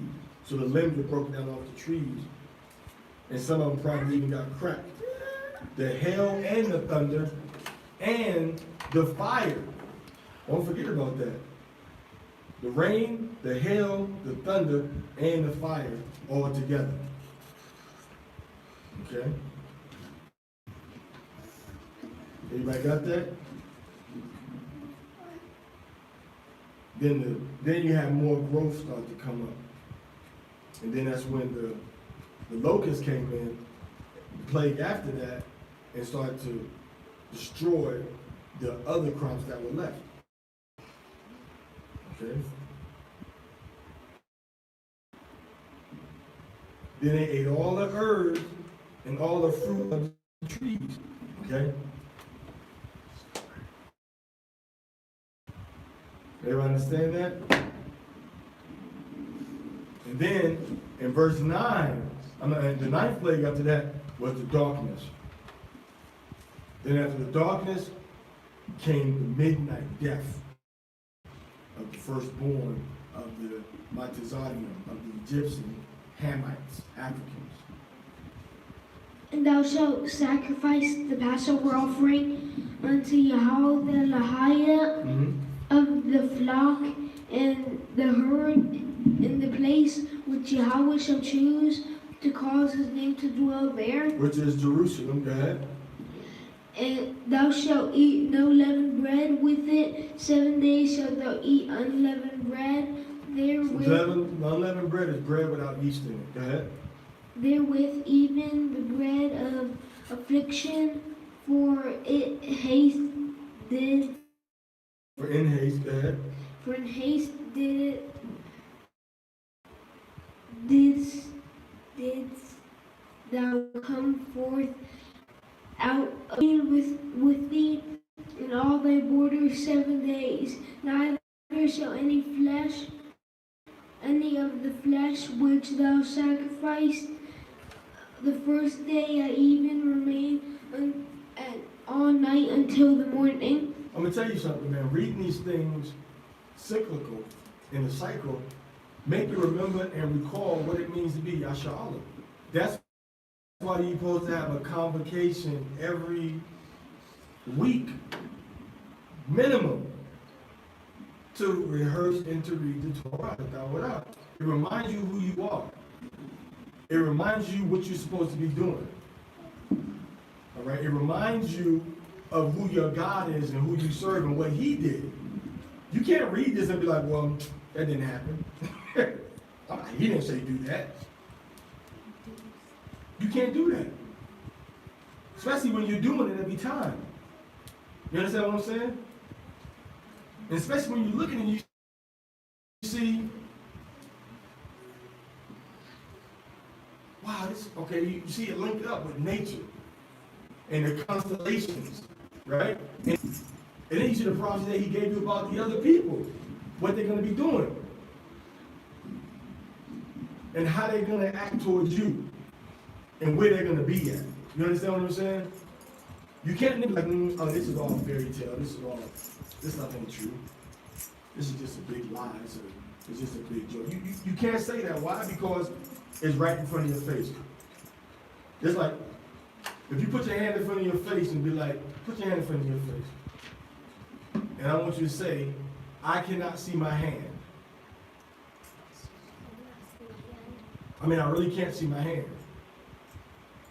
God is my witness, I can't see my hand. You ever gonna say that? If you can see your hand? All right. There's stars in the sky. As long as your hand, you can see your hand, you're not gonna say, oh, I can't see my hand. As long as the sky has stars, Yahweh covenant is still with you and your people. So the minute you turn your back on that, is the minute you're saying to yourself, I don't believe there's stars in the sky. That's the day you turn into as they say, a pure RD fool. That's when you turn into a fool. I don't have a covenant. I'm not an Israelite. I don't serve that God. We see what he's saying. He's saying throughout all your generations to read and do this, to read Fazakar, and you shall remember out your wam to the atka of your departure from the land of Matazar from the land of Egypt. Kal all Yamaya, all the days Chaya Yaka, all the days of your living, all the days. And isn't that supposed to be rehearsed inside of the Shami every day? So you have to say something about Yahweh bringing you up out of the land of Matazarium every day of your life. Right? That's why he said what? He said, remember. So that you remember coming out of Egypt every day. Is that what we just read? Why would you not do that? He says that ye may remember to all my commandments to be unto your Allahim, to be your Allahim. I am Yahweh, which brought you out of the land of Matazarium to be your Allahim. I am Yahweh, your Allahim. Why would you not want to remember that? What kind of evil spirit to come upon you and be like, don't remember that Yahweh brought the children of Israel out of the land of Egypt. Let's say you're not an Israelite. Let's say you say, I think I'm an ancient booty scratcher. I think I might be,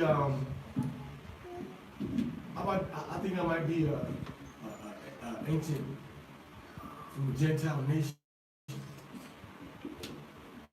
That's it. That's all they're gonna bring it.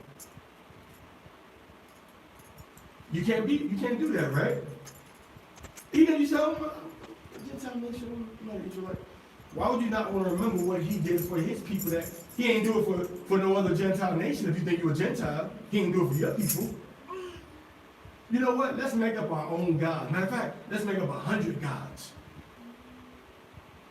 Matter of fact, let's have a different God for every day of the week. Oh, you know what? This ain't working. Let's make up one God. That's what the Muslims do. They have God for every other day of the week. You can read the book. You can read the book. Where's the book at? The yellow book. Where's the yellow book at? Is it upstairs? It ain't over here with them holy books. Yeah, that's it. It should be over there, though. This is it. This was written by Islamic scholars in Saudi Arabia. They wrote this book. And that's why I specifically got this book. So Muslims would know this book is written by y'all scholars inside the capital of Islam. Okay? And the foreword is by Hassan ibn Abdullah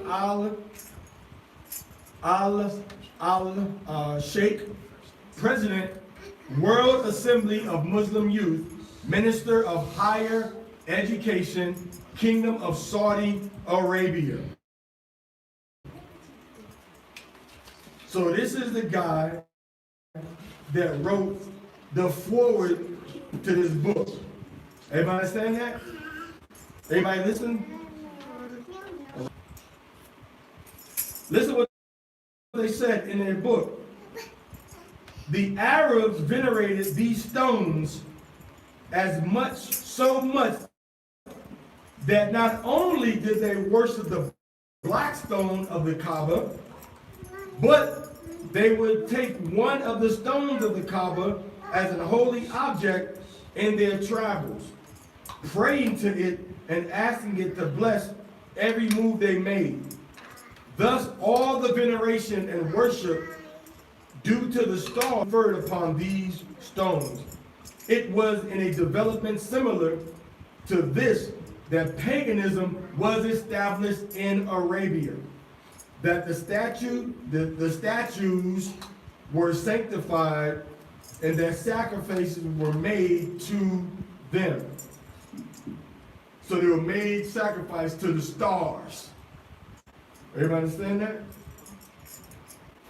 That's what they were doing. So again, this is what the Muslims are saying. We can write this book. You know, this book was written by them, by Muhammad Hussein Haikali. Okay. Everybody understand that? And I think at the back,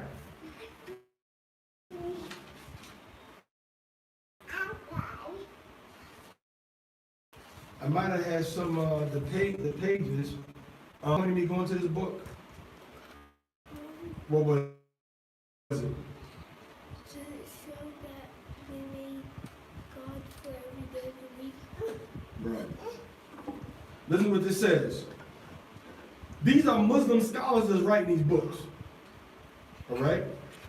This says, when Islam spread to Yemen, the Prophet Muhammad sent Mu'adh to teach its people the ethic and law of what?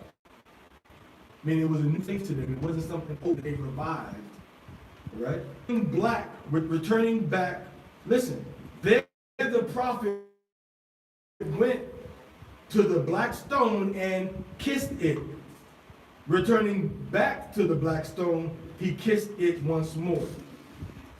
What do Muslims say happened to you when you kiss the black stone? It said it takes away your sins. Parashah was a prophet. He was the son of God. But if you kiss this rock, it'll take your sins away. But if you kiss this rock, it will take away your sins. But Isa was not even Allah. He was not even Yahweh. He was not even Yahweh. But if you kiss this rock, Aswad, the black stone, it will take away your sins. Isn't that what they said? This ain't something that we made up. This ain't something that we made up. Okay?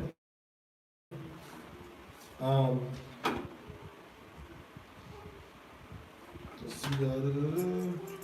I'm trying to see the part where it shows you that they had a different God for every day of the year. And inside of the Kaaba,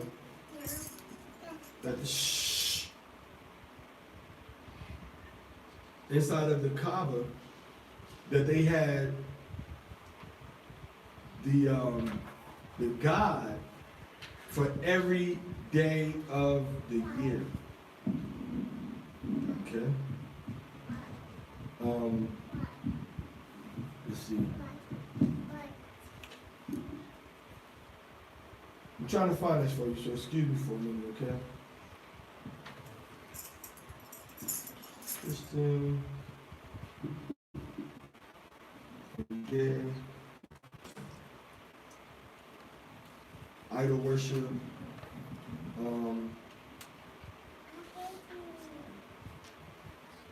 Campaign, idol, wipe it out, idolatry through Islamic, volcanic meteorite rock, sacred stones,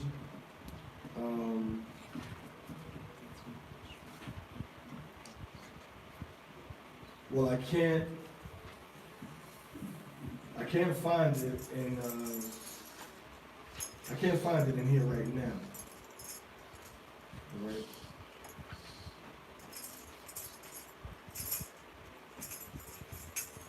Let me see. Let me look under. I'm looking at it. Pay attention. Stop chit-chatting amongst yourselves, man.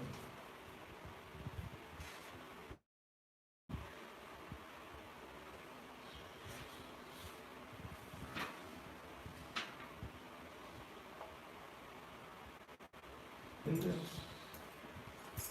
Got notes and references.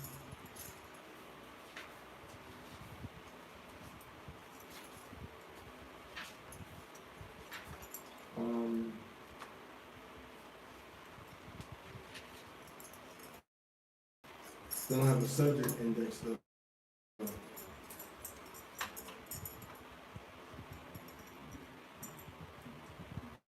That's one. I don't see the subject index in here. They got a proper name index. Notes. All in here.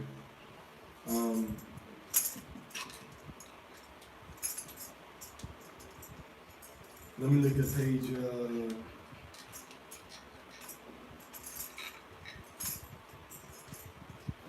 page 17 and 18.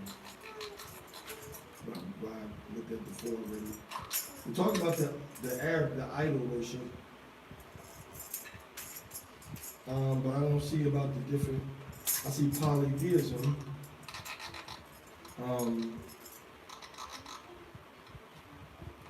What happens is there's a tribe called the Kadeshi tribe, okay? And the Kadeshi tribe was the guardians of the Kaaba. So they were the ones that protected everybody at the Kaaba. People came and paid money, tribute, and they would worship the different gods in there, right? So Muhammad's family was the guardians of that particular, his tribe was the guardian of the Mecca. So he got them to work with him to get all the other gods out and to keep the one God there, which was the black stone. This stone right here.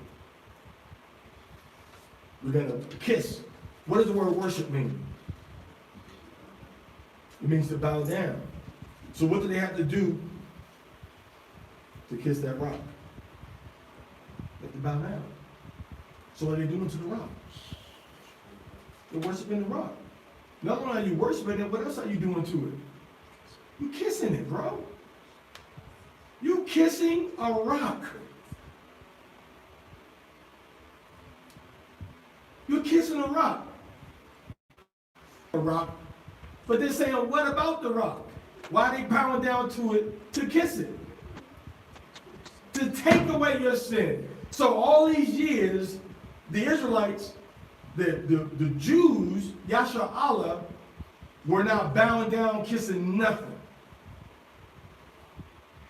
Then the Catholic come and say, no, you got to bow and kiss the feet of the statues. But we didn't do that. But then the Muslims come and be like, rock to take away your, this man can't take away your sins. The kissing the rock, when you go make your Hajj, your pilgrimage, is what's going to take away the sins from your spirit and your soul. It cleanses you. You see? So these are the different things that they try to teach and say and talk about, man. But it's totally against the Torah. I keep reading the day after I was finished. What verse you in? 5. Okay, keep reading. Thou mayest not sacrifice the Passover offering within any of thy gates, which Yahweh the Elohim hath given thee, but at the place which Yahweh the Elohim shall choose to cause his name to dwell in. Is it Jerusalem, Dad? And there thou shalt sacrifice the Passover offering at even, at the going down of the sun, at the season of. It says, Ba'irab Kaba wa aha shamash. It says in the evening, as sets the sun, as is going down the sun. Camest forth out of Egypt, which Yahweh Elohim shall choose, which means the Jerusalem, go ahead.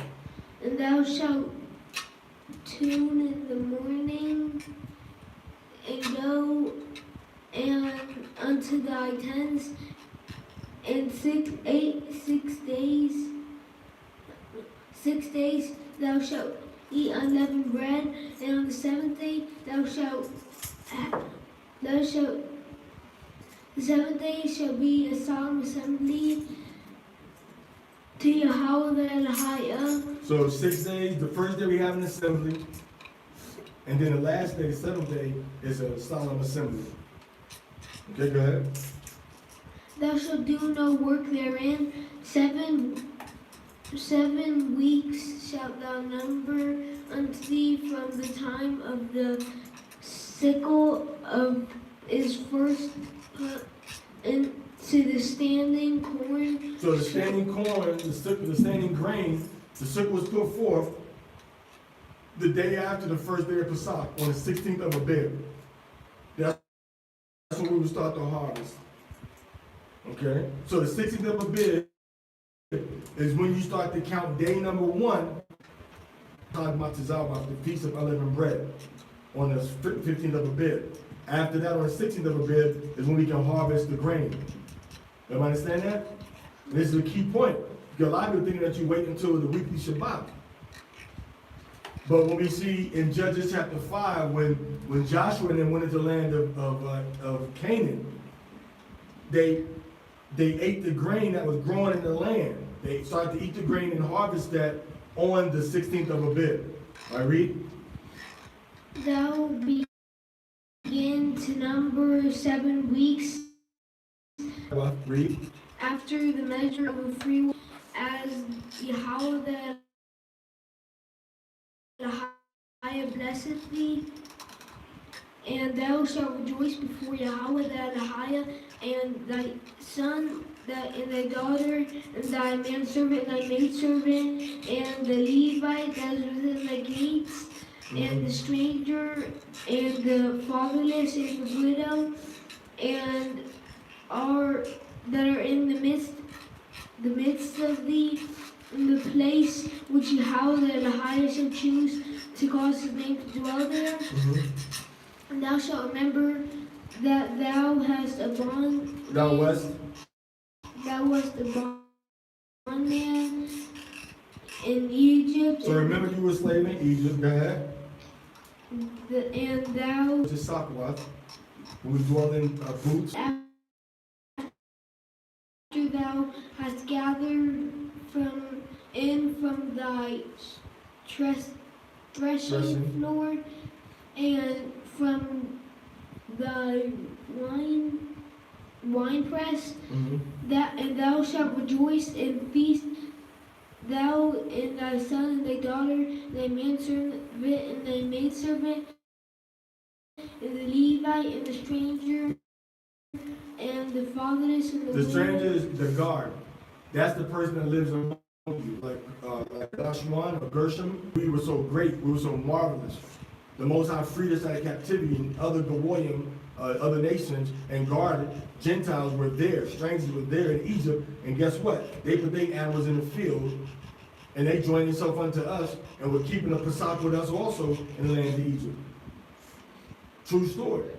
All right, go ahead. And the widow that are within thy gates, 7 days shalt thou keep a feast unto Yahweh thy Elohim in the place which Yahweh shall choose, because Yahweh thy Elohim shall bless thee in all thine increase, and in thy Elohim in the place where he shall choose, on the Feast of Unleavened Bread. Which is Pesach, Feast of Unleavened Bread, the whole Passover season. All right, go ahead. And on the Feast of Weeks. Which is 50 days after Passover. When is day number 1 counted? Come on, it's off the top of your head. When? When is the 7th day? When do you start to count the 50 days for the Feast of Weeks? After Passover ends. What day? What day of the month is that? The 15th of Abib, or the 16th of Abib, or the 15th of Abib? Huh? The Passover is on the 15th of Abib. Everybody say the Passover is on the 15th of Abib. The first day of the Feast of Weeks begins on the 16th of Abib, the day that we put the sickle to the ground. Before that, we don't eat none of the old store. We do repeat that. We begin the harvest on the 16th of Abib to count the Feast of Weeks. So the Feast of Weeks starts on the 16th of Abib. I think I said it before about 2 or 3 times, didn't I? The 16th of Abib is when you count the first day of the 50-day count for the Feast of Weeks. The Feast of Weeks is talking about the Feast of Sevens. So you're counting it by sevens. So 7 Shabbats, meaning 7 rest periods. All right? Go ahead.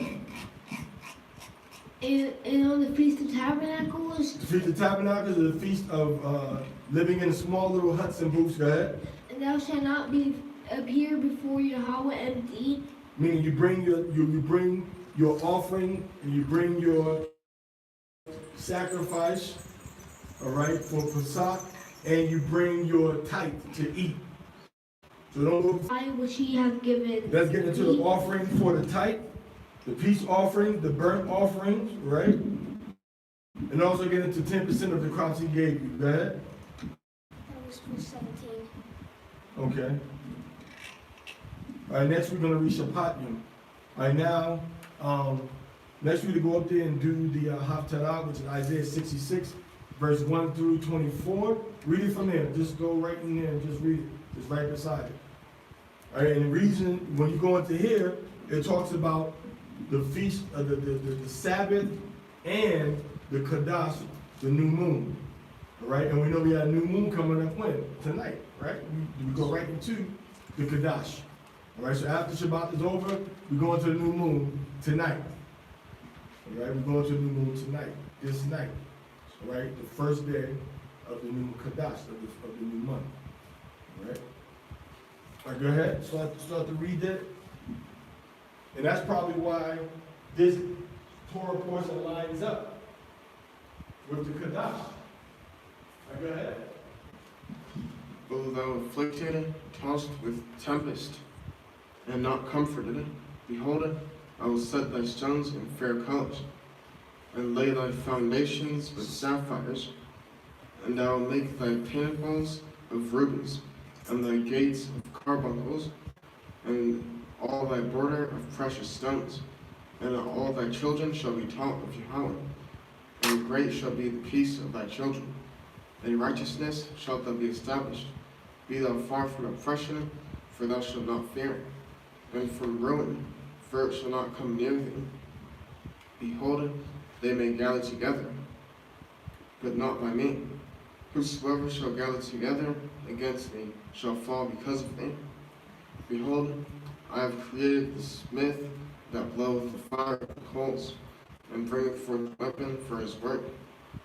I have created the waster to destroy. No weapon that is formed against thee shall prosper. And every tongue that shall rise against thee in judgment, thou shalt condemn.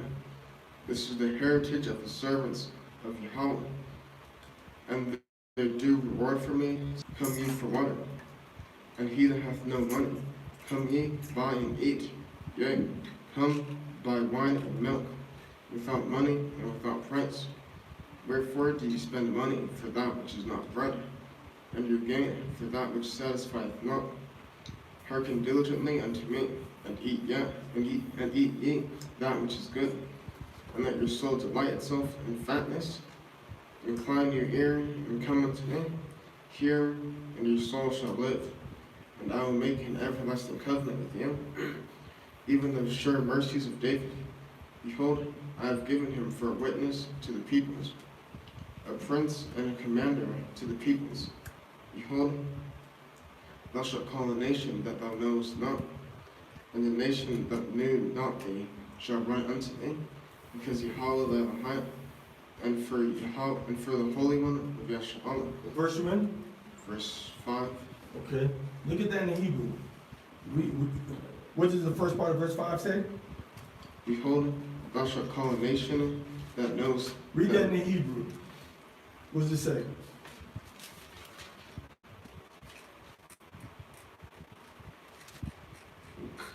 Hana, Hanaz, behold, go ahead. Noah, Hmm? Noah. No, what's verse 5? Verse 5. Let me see. Here. Verse 5.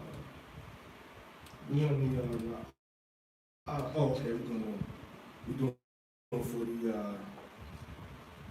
for the Kadash. Okay. Hapatala for the Kadash, okay? So it's not the normal weekly one. So in verse 5, it says, what's the first word? Shamiwa?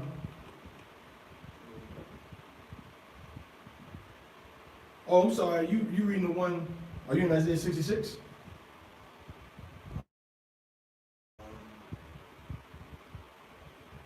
Because you gotta look on the top of it. Look on the top of what it says. Read the heading before it. You gotta read the headings. Isaiah. Read from the top of that top of that section where you are now. Read everything you see in that section where it says, after it says Haftaras, what does it say? It says Haftarah Ra'eh. Keep going. Isaiah 54:11. 11. All right, keep going. 55:5. Okay, keep going. Chapter 54. Right here. Where you at? Oh, they don't got it on there. Okay. Technically, we should read this, but it tells you when. All right. So it's probably gonna be, since the Shabbat for them is gonna be on the end of the Shabbat. Anyway, I can't get the mathematics in it. But technically, I think our schedule had us for Shabbat reading for today is supposed to be what's like the 7th, right?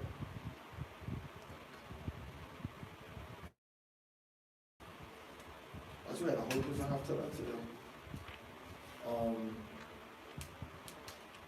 Through 42. 1 Samuel 20, 18 through 42. We have to break from what they have.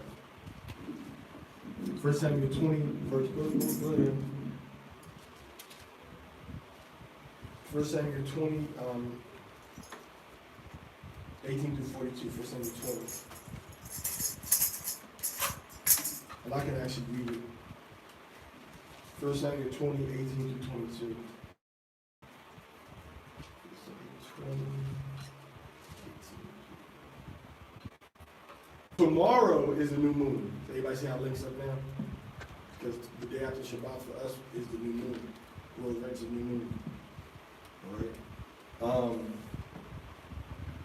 And thou shalt be missed because thy seat shall be empty. And when thou hast stayed 3 days, then thou shalt go down quickly and come to the place where thou didst hide thyself. When the business was in hand, and shalt remain by the stone Ezra. Yeah.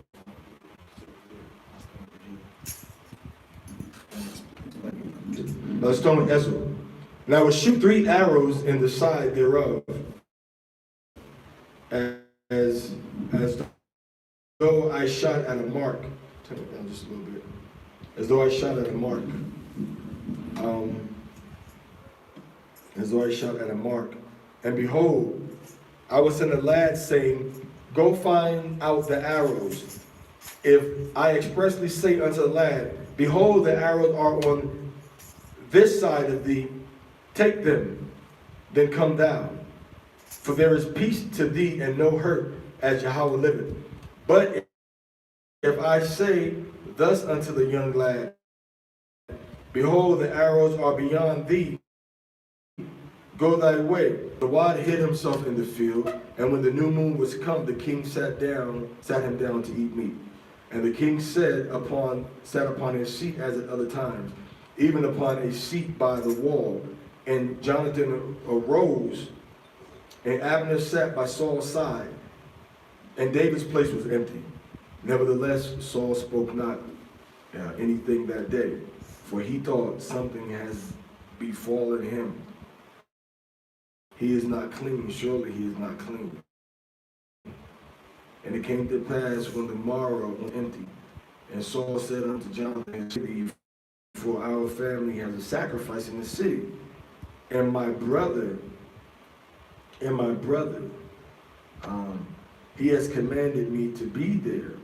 And now, if I have found favor in thine eyes, let me get away, I pray thee, to see my brethren. Therefore he cometh not unto the king's table. Then Saul's anger was kindled against Jonathan, and he said unto him, thou son of a perverse and rebellious woman, do not I know that thou hast chosen the son of Jesse to thine own confusion, and unto the confusion of thy mother's nakedness? For as long as the son of Jesse liveth upon the ground, thou shalt not be established, nor thy kingdom. Wherefore now send and fetch him unto me, and he shall surely die. And Jonathan answered Saul his father, and said unto him, wherefore shall he be slain? What has he done? And Saul cast the javelin at him to smite him, whereby Jonathan knew that it was determined of his father to slay David. And Jonathan arose.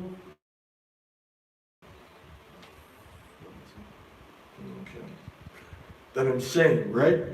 And it came to pass in the morning that Jonathan went out to the field at the time appointed with David, and a little lad with him. And he said unto the lad, run, find out now the arrow which I shoot. And as the lad ran, he shot an arrow beyond him. And when the lad was come to the place of the arrow which Jonathan had shot, Jonathan cried after the lad and said, is not the arrow beyond thee? And Jonathan cried after the lad, make speed, haste, stay not. And Jonathan's lad gathered up the arrows and came to his master. But the lad knew not anything. Only Jonathan and David knew the matter. And Jonathan gave his artillery unto the lad, and said unto him, go, carry them to the city. And as soon as the lad was gone, David arose out of a place toward the south, and fell on his face to the ground, and bowed himself one with another, until David exceeded.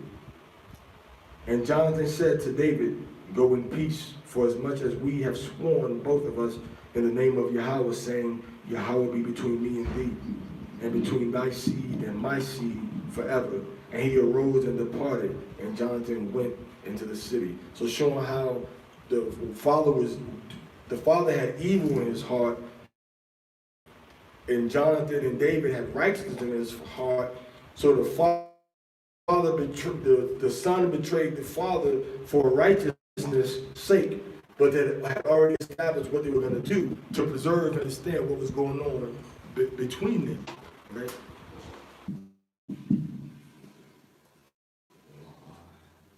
Okay. And what's the Basora reading? Matthew 24, 29 to 36. Is that on the screen right there?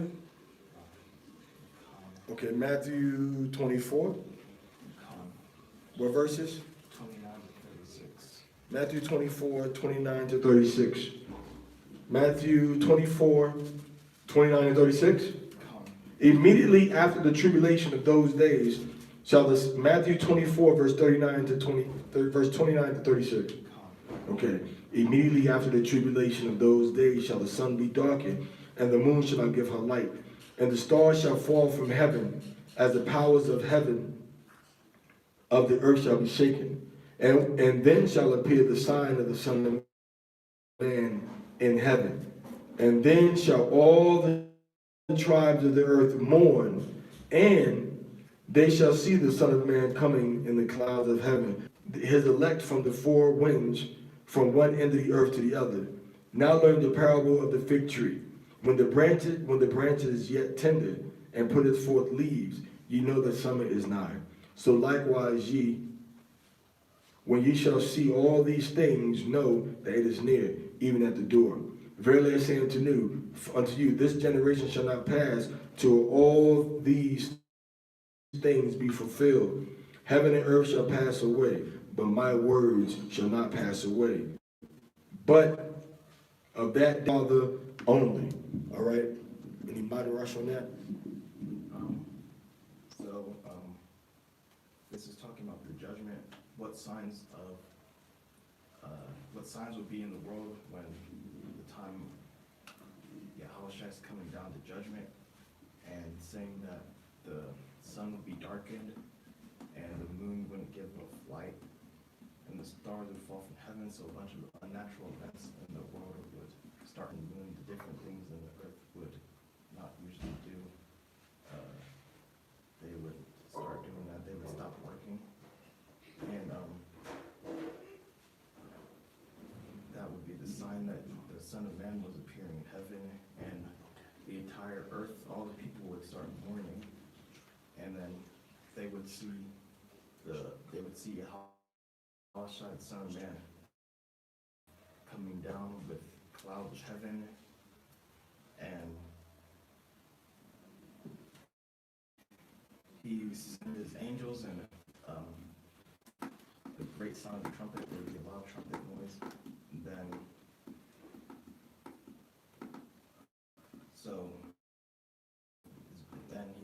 he said he was taught to start talking about a parable from the fig tree, saying when the branch is tender and has leaves, then you know that summer is close to come. So if you see all these signs happening, then it's obvious that the Son of Man is coming soon. And he says that you will see these things, you'll know that it's near. So when you see all those things happening in the world, you'll know that Yahushua is coming soon. But the generation that he was talking to, that Yahushua was talking to, they weren't going to see those events happening. They weren't going to see Yahushua coming. Shall not pass till all these things be fulfilled.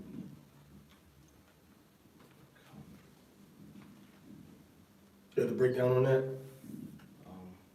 It said this generation will not pass away until all these things be fulfilled. So, until all those things, all the signs that Yahushua said were going to happen, until those things happen, then every generation before those things happen won't pass to generation afterwards that the events haven't happened in. Question, how is the generation he talking to not going to pass when they died already? In 2021, they dead. So how is it they're not going to pass away? Well, they'll die, but their spirits still aren't going to pass to heaven. Their spirits are still not in heaven. Hashemayim, so where their spirit going to be at? If he says not going to pass, because nobody that dies is in Hashemayim. They're all waiting for the judgment. So what's unique about their spirit? What does it mean when it shall not pass? Does that mean like pass from the earth or pass into Like death or something? Need some help? Or you gonna need some help? Do you need help? Or you got it? Need help. Okay. When Yahweh Shai says this generation shall not pass, what he's talking about is the generation that he's talking to, things happen, which means they're going to be the ones that go into the eternal life. Okay? They're going to be the ones, where are we going to be at when Yahweh Shai returns? In the land of the north. We're going to be in the, well, no, during the judgment of America, all right? Yeah. Where we going to be at when Yahweh Shai returns? We're going to be taken from the land of the north before his return, put into the wilderness, and then put back into our land. So the generation he's talking to right now, when we go into Revelation chapter 20, that generation that he's talking to right here is the generation that's going to be put back into the land of Israel, that King David is going to lead in the wilderness. Right?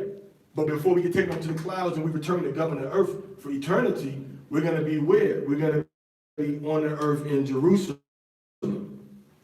So that generation he's talking to right at that time period in his life, that generation is going to be the ones that go back into the land of Israel and back into rulership. Everybody understand that? Back into rulership. So when his return happens, all right, when his return happens, that's when the Israelites are going to be brought back from the dead. Not the ones that's there at that time period, but the ones that died like before and after are going to be, and then we're going to be put back into the land, and then our rulership is going to be set up forever. All right? So we're going to reign with Hamashiach for 1,000 years. It says 1,000 years, but it says 1,000 years because there's going to be us ruling and total domination for 1,000 years. And then Magog and Gog are going to rise up again. Then they're going to be snuffed out. And then we're going to go into the rulership without no more wicked interruptions. Everybody understand that? So when he says this generation will not pass away until these things happen, that means that we are going to see, we who were back there at that time period are going to see his return. Meaning we're going to see his judgment and his return on the planet Earth. Everybody understand? Isaiah 11:11. The first gathering happens from Ezekiel 20, verse 32 to 38. That's the first gathering of Israel. The second gathering of Israel happens once we get back in the land. Okay? Once we get back in the land. And then the dead in Hamashiach are going to resurrect. And then that's when everybody's going to be gathered from the four corners. All right? And put back into the land of Yasha'Allah. All right? Everybody understand that? So now what Yahweh also tells you, when you talk about the sun being dark and the moon, right? Not giving the sun, the moon is not going to give her light. Why is that related to the new moon? From what we read in, was it 1 Samuel 20, right? It's related to that because neither does the new moon give her light. The new moon doesn't give no light. That's why I was relating what we just read to the moon not giving light, because the moon not going to give light when Yahweh shall return either. So not giving light and sun being darkened, taken literal, also is telling you about the powers on the earth are not going to understand what's going on. It's going to be a gross darkness on the earth. Totally not understood by whatever's going on the earth. So there's a physical aspect of it when it's going to just darkness, as we read about what? The 9th plague of Egypt, remember? There was no sun or no light in the places when the Most High was bringing that the judgment in Egypt. Only where the children of Israel were. All right. But in his return, all right, after that, after the tribulation, the sun and the moon, all right, are going to be darkened. All right? And the powers of the heaven are going to be shaken. So all the rulership of that time period is going to be shaken up. All right? So this is going into a deep power, deep metaphors, all right, deep prophecies that we have to really go over and read as a whole chapter. It's not fair to the subject to just pick it out and say, well, this mean that, and this mean that, that mean that, because we can't really go into the details about it with the time that we have now. Right? We can't go into the details of it with what we're discussing and going into right now. So we have to come back to that another time. But he's saying, watch for these signs, all right? Sun and the moon and the darkness and the stars falling, all right? Yahweh's return. We're going to Ezekiel chapter 39. We're going to be in Israel, and Yahweh is going to make his return when they try to attack us and surround us when we look at Ezekiel chapter 38 and 39. They're going to try to attack us, and once they try to attack us, that's when Yahweh is going to deliver us who have been put back into the land, right? And that's when we come back to the land, and they're going to be collecting the bones of the dead people, putting signs there to show their bones are here, more dead body, more corpses, and we're going to rule for 1,000 years, Revelation chapter 20. Okay, Revelation chapter 20. But now, once we get taken up, all right? Once we get taken up, that's when the dead in Hamashiach, in Revelation chapter,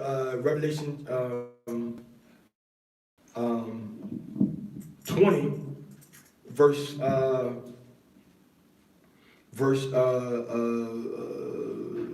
3 and 4, and cast him into the bottomless pit and shut him up and set a seal upon him that he should no more deceive the nations. He should deceive the nations no more till the 1,000 years should be fulfilled.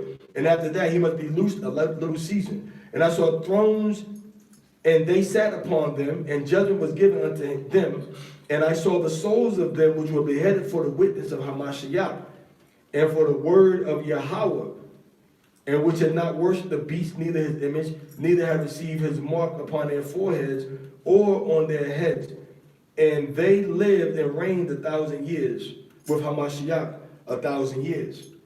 But the rest of the dead who weren't in Hamashiach, who weren't in that first generation, that of his coming the first time,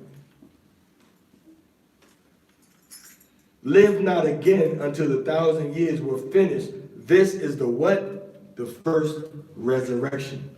Blessed and holy is he that has part in the first resurrection. On such the second death, which is the lake of fire, has no power. But they shall be priests of Yahweh and Hamashiach, and shall reign with him how long? 1,000 years. You see that? And when 1,000 years are expired, Hashatan shall be loosed out of his prison and shall go out to deceive the nations that are in the four corners of the earth, Gog and Magog, to gather them together to battle. So remember, it said Gog and Magog to gather them to battle. And this is after, this is the first resurrection, right? Go into Ezekiel chapter 38. Remember, we're in Revelation chapter 20, the second to the last chapter of the Bible. And in Revelation chapter, Ezekiel chapter 38, verse 2, it says, Son of man, set thy face against Gog and the land of Magog. Same people. The Most High Yahweh is not going to have two showdowns with the same nation. This is one showdown talking about Revelation chapter 20. All right? And the chief prince of Meshach and Tubal and prophesied against them, and the chief prince of Meshach and Tubal. Everybody see that? The whole chapter is going into verse 11. And thou shalt say, Gog and Magog, I will go up to the land of unwalled villages. I will go to them that are at rest, that dwell safely, all of them dwelling without walls, and having neither bars nor gates. All right, verse 8. After many years thou shalt be visited, and in the latter years thou shalt come into the land that is brought back from the sword, and nobody's been able to touch that land, and is gathered out of many people, and gathered from all over the earth, like it says where? Where's the first gathering talked about in the scriptures? Huh? Ezekiel 20.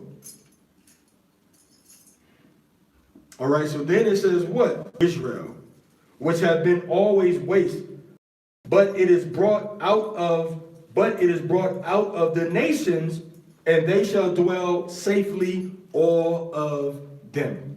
Because when you go to when you go to Ezekiel chapter 20, again, what did he say? Ezekiel 20, verse 34. And I will bring you out from the people, and will gather you out of the countries wherein you are scattered, and with the mighty hand and with the stretched out arm, and with fury poured out. All right? It was the Most High is saying. Everybody see that, right? You got from the land of the north. That happens first. It's actually happening after we get put back into the land of Israel. How do we know? Because God ain't got to come and gather up against us once we've been put back into the land. Have Yahushua appeared yet? No. When we go into Ezekiel chapter 38, the Most High says what? Ezekiel chapter 38, and when you read, Yahweh says in Ezekiel 30:16, and thou shalt come up against my people of Israel as a cloud to cover the land. Which means Israel is going to be where?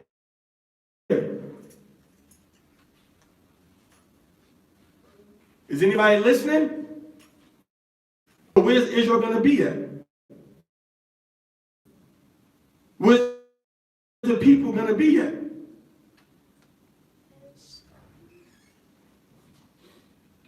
And thou shalt come up against my people of Israel, all right, as a cloud. So they're going to come against Israel as a cloud to cover the land. What are they going to cover? What land? Of Israel. Which is who? Which is who? Who's Israel? So where are we going to be at? In the land of Israel, in Yasharallah. All right? I will bring thee against my land, that the heathen may know that I shall be sanctified in thee. What? O God, before their eyes. See what he said? Listen what he said in verse 19. For in my jealousy and in the fire of my wrath have I spoken. Surely in that day there shall be a great shaking in Ezekiel through the heaven, and the beasts of the field, and all creeping things that creep upon the earth, and all the men that are upon the face of the earth shall shake at my... Anybody guess what it says? Shake at my what? Just take a guess. They're going to shake at my what? At my presence. So it says my presence, that's talking about the arrival of the heavenly party, the arrival of the heavenly host where? Upon the earth. Which includes who? Who's the captain of the host? Who's going to be the main one arriving? Yahushua. Which chapter is that at? Revelation chapter 19. Let's read from Ezekiel 38. Let's go to Revelation 19.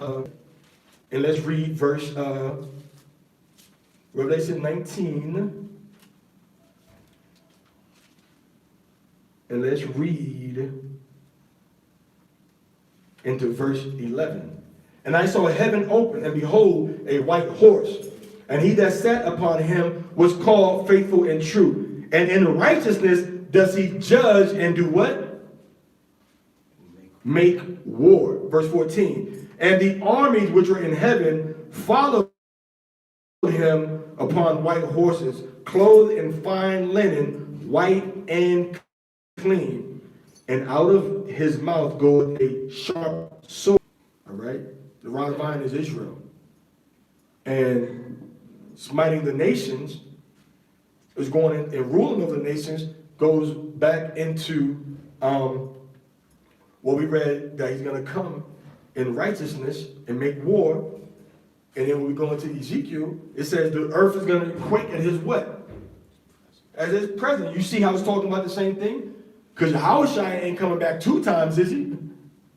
So anytime we see about this great final judgment, this big event that's happening is talking about the arrival of Yahweh HaMashiach. So we see it in Revelation chapter 20. All right? We see it in Revelation chapter 21. And we see Ezekiel chapter 38 to make war. And then we see that the 1,000 years are going to be set up when he arrives.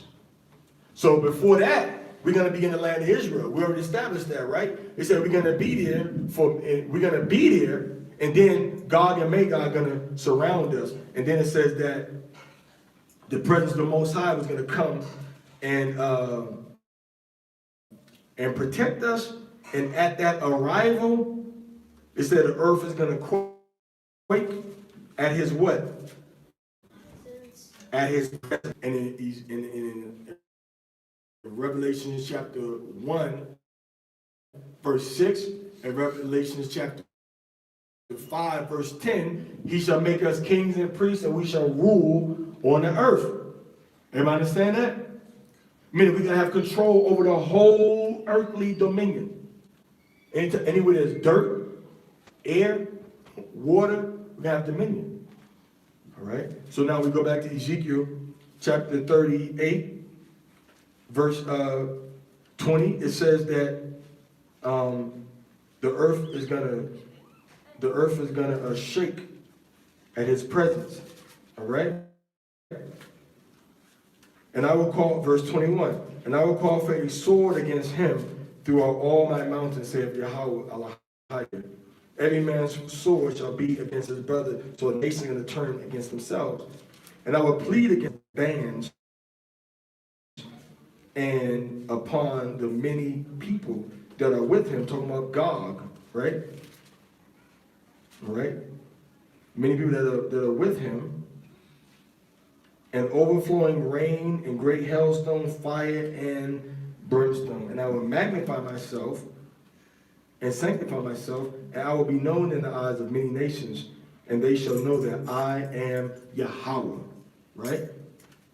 Now when we go against, let's go look in verse chapter 39, and let's look in verse, let's look at verse 7. So will I make them shall know that I am Yahweh, the Holy One of Israel. Behold, it is come and it is done. And that's a done deal. Saith Adonai Yahweh. This is the day whereof I have spoken. The day that I have spoken. So that's the day that Yahushua is speaking about, of his return, of his arrival. Can you see it all fitting together now? Okay. Now let's read verse 9. And they that dwell in the cities of Israel shall go forth. How'd they get to Israel? You see, there's one main deliverance. That's from the land of the north. Then there's another deliverance, another gathering that happens from all of the nations in Isaiah 11:11. All right? Verse 9. And they that dwell in the cities of Israel shall go and shall set on fire and burn the weapons, both the shields and the bucklers, the bows and the arrows, and the handstaves and the spears, and they shall burn them with fire 7 years. Why? Why are they going to be burning stuff with fire? Remember what happened before that? Is everything, it's going to be like a little nuclear, everything going to be back to the Stone Ages, basically. We only going to have the main technology to do everything. When they come after us to go to war with us, you understand? When they come to us to go to war with us before the 1,000 years expire, you understand? Before the 1,000 years even start. When they come to go to war with us, all right, everything gonna be back to the basics. Everything gonna be back to the basics. That's why this is literally saying bow and arrows and staves. It's gonna be like Mad Max or what Eli. Ain't gonna be no whole bunch of bullets and guns and manufacturing things, right? Because all that stuff does what to the earth? What does that stuff do to the earth? It's polluting the earth. It's making the earth dirty and filthy. And it's also giving an advantage to the Gentiles. When you put our wit against their wit, and you take out batteries, you have your house preserved during all the wars and destruction. And they what? They're not. Everybody see that? All right, so now, when you go into, let's go to verse 11, Ezekiel 39:11. And it shall come to pass in that day that I will give unto God a place there of graves in Israel, the land of passengers shall be, and there shall they bury Gog and all his multitude, and it shall be called the valley of Hamon Gog, Armageddon. What does it mean shall stop the noses? What's that mean? What does that mean? It shall stop their noses. What does that mean? It's gonna be smelling like, make you cover your nose. Oh my God. I gotta breathe through my mouth, man. That stuff sticks too bad. I gotta squeeze my nose shut, man. That stuff is, you see, that's what's gonna be, smell of death from their destruction. But remember now, yea, verse 13, yea, all the people of the land shall bury them, and it shall be to them a renowned day that I shall be glorified, saith Adonai Yahweh. Okay? And we're gonna get people to bring it up. Everybody see that?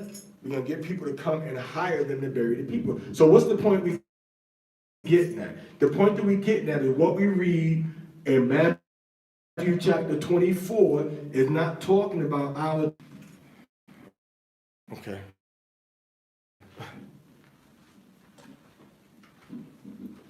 Okay, so what we see in this,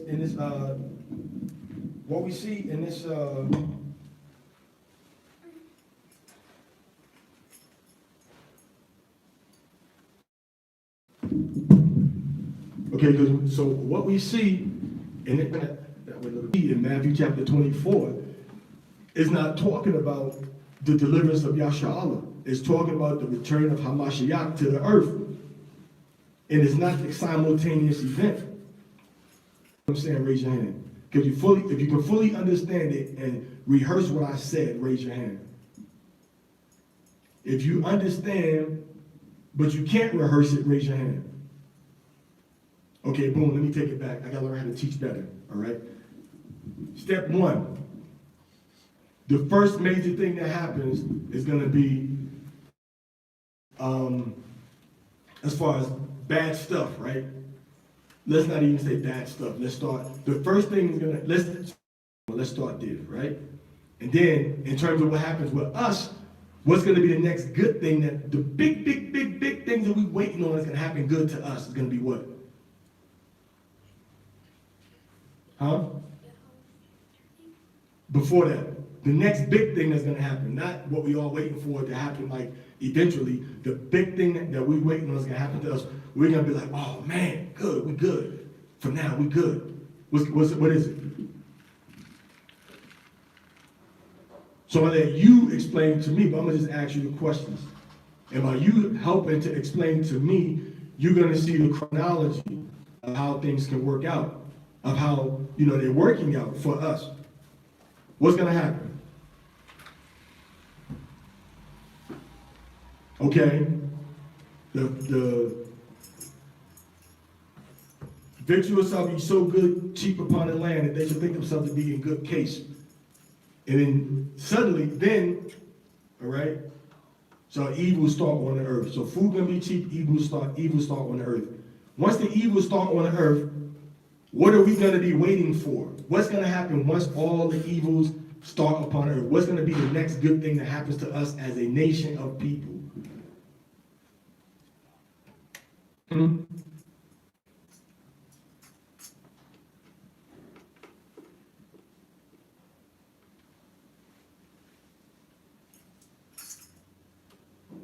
Think.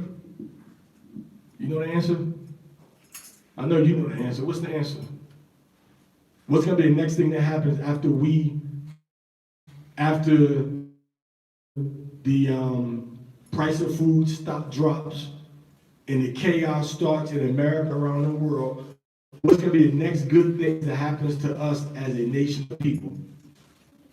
We're going to be gathered. We're not sitting in the wrong seats. So they said we're going to be gathered, right? Where are we going to be gathered at? How are we going to be gathered in land of the north? Y'all agree with him or disagree? If you agree with him, raise your hand that we're going to be gathered in the land of the north. That's the next good. That's going to be a good thing for us to be gathered in the land of the north. Where are we going to be gathered to? You. You, right here. Looking at you. Where are we going to be gathered to? You. Where are we going to be gathered to? I don't know. I'm talking to, am I cross-eyed? You and the bluish, the blue little bottom and the blue thing, where we going to be gathered to? What's this? The wilderness, thank you. So that's 2 for the girls, 0 for the boys. We're going to be gathered to the wilderness. Once we get gathered to the wilderness, where's the next 3? Where? Israel. What'd you say? Israel. So we're going to be gathered into Israel. Once we get gathered into Israel, so that's the third thing, right? So we got price of food drops. Our next big thing is going into the wilderness. Next is going to happen is us going into the land of Israel.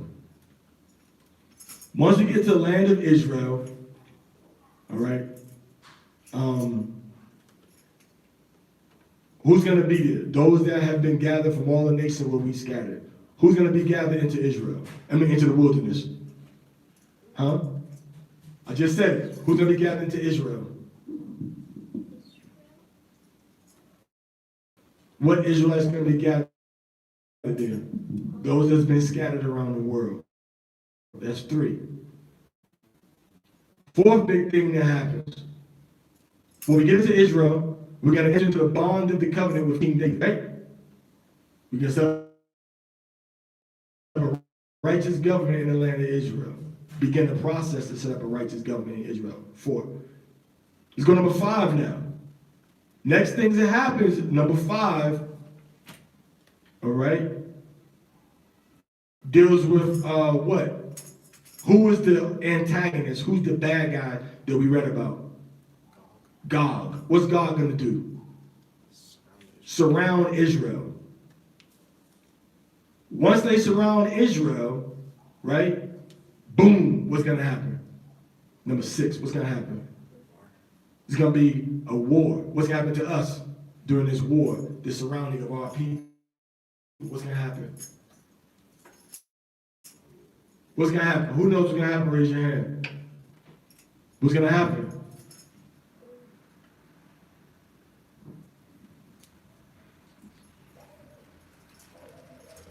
Remember, this is the missing element that we didn't really go into. All right? Go to Thessalonians. Open your books at Thessalonians.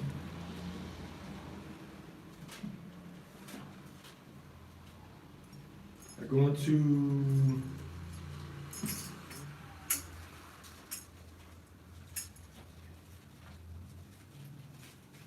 Thessalonians. Going to 1 Thessalonians. 1 Thessalonians 4:15. Read. Anybody got it? Is Thessalonians in your book? I'll read it. 1 Thessalonians 4:15. Is it in that book? Go to the back. Page 270. In that book right there you got. Page 270. 270 in the back part. 270. You got it? Chapter 4, verse 15. Read 4:15. Read that. For this we say to you by the word of Yahweh, that we which are alive and remain unto the coming of Yahweh are not. Wait. That Lord is going to be Adanya, Yahushua. Does that language sound familiar? We which are alive and remain until the coming. Does that sound familiar language? So you got to learn how to pick up the concepts that are being talked about. That language is very familiar. Who knows where that language comes from? Where's it link up to? Hold that and go to Matthew chapter 24. Matthew 24, right? And read verse 34. Read it. Matthew 24, 34. Read, if you got it. Read it. Verily I say unto you, this generation. Everybody see that? We which are alive and remain, that Paul talks about in Thessalonians, is the same as Yahushua said, when he said, this generation shall not pass to all things. Paul said, when he said what? We which are alive and remain. So this generation shall not pass, meaning that generation is going to be what? Huh? Alive. Now what are we talking about? We're talking about stuff. Right? What do we read in Ezekiel 38 was going to happen? No, that's not Ezekiel. Kind of, but a quake at what? 3 or 4 times. What's going to happen? What's going to cause all these things to happen? Same thing Ezekiel talks about, same thing Yahushua said in Matthew 24. At my presence. But Yahushua said at my what? Yahushua said at my coming, right? And he said at my coming in Matthew 24.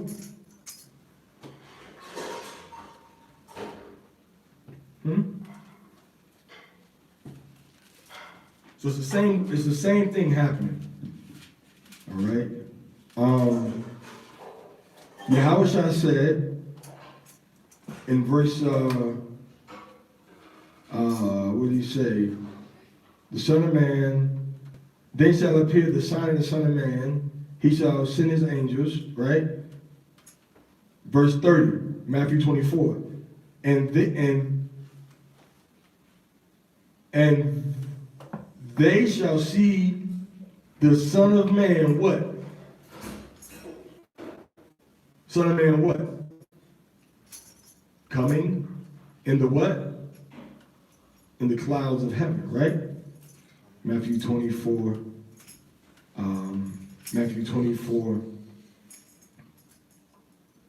30. They shall see the Son of Man coming in the clouds of heaven with power and great glory, right? What's he coming with? Coming in the what? The clouds. Key phrases, key words. Let's go to 1 Thessalonians again, chapter 4.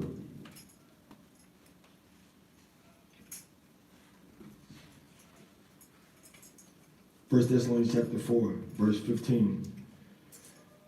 We which are alive and remain until the coming of the Lord Hamashiach shall not prevent them which are asleep.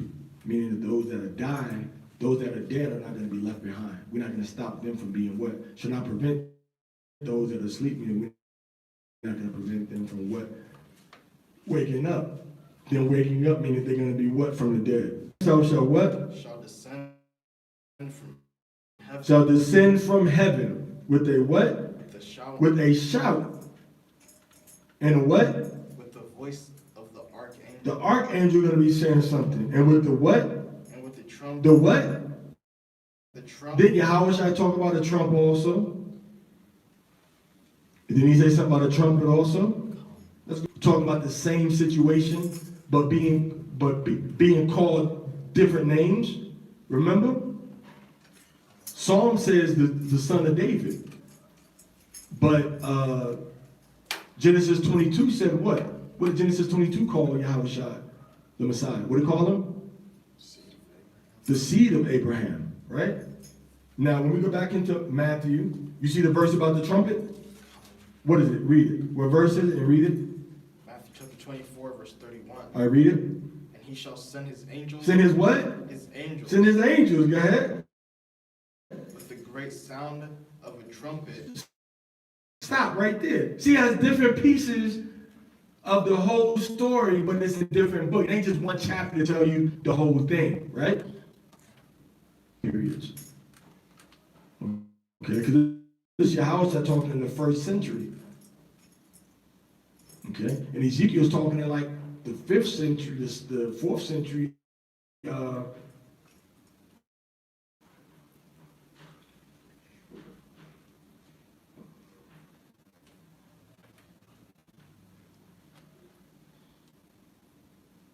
like the 6th century, BC. So this is 600 years apart, but they're talking about the same thing. Everybody see that? But we ain't go there yet, to Ezekiel again. But they're talking about the arrival of Hamashiach. And the arrival of Hamashiach is not simultaneous to the deliverance of Yasha'Allah. Okay? Generally. So now, when we go into Matthew 24, verse 30, he says that, what was it, verse 31, the angels and the trump, right? We see what? We see one angel and the trump.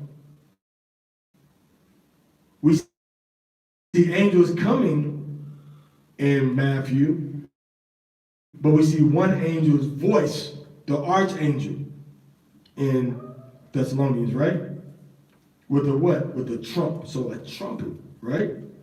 Now what does it say in verse 16? Remember, he's coming with the what? But what's he coming with? The clouds. Or coming in. When it said clouds, right? Remember? So what's it say? And the dead in Hamashiach shall what? Anybody with me in 1 Thessalonians 4:16? So rise first. So what's that talking? Resurrection. Right?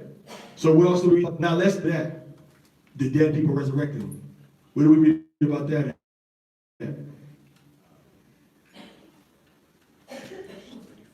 No, what other book read about that? Revelation. Want to read about that in Revelation?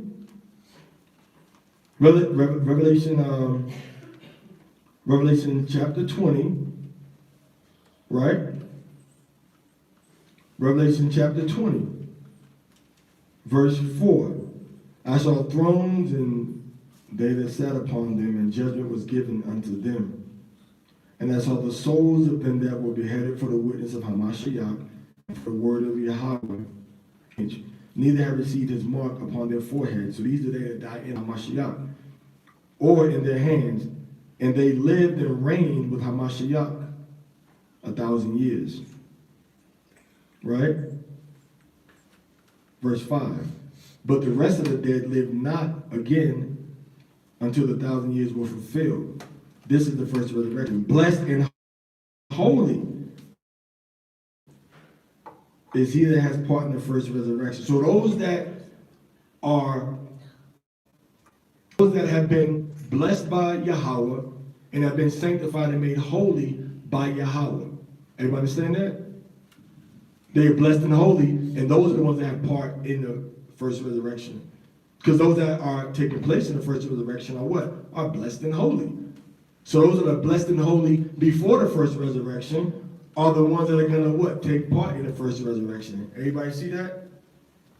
So the resurrecting of the dead that we see in Revelation chapter 20 is the same as the resurrection of the dead that we see in 1 Thessalonians chapter 4, verse 16. Now remember how Mashiach is coming with what? And what's the vehicle it calls is the clouds of heaven, right? There's going to be clouds of heaven with him when he comes, right? So now, read 1 Thessalonians 4:16. I mean 4:17. What's that say? Then we which are alive and remain shall be caught up together with them in the clouds. Everybody see that? We're going to be taken in the clouds. And Yahushua is coming with what? With the clouds. Now you see how the Matthew chapter 24, where him coming and returning with the clouds and us being alive, when he was talking, taking part in going up with him in the clouds, when he returns, and the dead people rising also. Everybody see that? You see it, or you don't see it? Okay, so when they resurrect from the dead, and we get taken in the clouds, right? To meet the Lord in the air. And so shall we ever be with the Lord. When it says ever be with the Lord, what does that mean? That means that our our eternal, our 1,000-year rulership is going to start from the time that Yahushua takes us from Israel and puts us into the clouds. And of course, the clouds is talking about the chariots. But this is all happening. What does Ezekiel tell us about this time period? Because we're talking about the what? Our arrival into Israel, and then we're going to be brought up in the clouds, right? So once we're brought up in the clouds, what do we read happening in Ezekiel chapter 39? What do we read about what's going to happen with all these dead bodies and everything? What happens? The dead bodies of the people that got killed at the arrival of Hamashiach and his angels and his heavenly army. It's going to stink of what's going to have to happen to those dead bodies. And in order for them to get buried, you got to have what on earth? Dirt and people. Which means those back down to the earth. And from that time forward, the 1,000 years starts. Everybody see that? Everybody sees that, right? So now,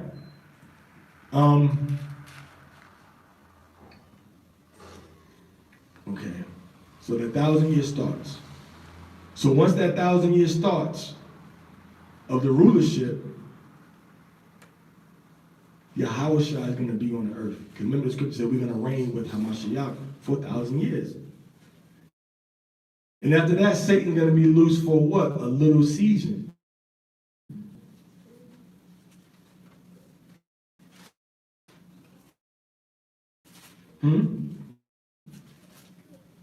What? What are you saying? Let's go to Revelation chapter 20.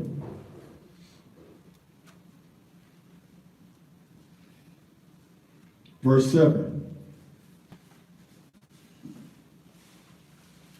Chapter 20, verse 7. Read that. And when the 1,000 years are expired. So the 1,000 years is going to be expired. How many years? 1,000. What happened? Satan shall be loosed out of his prison. Satan's going to be loosed out of his prison. So he's going to be in prison for how long? 1,000 years. So what's going to happen during that 1,000 years with us? We're going to be setting up a righteous kingdom on the earth. Have a righteous kingdom set up on the earth. Now let's go to verse 8. Read. He shall go out and deceive the nations. He's going to go out and deceive the nations. Go ahead. Which are in the four corners of the earth. Gog and Magog, to gather them together to battle. The number of whom is as the sand of the sea. And they went up on the breadth of the earth, and compassed the camp of the saints about, and the beloved city. And the fire came down from on high out of heaven. So this time, when they're going to try to come up against us again, right? When they try to come against us again, what's going to happen? Fire ain't going to be no war. Fire going to come down. We're not going up nowhere this time. On the earth, come back down. All right? And what's going to happen? And they're going to be devoured. What happens after that? Read. And the devil that deceived them was cast into the lake of fire and brimstone. So now that's the end. The devil that deceived them, going into the spiritual entity known as Hashatan, and all the little minions, particularly of Adawamia, of Esau's nation, they're going to be thrown into a lake of fire. All right? And then we go into verse 12. And in the books, according to their what? To their works. So these people are going to be judged according to what they did. These are people that didn't know about Hamashiach, Yahweh, the Torah, Tanakh. They know about Mashiach, they know about Yahweh. They're going to be judged according to what they did from what they did know, according to their works. Because you can't judge them by eternal salvation because they didn't have it. So even then, the Most High is going to have mercy on the people that didn't know nothing. And they're going to be judged according to what they knew. You remember find somebody, everybody knows it's wrong for you to murder somebody. You feel it in your spirit. You know it in your spirit. You down to all of the nations through Noah that they've carried on, but they violated over the years. So they're going to be judged according to what they knew and what they did. Everybody see that? All right, so let's review now. Come on. Number one, the main thing we're waiting on to happen is what? Food prices drop. Second good thing that happened to us after that is what? And once we get to the land of Israel, we're going to come back into covenant with the Most High. The next bad thing that's going to happen is what? They're going to try to surround us. Then once they try to surround us, what's going to happen? We're going to be lifted up in the clouds. The dead and those that die in righteousness, that are holy and blessed, are going to get taken up into the clouds, and we which are alive are going to be taken up into the clouds. Meaning we shall not prevent them, meaning what? They're going to go up first. And then we're going to go up after them. Once you get to the clouds, what's going to happen on the earth? Fight and destruction, all right? Once that happens, what's going to happen to us after that? We're going to get brought down. And once we get brought down, what's going to happen? No, once we come down, what's going to happen?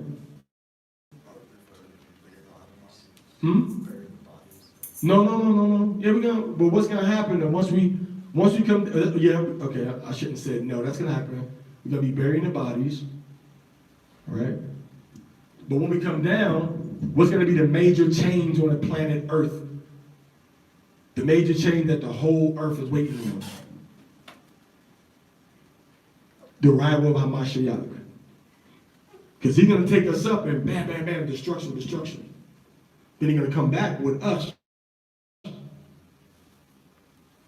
Okay? Once we come back down, that's when we're going to be set up for 1,000 years with Hamashiach. Okay? And once that 1,000 years expire, what's going to happen after that? And who's he going to go into to try to come up against us again? And what's going to happen this time? Is going to be a big army going to rise up and fight against them? No, it's going to just be what? Fire coming from Hashemayim. All right? And then what's going to happen? Fire coming from Hashemayim. We're going to 1,000 years. Then we're going to go into what? 1,001. 1,002. And then from there it's going to be just eternity. According to their works. As we see in Revelation chapter 20, okay? So it says, whoever was not found written, Revelations 20 and 15, and whoever was not found written in the book of life was cast into the lake of fire. So lake of fire is real. It's a place of torment after we get set back up in the land of Israel. This is after the nuclear destructions. Because the last war happened in Revelations 20 and 8. And then the dead are going to rise up. So how are the dead going to rise up? All right? They say, the dead, small and great, stood before Yahweh and the books were open. So they're before Yahweh and the books are open to judge them. And they're going to be judged for things that's written in the books. All right? So the books were open. And another book was open, which is the book of life. And the dead were judged out of those things which were written in the book according to their works. So their works are going to be in something that's opened up about what? The book of life. Just the Torah. Well, had you ever heard you weren't supposed to do this? No, I never heard that. Okay, bam. Had you heard that you weren't supposed to be messing with another man's woman? Had you heard you weren't supposed to be gay? Homosexual? Had you heard you weren't, a man ain't supposed to sleep with a man? Yeah, I heard that.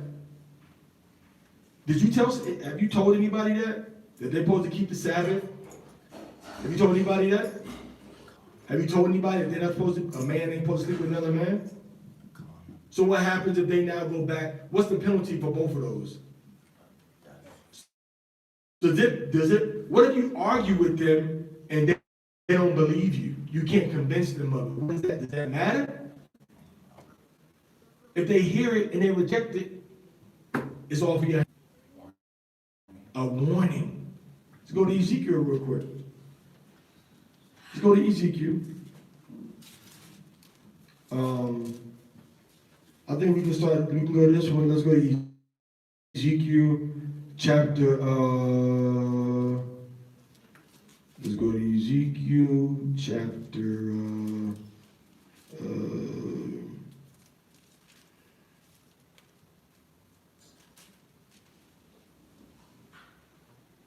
Ezekiel chapter, what? You can do 3. I don't know if I'm going to 3. One, the wicked eternal not. One, the wicked Savior is life.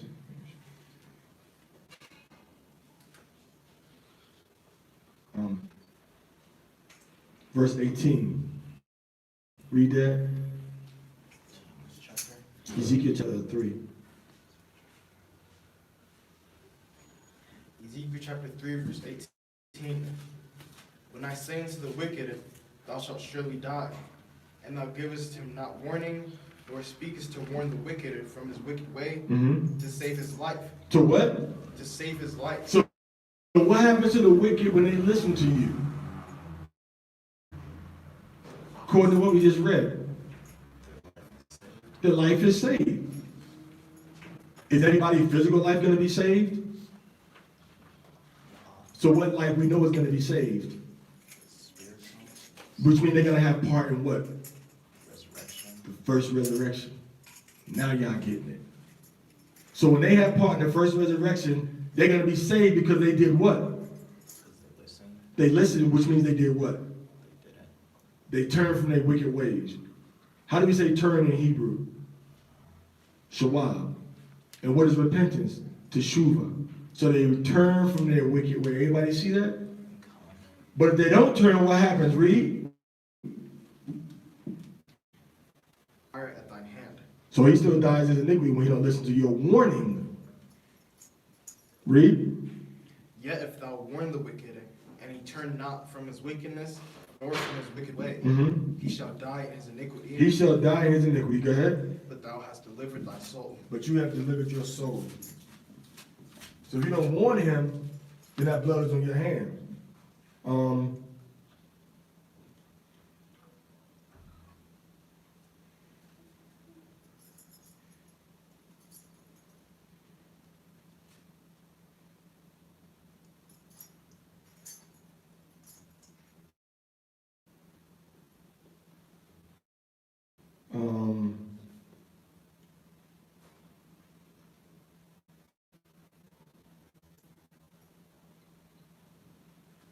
We get into here, I'm making a big point.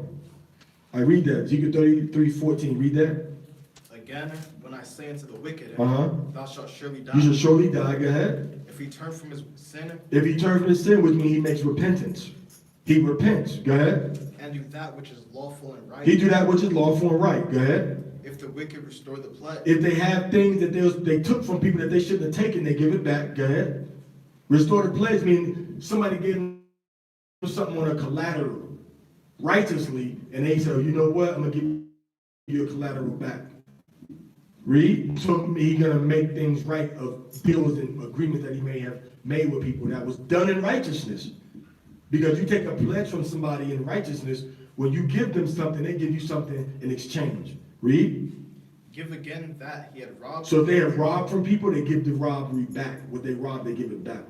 Read. walk in the statutes of life. Walk in the statutes of life. So all the details of obedience to Yahweh, they walk in that. Read. Without committing iniquity. He stopped committing iniquity. Go ahead. He shall surely live. He shall live. He shall not die. What does it mean he shall not die? He won't die the spiritual death. He won't die a spiritual death. It's eternal life. Before so he dies. What happens after he dies then? Resurrected. He resurrects. When does he resurrect? When does he resurrect? Which of the things we held up is he going to resurrect that? Paul said, we which are alive shall not do what?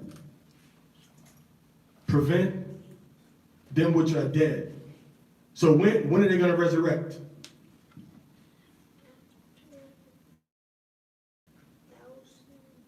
With or upon what?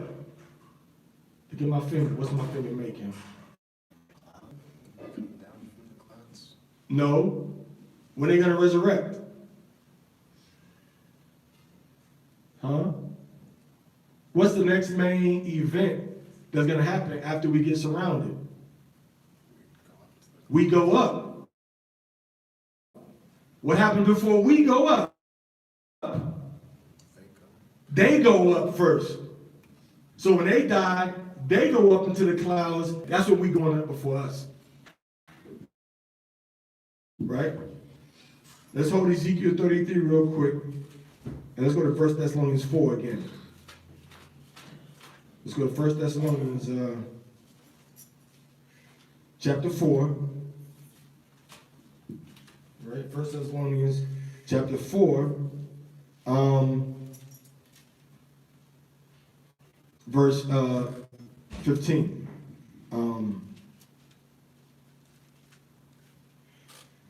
Read verse 16. The last part. Last part of verse 16 after the colon. What's it say? And the dead in Christ shall rise first. Second? The first. So it tells you what's going to happen. So if something's going to happen to the dead, is going to rise first. What's the next? What happens? So explain, give me that in a sentence. Begin with the dead and end the sentence with second. Come on. Dead and gonna rise first. Right? Alive and rise second. Exactly. There you go. So those wicked that repented, right, are those that are going to be what? Blessed and holy, set apart. What makes them holy? How are they sanctified? By the blood of Hamashiach, or by obedience to the Torah, depending on what time they died. Okay? So, let's go back to Ezekiel 33. What verse were we in? Right?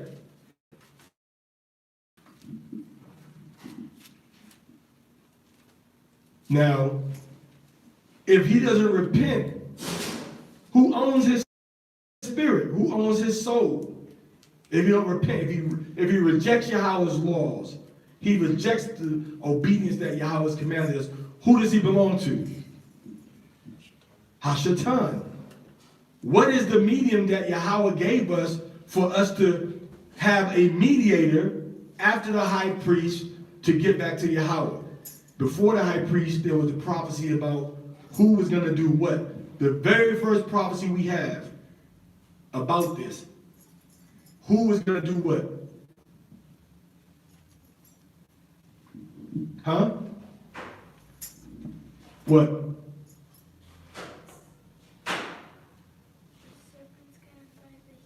The serpent's going to bite the heel, and the heel that he bites is going to do what to the serpent? Bruise his head. The very first prophecy. And the serpent brought what into the world? Sin. Through sin. And through sin came what? Death. Death. The wages of sin is what? Death. See that? So now Hamashiach, you have to go through him so you don't go through the second death. There's two ways to go. It's always been through him. Because he is the word of Yahweh, as we see in Revelation, in Deuteronomy chapter 18. And we read about this where? Where do we read about it? Isaiah, what? 53? And where else? Psalms what? Psalm 72. We read about this earlier today. Everybody's talking about it from the beginning to the end. Yahweh's talking about it, and then we see it where? In Revelation chapter 20. The dead rising up. Why they rising up? Because Satan don't own them. Because why? They repented and turned from their sin before and after Hamashiach. So you can do all the mitzvot, all the mitzvah, all the shulchan aruch, all the and you reject the Hamashiach, who has bruised the head of the serpent. Satan owns you. Hamashiach don't own you. Yahweh don't got no part of you. He's not your Yahweh is not your master, meaning your teacher, your rabbi, your mediator. Yahweh, the Hashatan is your mediator. Does everybody understand that? So now you had to go through Hamashiach to get to Yahweh now. Why? Because Yahweh said so. Because only through him was death taken out of the world. And he offered up his soul in your slave to the Father Yahweh. He offered up his soul for your sins. You didn't do it yourself. Who did the priest offer up for your sins? What was offered up for your sins through the priest? The goat. Could you go and do it yourself? I'm going to do my own Day of Atonement lamb. I'm going to do my own Day of Atonement goat. Could you do that yourself? No, you couldn't do it. Did you have to be there when it happened? Fasting and praying, keeping it holy, right? So you didn't have to be there. You didn't have to be there, right? You could be someplace else, but you still took part of that. Everybody understand that? So what's the point we're making? That Hamashiach made the sacrifice for our sins. As is said in Isaiah, you could jump into Genesis chapter 22 just to get, some good edification that we're going to be in his, we're going to bless ourselves in him. So we bless ourselves in him. Isn't that what we do? We bless ourselves in him. Isn't that what we do? Most High rebuild Jerusalem and bless us and bless the. We in Ezekiel 33, let's read verse 16 now. Read that. The wicked have turned from his sins. Go ahead. What happens now? None of his sins that he hath committed shall be mentioned unto him. What?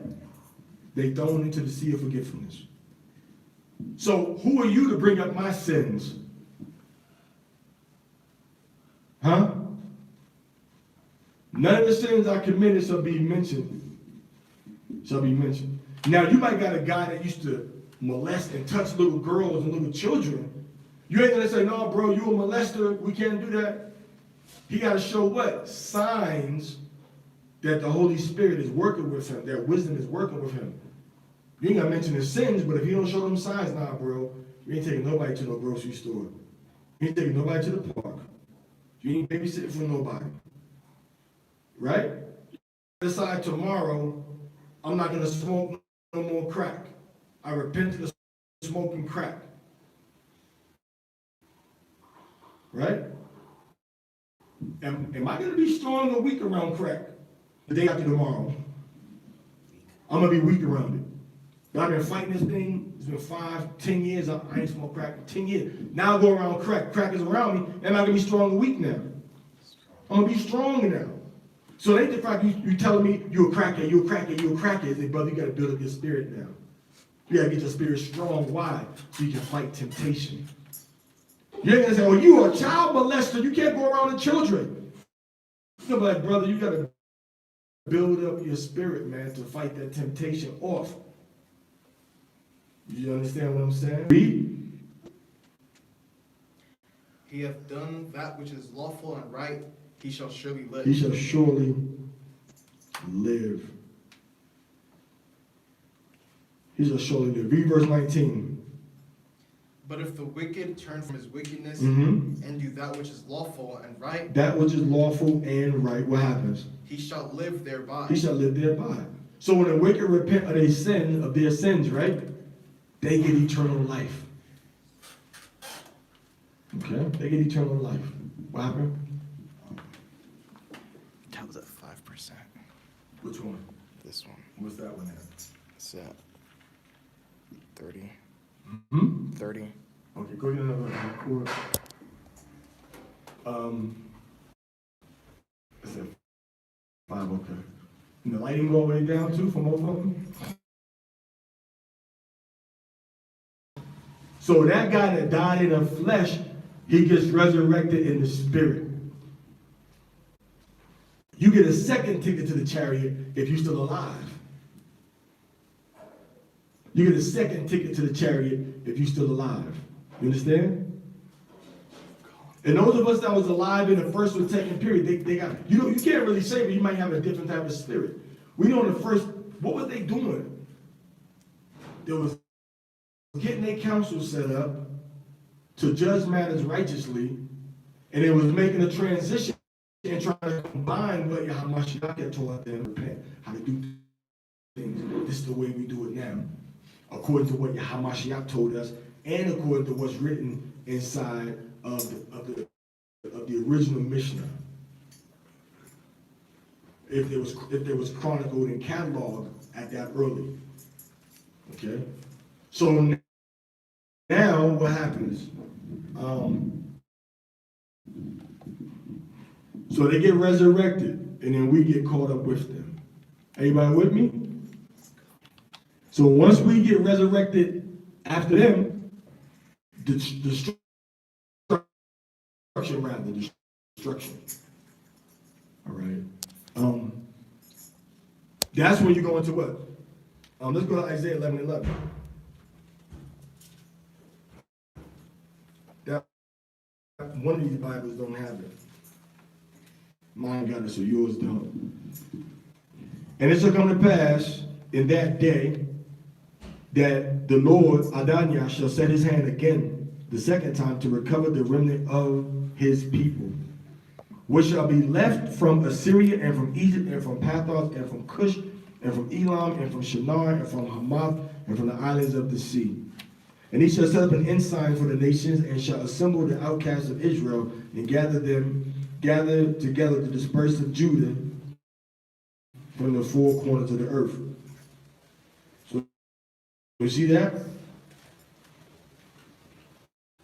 So this is the second time that gathering is going to happen. All right?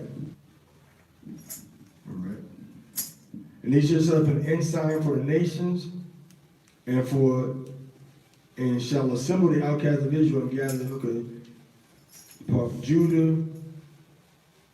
Yahweh shall utterly destroy the tongue of the Egyptians, the sea, mighty wind, shake his hand in the rivers. There shall be a highway for the remnant of his people, which shall be left from Assyria, like as it was in Israel in the day that they came up. All right, out of the land of Egypt. So all Israel is going to be gathered back to you. Now, there's another place where it says that the people that have not heard of the fame of Yahweh are going to hear it, and they're going to bring the dispersed of Israel back. And at another time, we can discuss how that fits into the chronology, because right now it's too, it's too ambiguous to just bam, drop it, and then not go into the details of it. All right? But we see that, and actually I kind of forgotten how that fits into the sequence. He's going to set his hand the second time. The first time is when we get into the wilderness. All right? This shall not hurt nor destroy all my holy mountain, for the earth shall be full of the knowledge of Yahweh as the waters of the sea. So it seems like in that day there should be a root of Jesse, which shall Yahweh shine. So we see Yahweh's arrival is also going to prompt all Israel to be returned from all the four corners of the earth before that 1,000 year gets set up. Anybody see that? In verse 10 it says, "In that day there shall be a root of Jesse." All right? Root of Jesse, which shall stand for an ensign of the people, and it shall the Gentiles seek, and his rest shall be glorious. And it shall come to pass in that day. See that? So at the day of the arrival of Hamashiach, that's when they're going to bring the rest of Yashar'Allah into the land. So during the 1,000 years, all this stuff. How do we know that? Because the root of Jesse, the Gentiles are going to seek, and his rest shall be glorious. Okay?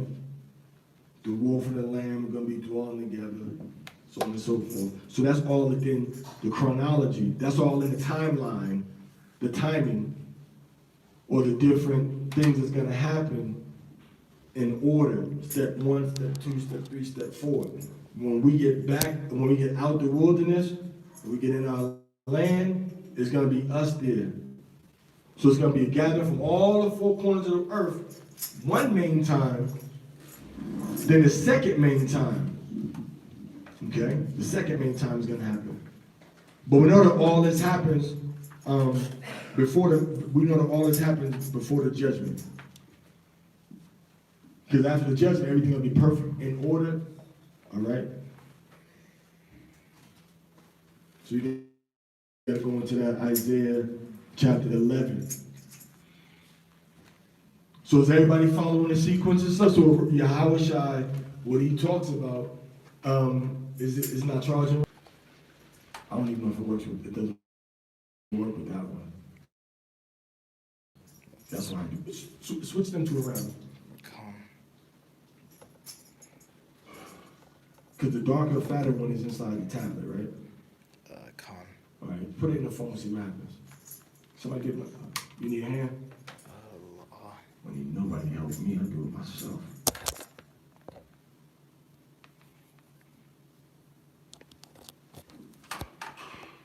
That's charging. I'll try to put that one in the other one.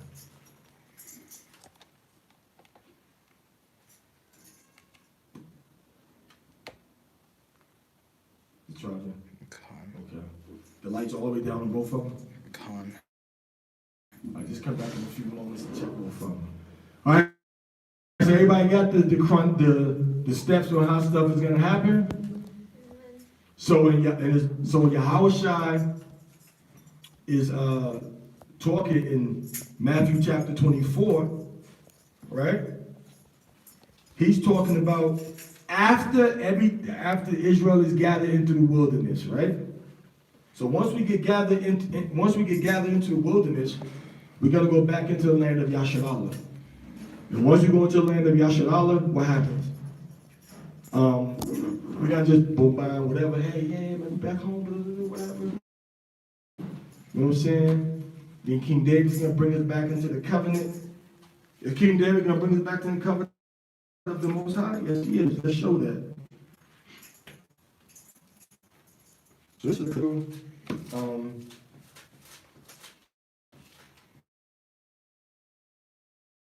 Ezekiel.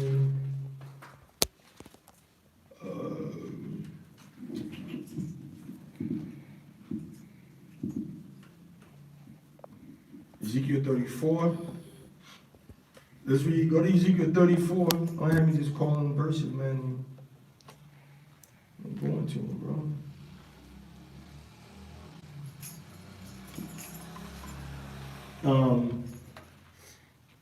Ezekiel 34, and let's read verse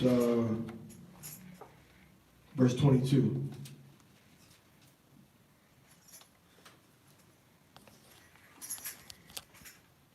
Therefore will I save my flock. You're going to save his flock. Who's his flock? Yashar'Allah. Read verse 31 real quick. Ye, my flock, the flock of my pasture, are men. Are what? Are men. Now, I don't know what's going to happen to the women that's not with a man or under the leadership of a man in righteousness. I'm not saying nothing bad is going to happen. Okay? I don't know if anything bad, I'm not saying something bad is going to happen. But I'm saying that the verses we're reading are talking about the flock of Israel, but specifically in the leadership under the men of Israel. We're not going to go into the land, into the wilderness, hand side by side with a woman walking with us. Who's the head? Who's the head? Who's the head of the woman? So where's she going to be at? In relationship to us, huh?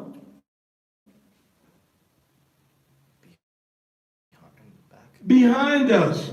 That as a man, you got the problem. Go to Isaac. What? That's why the women going to be trying to cleave unto the men. Because society's going to fall, and you women out there that's by yourself, whether you're a widow or whether you're single, you're not going to be able to survive in the world when the crap hits the fan, and there's no more stores, no more police, no more deliveries, no more mail, no more water getting delivered through the comfort of the pipe of your house. Who's going to protect you then? Jesus? No. Why they say they're going to cleave unto a man? There's going to be communities of Israelites set up, and you women, you better be a part of one of these communities, and you're going to be set up under a man. Period. Not just you're going to be Miss Independent. I'm going to just go, whoever got the good teacher, I'm going to listen to them. Oh, I got my family member over here, my brother, he in the world, but I'm under him. Okay, be under him when the crap hits the fan. Because a man's enemy shall be those of what? Of his own what? His own household.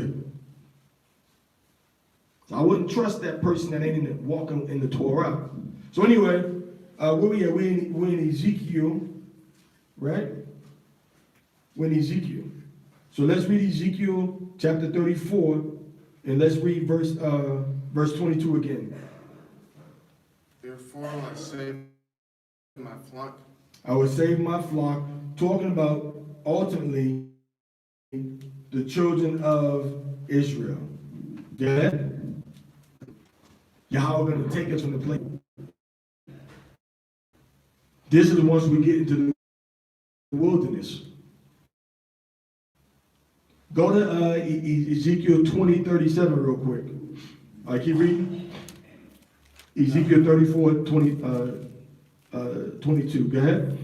And I will judge between cattle and cattle. So you're going to be judged between who's the big animal, who's a little animal, who needs help, who needs what to get understanding.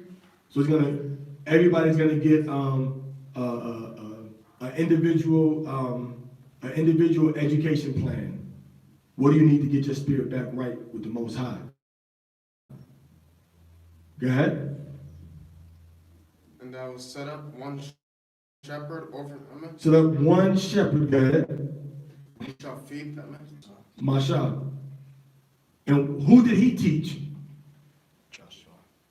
And who else? Caleb. No, come on, give me specifics, man.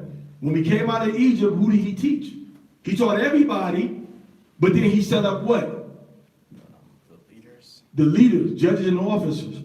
But we learned from him. Wasn't David, and when we tried to go to somebody else as a leader, what the Most High did? He killed them. So it's going to be one doctrine. And that doctrine will be based on the Torah. So there ain't going to be no book of Enoch. That's through. The Torah or Enoch, Jubilees, the Gospel of the Holy 12, and the book of Joshua. What did he use to bring us into the covenant? The Torah. The commandments, the laws that he gave us. And he kept giving us the details about it as we went along. From those first 5 books. That's it. Other things came later on, man. So them books ain't going to be there with us in the wilderness. We're going to learn right and wrong from the Torah. All right, keep reading. You're going to set up one shepherd. Go ahead. Even my servant David. Even who? David. My servant David. Go ahead. He shall feed them, Uh-huh. and he shall be a shepherd. So David is going to be.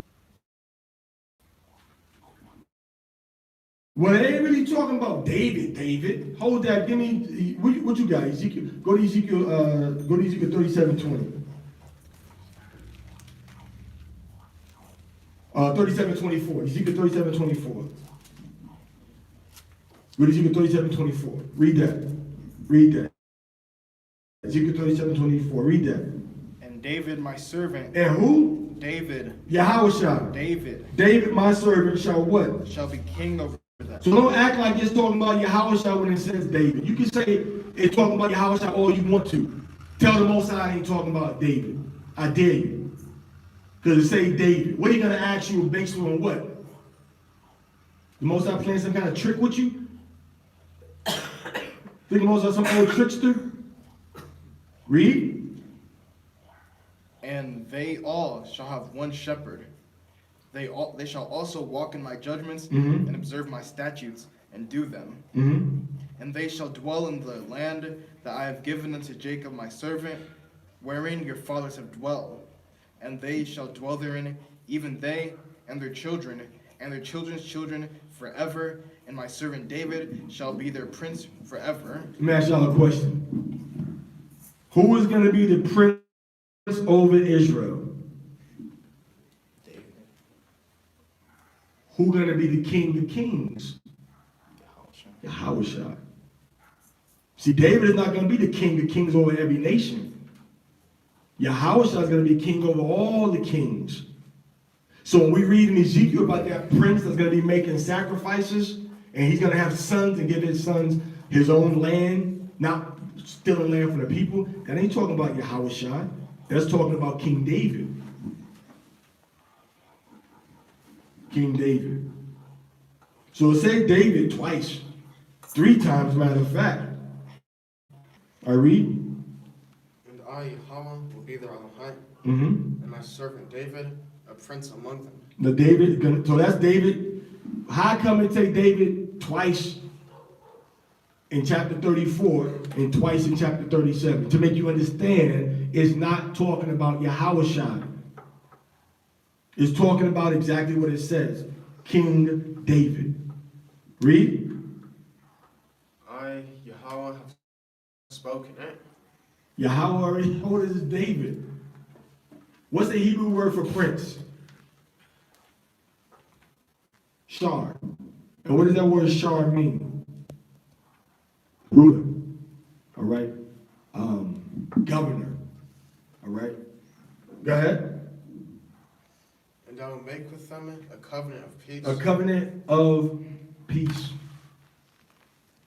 Go to Ezekiel chapter 20, verse 37. Were you doing that right there? Is it still straight? Or is it?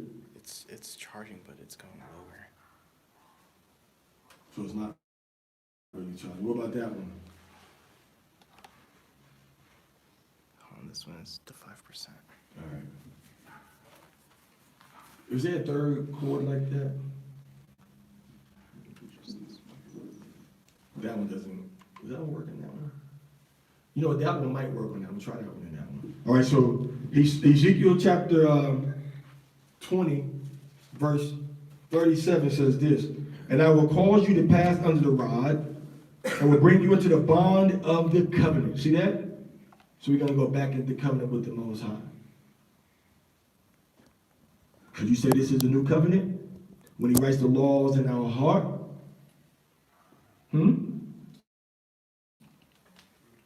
Okay, so we're going to come back in. We're going to come in the wilderness. He's going to be teaching us. All right? That's what it means when we say he's going to be the shepherd. I keep reading. Call your verse. Verse 25. Uh-huh. And will cause the evil beast I will cause the evil beast, go ahead, to cease out of the land. to cease out of the land, go ahead. And they shall dwell safely They shall dwell safely where? in the wilderness. In the wilderness. Go ahead. And sleep in the woods. And sleep in the woods. Now, when you go into the book of Matthew,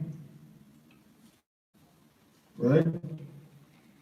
Yahushua said that the people are going to be coming. He said, if somebody tell you behold, he is in the desert. He said, what? Believe it not. So somebody might say, well, what they got to do with Ezekiel? Ezekiel said the wilderness. The part you're going to be in the wilderness. All right? But don't you know that in Isaiah, I believe it's either 19 or 21, the scripture says that the wilderness, and it calls it both the wilderness and the desert. And now that's a different desert. The burden of the desert in Isaiah 21 is not what I'm looking for. It's another desert. You know what? Maybe think about 12. You know what I might be thinking about? Let me keep the suspense going.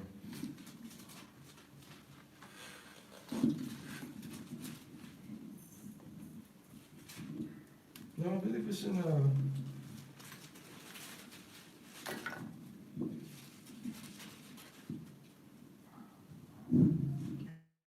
okay, let's go into, let me see, I think it's the earlier part. Maybe we'll just skip that for now.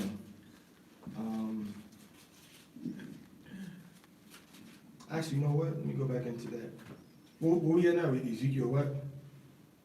Ezekiel 34, 26. Ezekiel 34. And then you go to 37.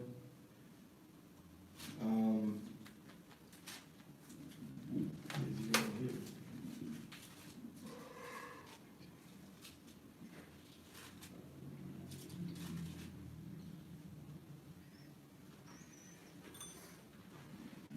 The wilderness and the solitary place shall be glad for them. And the what? The desert shall rejoice and blossom as the rose.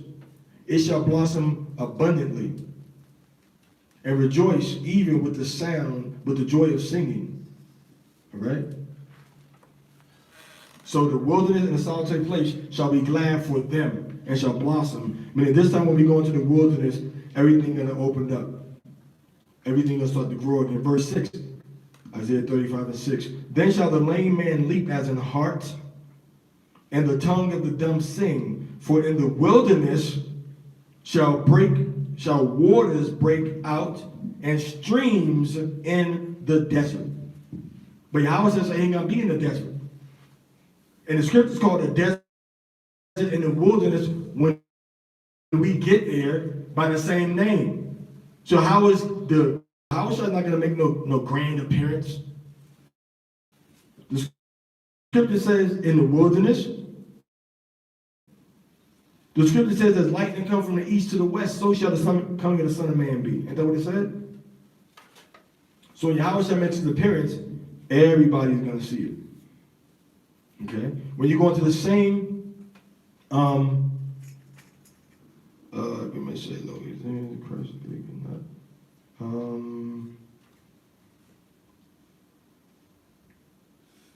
Let's see.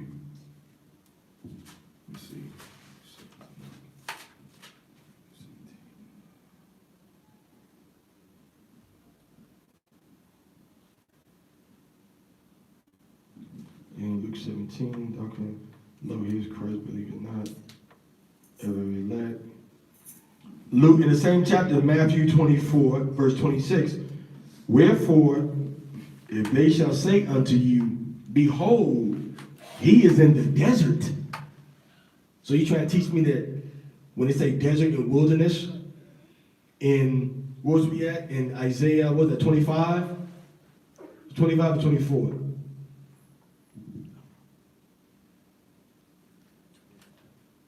All right.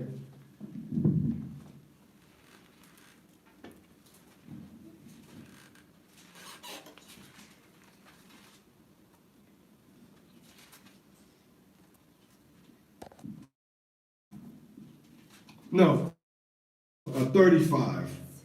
Isaiah 35, when it talks about the desert and the wilderness rejoicing when we come into it.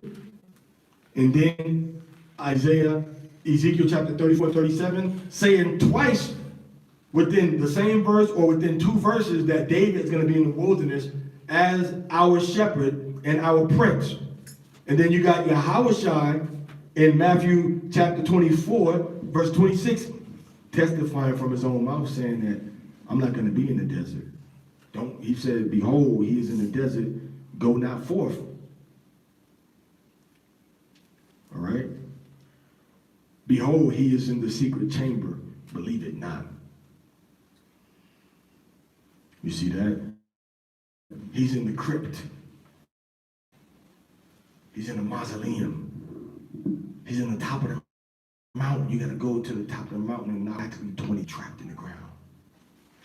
So Yahweh says that he's not going to be in the desert, right? Is that what he said? Behold, he is in the desert. Go not forth. Behold, he is in the secret chamber. Believe it not. For as the lightning comes from the east and shines, see that? And then he goes into his arrival, coming with the clouds of heaven, with power and great glory. So what's the point we're making? The point we're making was that once we get into the wilderness, we're going to come into the bond of the covenant, meaning we're going to come back into covenant with the Most High. Through King David and with King David teaching us the truth about the Torah. Where he is now, how he's going to make his appearance, make himself known, I don't know. So then, David, Malak Dawad, is going to be the one that lead us into the land of Yasharallah. And he's going to be the one who greater is going to be able to command us and to show us how to keep ourselves safe than the man that ran from his own king trying to kill him and go into the cave and cut the man's clothes off and survive in the caves without the man even knowing he was there to cut his garment off.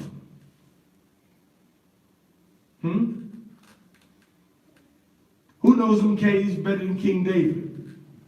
What's it? Adullam. Who knows them caves better than him? Who knows how to survive in the wilderness in the land of Israel better than King David? So everybody see the sequence now. So when Yahushua bring us back to the Basora, what Yahushua is saying about his arrival in Matthew 24:31. And he shall send his angels with a great sound of a trumpet. And they shall gather together his elect from the four winds and from one end of the earth to the other. So he's going to gather them together. He's going to gather us together, right? But when he gathers us together, Aliyasha'an, when we get gathered together, this is going to be the gathering that takes place when all of us are going to get gathered, together for that 1,000 years from all over the earth. And that's getting into the Israelites being gathered from Isaiah 11:11 also. So those are the sequences. Food is going to be cheap. Go to 2nd Ezra 16:21. That's one of my favorite scriptures. And we're going to wrap it up with this. So y'all that's been with us all this time, y'all got a special treat today.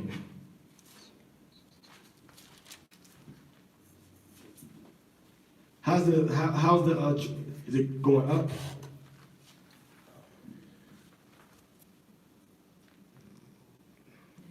It's going down. I went down 1%. What is it at now? It's at 8. This one is at 19. Now it's at 18. This one is at 14. This one is at 4. So it's going up? No, this one's at 4. Oh, so it's going down too? Come on. All right.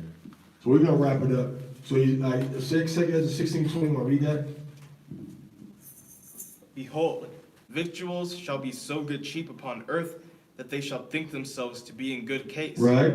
And even then shall evils grow upon earth, sword, famine, and great confusion. Mm-hmm. For many of them, and the dead shall be cast out as dung, and there shall be no man to comfort them.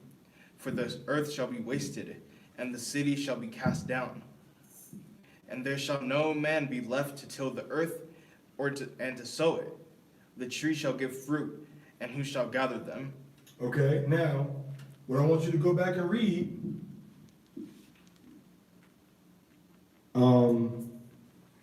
in verse 18 it says the beginning of sorrows. Okay, so the food is going to be cheap on the earth. Everybody going to think it's all good, right? That's when the evil is going to come upon the earth. So them evil is going to come upon the earth. So when that evil comes upon the earth, eventually the children of Yasha'Allah are going to be delivered. When we get delivered, we're going to be delivered in the wilderness. When we get delivered into the wilderness, okay, King David is going to be there with us. When King David is with us in the wilderness, we're going to leave the wilderness. Those that have not rebelled against the Torah and against the leadership and of righteousness, we're going to go where? Into the land of Israel. When we get to the land of Israel, we're going to have everything all setting up. We're going to come into the bond of the covenant in the wilderness. We're going to learn the Torah. So as we learn the Torah and we come into the agreement, all Yahweh said we were doing here, bam, we're going to come into that covenant again. But now it's going to be through Yahweh Shai HaMashiach. It's going to be written in our hearts. All right? It's going to be written into our hearts. That process is going to start, I should say. All right? So now once you get to the land of Israel, we're going to be there for a little while, many days, the scripture says, right? Many days says, right? In Ezekiel chapter 30, chapter 37, it says many days, right? So once we've been there many days, Magog and Gog and all their armies are going to rise up against us. The Muslim nations are going to join with the Russians. How do we know the Muslim nations? Real quick, I know we're taking a side step. In Ezekiel chapter 38, it says, Son of man, the word of Yahweh came unto me, saying, Son of man, set thy face against God, Magog, right? Who's going to be with him? Persia, Ethiopia, Libya. What's the Persians, Ethiopians, and Libyans, what do they have in common? Who is Ethiopia, first of all? What's their ancient name? Cush. So what do Ethiopia, well, Cushites, Libya, and Persia, what do they have in common? Islam. Because the Cushites are in Ethiopia and what? Somalia. Persia is ancient Iran, and they're Shiite Muslims. And Libya is in North Africa. What religion are they? What religion are the Libyans? Muslims. All right? All of them with shield and helmet. All right? That's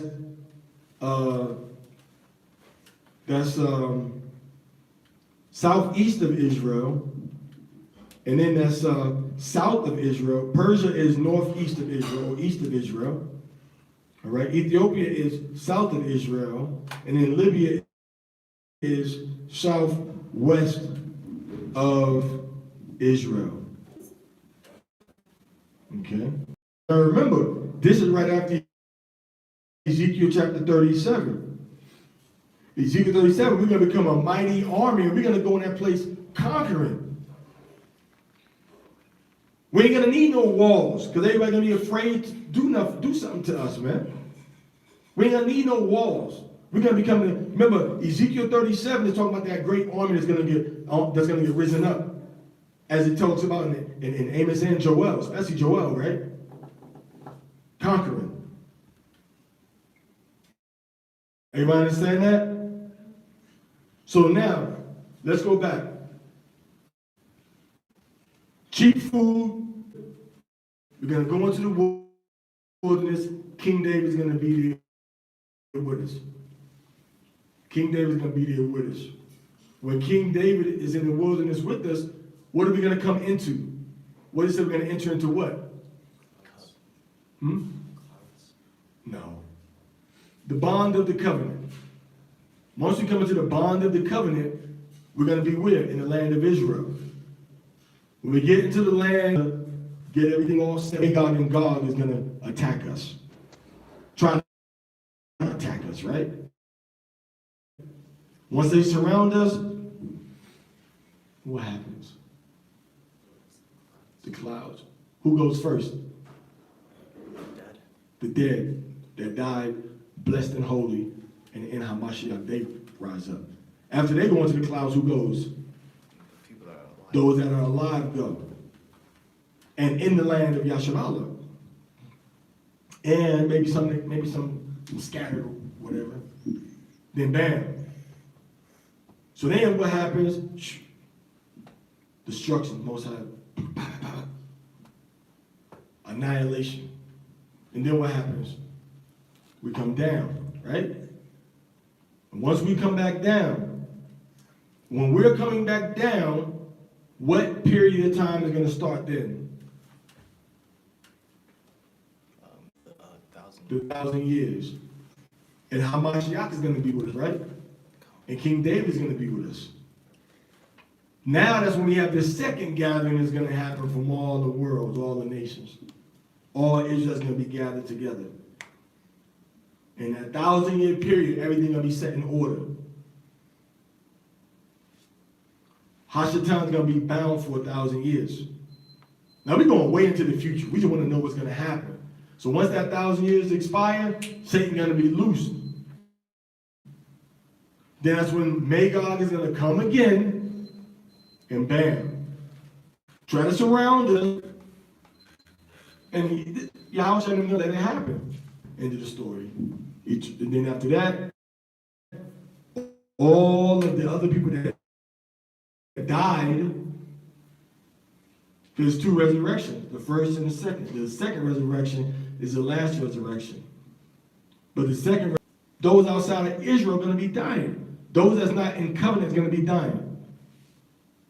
After we who are chosen to resurrect that first time and that go into the kingdom the first time, death, the second death have no power over us.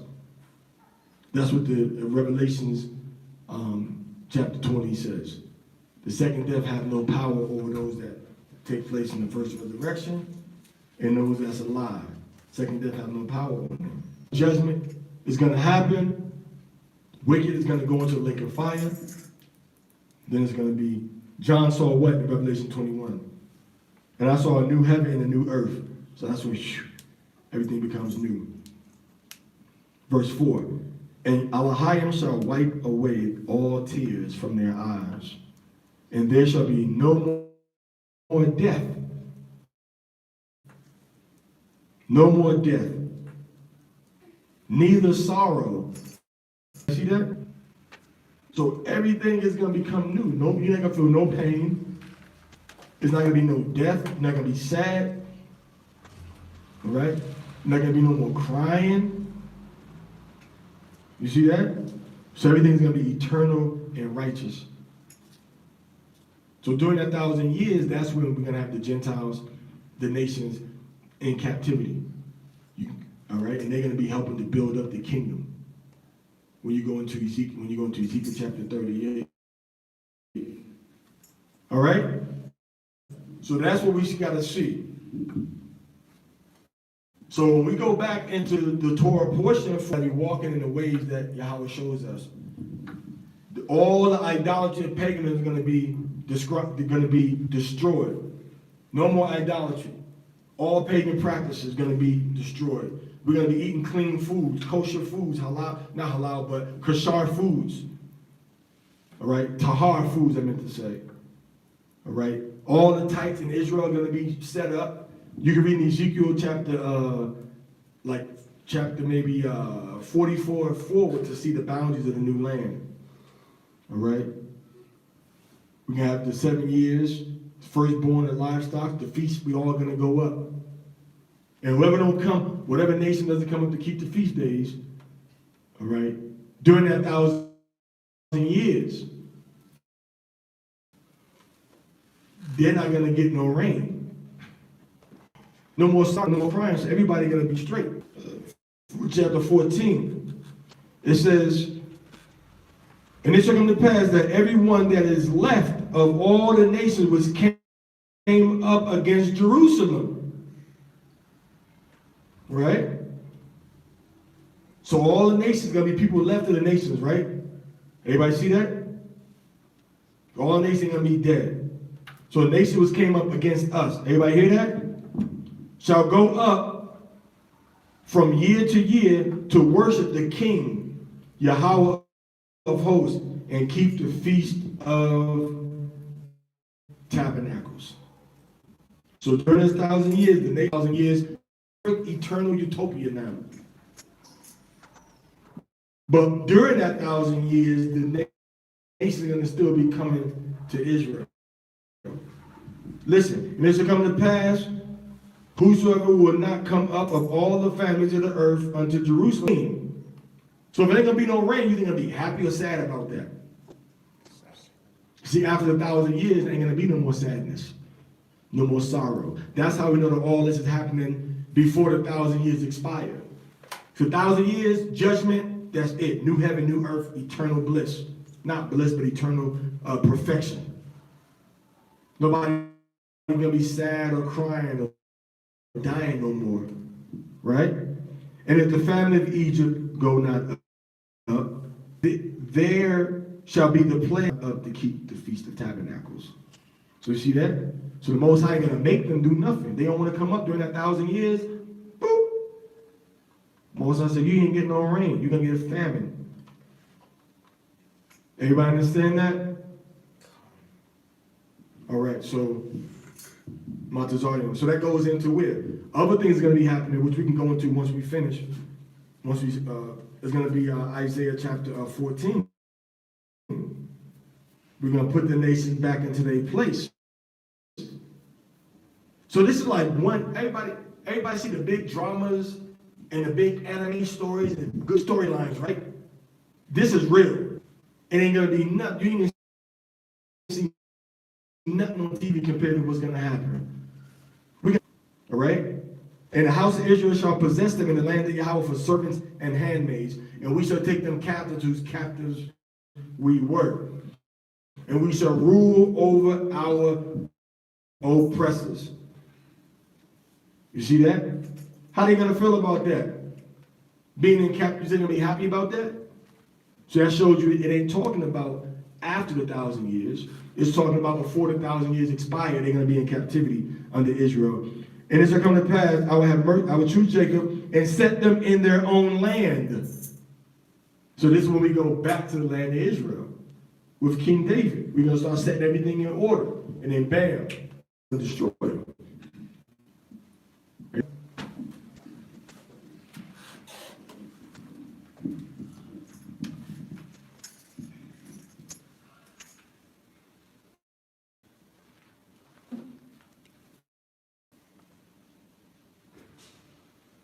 He stopped this, man.